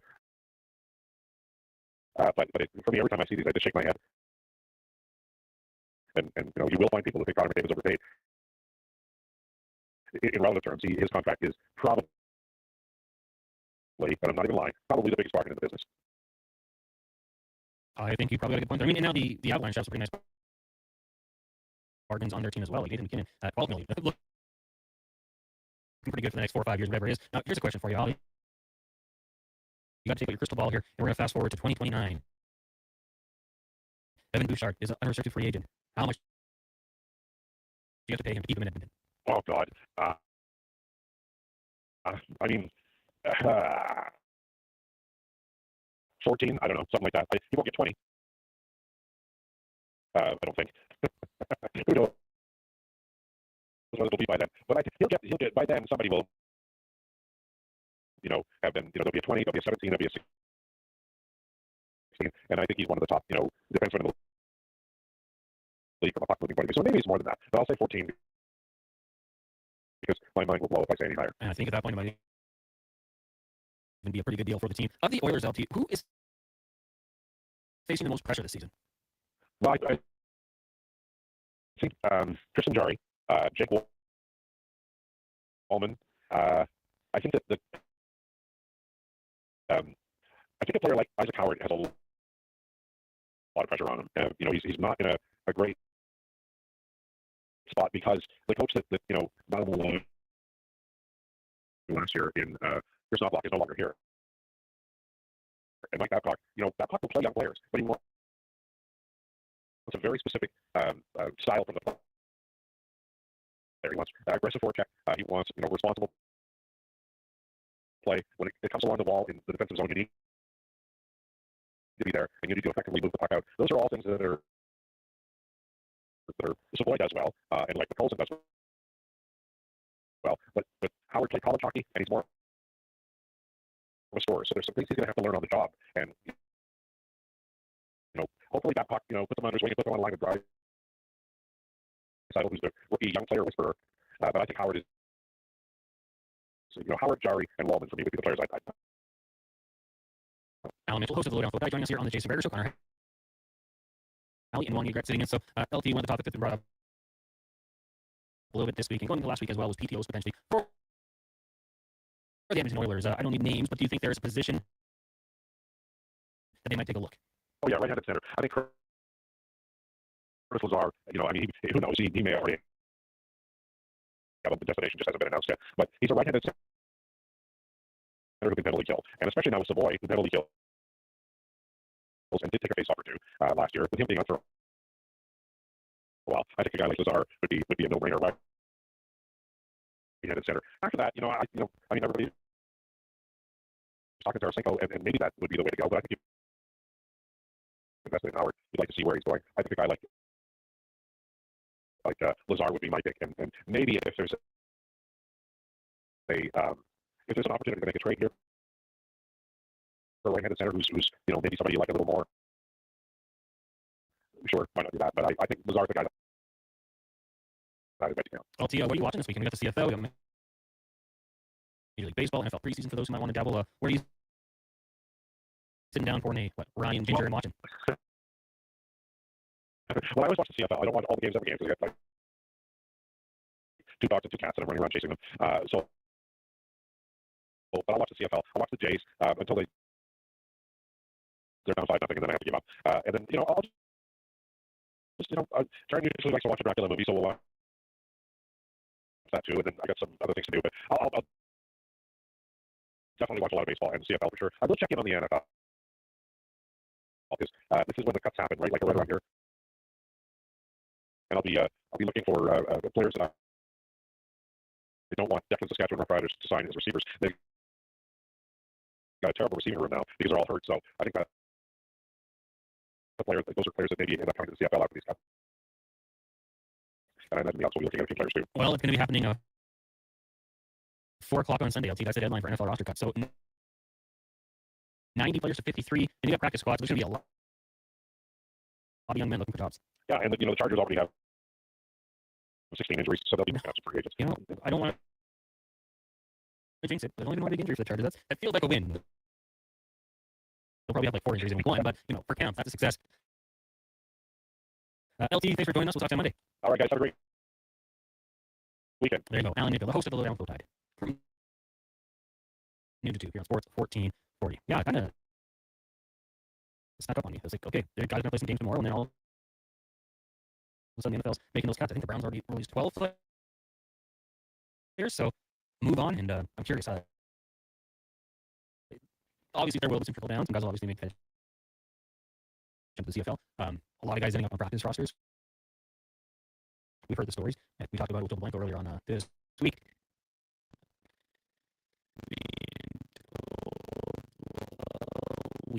We might have a spot for you, hang around, and then potentially even you could start for us next week.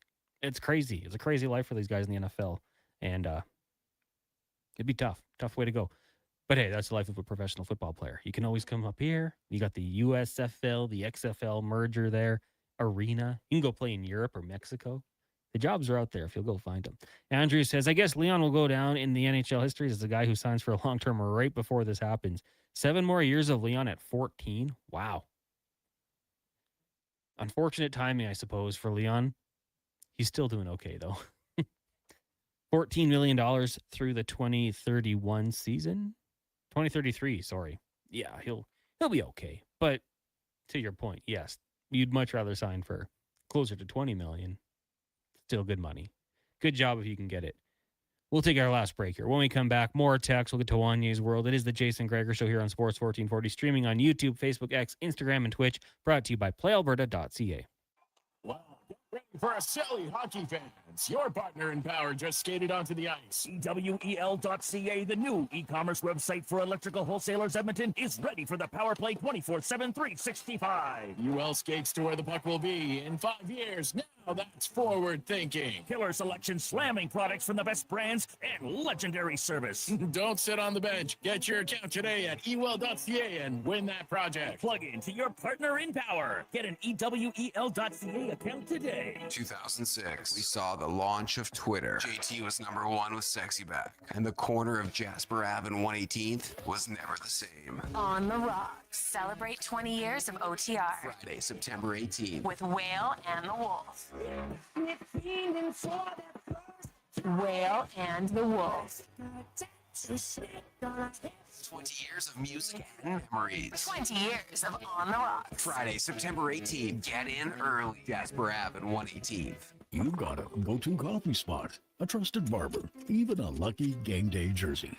But when it's about looking your absolute best, there's only one name you need. Mr. Dirk. Family run since 1939. We're experts in crafting impeccable tailor-made suits and offering a wide variety of everyday styles. Pair that with personalized one-on-one fittings and the convenience of on-site tailoring. Mr. Dirk elevates your style game. Visit our Edmonton store or explore MrDirk.com. Score big on style with Mr. Dirk. They're going all out to earn your business at Wolf GMC Buick. Right now, they're seriously overstocked on over 400 pieces of inventory on clearance and ready to move. See for yourself. Click on the clearance tab at wolfgmcbuick.com. And it gets even better. Employee pricing continues with huge cash discounts, 0% purchase financing, and low lease rates on select vehicles. Once again, see their website for details or stop in today. Wolf GMC Buick. We're making it easy. Early mornings just got louder. For the hottest takes and the sports stories that actually matter to Edmonton, you need Tom Gazzola. Weekday mornings from 7 to 11 on Edmonton's sports leader, Sports 1440 at 833-401-1440. Attention Alberta construction pros. For over 50 years, Japa Equipment Rentals has been your go-to for top-notch equipment and stellar service. Whether you need rentals or expert maintenance, we've got you covered. Stop by our Edmonton or Calgary locations today. Want to invest in Alberta's workforce, fill your talent pipeline, and get funding? Careers. The next generation connects employers with motivated, pre-vetted youth through funded internships. Easy, impactful, and risk-free. When you work with a group like Careers who have experience in that area, they can demystify and navigate all the complex steps and stakeholders that have to be involved.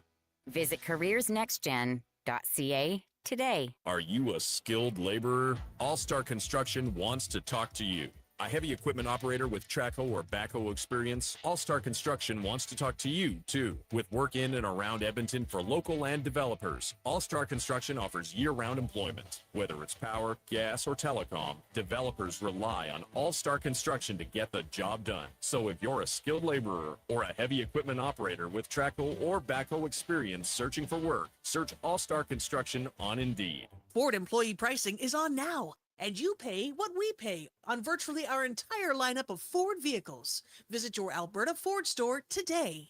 Professional golf is coming to Blackhawk Golf Club this fall. The ATV Classic presented by Building Trades of Alberta brings the stars of PGA Tour Americas to you. Enjoy the ATV Fan Zone presented by Michelob Ultra, where golf meets festival vibes. Upgrade to VIP covered terrace seating with premium food and beverage options. September 17th to 20th. Tickets start at just $25, and the first 250 buyers receive a PGA Tour America's commemorative gift. Get yours at atvclassic.com.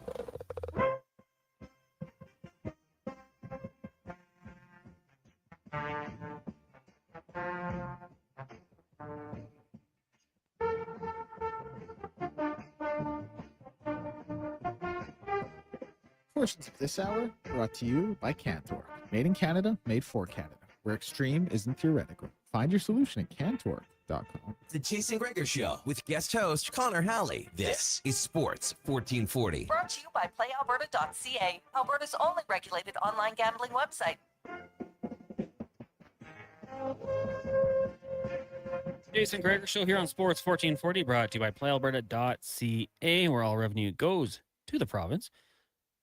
Play Alberta's Lotto Max tonight. $10 million on Saturday. You got the gold ball jackpot, $20 million. You can also, of course, get in on our daily specials. PlayAlberta.ca. Use your game sense when you do that. Team Dean says, guys, how many bargain contracts do the Oilers have? I got 6. McDavid, Dry, Hyman, Nuge, Bouchard, Pods. Nuge at 5, Dickinson at 4, Trent Frederick at 3.85, Colton Dock at 1.2. I mean, if you just look at cheap, I guess there's potential. Like if Isaac Howard is a good year, under $1 million, that'd be okay. Matt Savoy's 886. He's under $1 million, so that could be a value. Not for long, though. If it becomes too good of a value, then they're just going to get paid. So, yeah, I mean, I'd say that's a pretty good list. What else do we got here? We had some best athletes you saw in person. Pete said, I saw Vlad Guerrero when he was with the Angels, hit a moonshot, was sick. Vlad Sr., he would just hit the ball from anywhere. 10, Ken's got Warren Moon, Gretzky, Giz, Nigel Mansell, Canelo. Good list there. Wanye. Let's get to Wanye's world. We've got all our reads in, so the floor is yours. You What's got going your on? homework done early. Yeah. Wow. I just want to talk about the Elks because it's been a long time that people were this pumped about an Elks team going into September. And with the bye week that earlier I did not know was occurring, the storyline isn't going to change much the next week. Mm-hmm. Like, what are you thinking is a reasonable outlook for the team? Probably, I mean, why not Grey Cup? Why not? Like, is there a situation where they can't beat either Saskatchewan, Calgary, Winnipeg, BC? You know, if they were to get that first round bye in home field, like, why not? Like, I think we'd be trending in that direction the way they've played. They're coming together on defense a little bit better now. That, you know, Cody Fajardo has shown what he can do. I think that'd be a fair expectation. Now, if the wheels fall off and they lose a few more games, then those expectations obviously change. If they, you know, have to go on the road in the Western Conference Final or don't get to host a game at all, then things might change. But right now, I think that the expectations would be pretty high. We're 9 days away from football again. They'll be report back to practice over the weekend here and get back to it. But the offensive line is held up. I mean, you're going to get Colter Wood-Manzi back at some point. That's going to be a nice addition. You can run the football. And I think one of the nicer things is they've just continued to show that willingness to run the football, even if it's not, you know, working. Keep trying. Don't give up on the run game. Justin Rankin can bust those big ones. A little more creativity at times might be needed. But the defensive side of the football, they've been great. And they're just becoming more and more cohesive. I think that secondary, you're seeing guys get chances and opportunities and make plays. So I don't think it'd be crazy, you know, if they continue to hold off these teams and stay in the top spot in the Western Conference. Like, why not a Grey Cup experience? You might say it's a young team and they're still learning, but Cody Fajardo's been there. That's your leader right there. He's won a Grey Cup. Like, why not? What an incredible turnaround, if that's the case. Yeah, 100%. I mean, it won't be easy, though, like, because as we've stated a few times, like, especially this week. So the Edmonton Elks right now, 7-3, top spot in the Western Division. All the other Western teams are in action. And, you know, for some teams, it'd be tougher than others. But Winnipeg with a win would be 6-5, right? So they're kind of right back in the hunt, just a couple games back. Calgary, 4-6. So they really need this win, actually, tomorrow afternoon. Saskatchewan with a win is 7-4. They're just one game back. And then Ottawa takes on BC. BC with a win, 6-5, just a couple games back. And I would say, like, for the most part, the Elks' toughest part of the schedule has kind of come and gone. Like, they played Montreal twice. You had the 2 games against the Rough Riders. So you've got those mostly out of the way. But all these other teams, like, you can't sleep on them. BC is kind of woken up. Curtis Rourke is playing better ball. They're running the football, it seems like, at will at times. So I don't know. Like, you're encouraged. I'm happy by what we've seen from this team, but they can't sit back and take it easy. Like, it's just too competitive for the time being to take your foot off the pedal. And they know that, right? Like, they're being coached up the right way. They understand that. But I think that game going to last Friday, coming back and winning against Winnipeg was absolutely massive. Like, just to go into your buyout with a loss and then all of a sudden you're 7-4, teams are getting a little bit closer. Just coming back to it in that fashion, I think, is a huge confidence builder for them. Now, you're on the road. When the Elks are on the road, you're on the road at the Elks parties. Yeah. How are the vibes? Sky high? Oh, they're awesome. The Elks faithful that have stuck with this team through thick and thin must be rounding the corner into thinking these guys are legit. Well, yeah, I think so. And I mean, the vibes were always pretty good because the faithful would show up even when they're losing. You know, it'd be tough because the game might be over at halftime, and we're just like, well, have some Coors Light watch party, have a beer. You know, you're kind of pumping that in. It's a good thing. But yeah, I really noticed it at first round. It was that Rough Riders game when they won. Like, it was so close and it was such a good football game. And there was chants breaking out. Guys are doing first down signal every time there's a first down. Everyone was on the edge of their seat, and then to come away with the win, like people were coming up to me afterwards, high-fiving, like it's there. The people want to come out and watch these things. They're always a good time because, you know, we'll drink specials, food specials, but also giveaways, things like that. But those were always kind of good. I love a good first down. It's fun to do it. It's great. We had a guy that sat in front of us every Elks game, Eskimos game back in the day, every single first down, stand up, do the point. You got to. Would you do anything cooler if you were a football player? Like a gizmo flip? Well, no, like some guys are doing differently. They're putting like the two hands up, and then the NFL's like, you can't do that. Kind of looks like guns, so they have to readjust what they're doing. Go for a Macarena or maybe like a Gangnam style. You could do Gangnam that. style. But eventually you have to just do the point. My fear would be the retribution from the other team. Well, you know, if you're a receiver, you catch a first down, you're allowed to do it because if you don't catch it, the DB is going to do the whole strapped thing, all that. What would you do? I'd be subtle, I think. It's like a shh. Just a quick point. Can you say shh anymore? I think so. Didn't people get fined for like basically everything? Well, there was a lot of stuff. You couldn't stand over a guy for a while after a big hit or anything like that. You couldn't spike the ball in their direction. That was a little soft. But yeah, I think I'd be kind of subtle with it. Just a little one. Not even like two fingers, just one finger gun point. Keep it moving. Deck, what's your first down call? Two hands over the shoulder, bow and arrow, maybe? I think, like, if I'm a receiver, Yeah. I think it's just a classic one of these. Yeah, Ooh, give it two hands. But I always think like a DB. Put the seatbelt on. That's buckle up. Strapped. 10 balls 10 yards overthrown. You're celebrating. That might be one of the best things in sport. I can't wait to have like the ball be nowhere near the receiver, and then Tarheeb still for the Chargers celebrate because he put him on lock. Like, okay, we'll celebrate it. Can you think of any huge celebrations that spring to mind for football that got you amped? Doesn't be your favorite, just a gooder.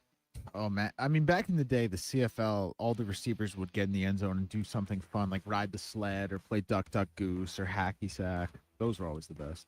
Jermaine Copeland led the way with those. He was great. Good times. Nick Lewis, always good. Yeah, bobsled, the bicycle. They had some good ones. Well, Wanye, it was fun. Pleasure. See you next week. Thanks for coming in. You betcha, boys. Connor Spivak, intern, done here. Thank you. Appreciate all your contributions. Declan Kruger, you as well. Big thank you to all of our guests. Sean Reynolds, Matt Barrett, Wanye Gretz, Brian Dietro, Mark Spector, and Alan Mitchell. Up next, Blue Jays Baseball on the AM dial. Fox Sports Radio, if you're streaming, welcome to a Sports 1440 update with Declan Kruger, brought to you by Sean Cunningham of Remax Real Estate. Get the home team advantage for your next move in the Edmonton area. If you're thinking about buying or selling a home, call or text Sean directly at 780-265-0165. Good night.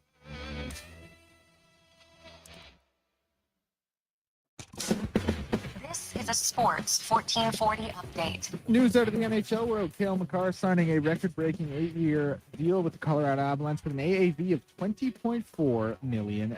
Right now in the MLB, the Toronto Blue Jays lead the Mariners 3-1 at the top of the third. Brewers lead the Rangers 1-0 in the bottom of the first. Braves lead the Rockies 2-0 in the bottom of the second, and 3 games tied 0-0. Astros, Mets, Royals, Guards, and Red Sox, Yankees. One final today saw the Reds beat the Cubs 10-8. NFL games going on right now in the preseason. Ravens lead the Commanders 24-0 in the third quarter. Falcons lead the Dolphins 7-3 in the second, and 2 games tied 0-0. Texans and Panthers in the second quarter, as well as the Bucks and Jags in the first.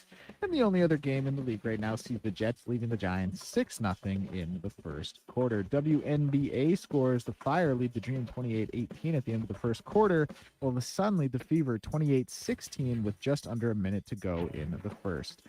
Week 13 of the CFL will get going in about half an hour's time between the Montreal Alouettes and the Winnipeg Blue Bombers at Princess Auto Stadium. I'm Declan Kruger. This has been a Sports 1440 update. Sports 1440, a Stingray radio station, broadcasting on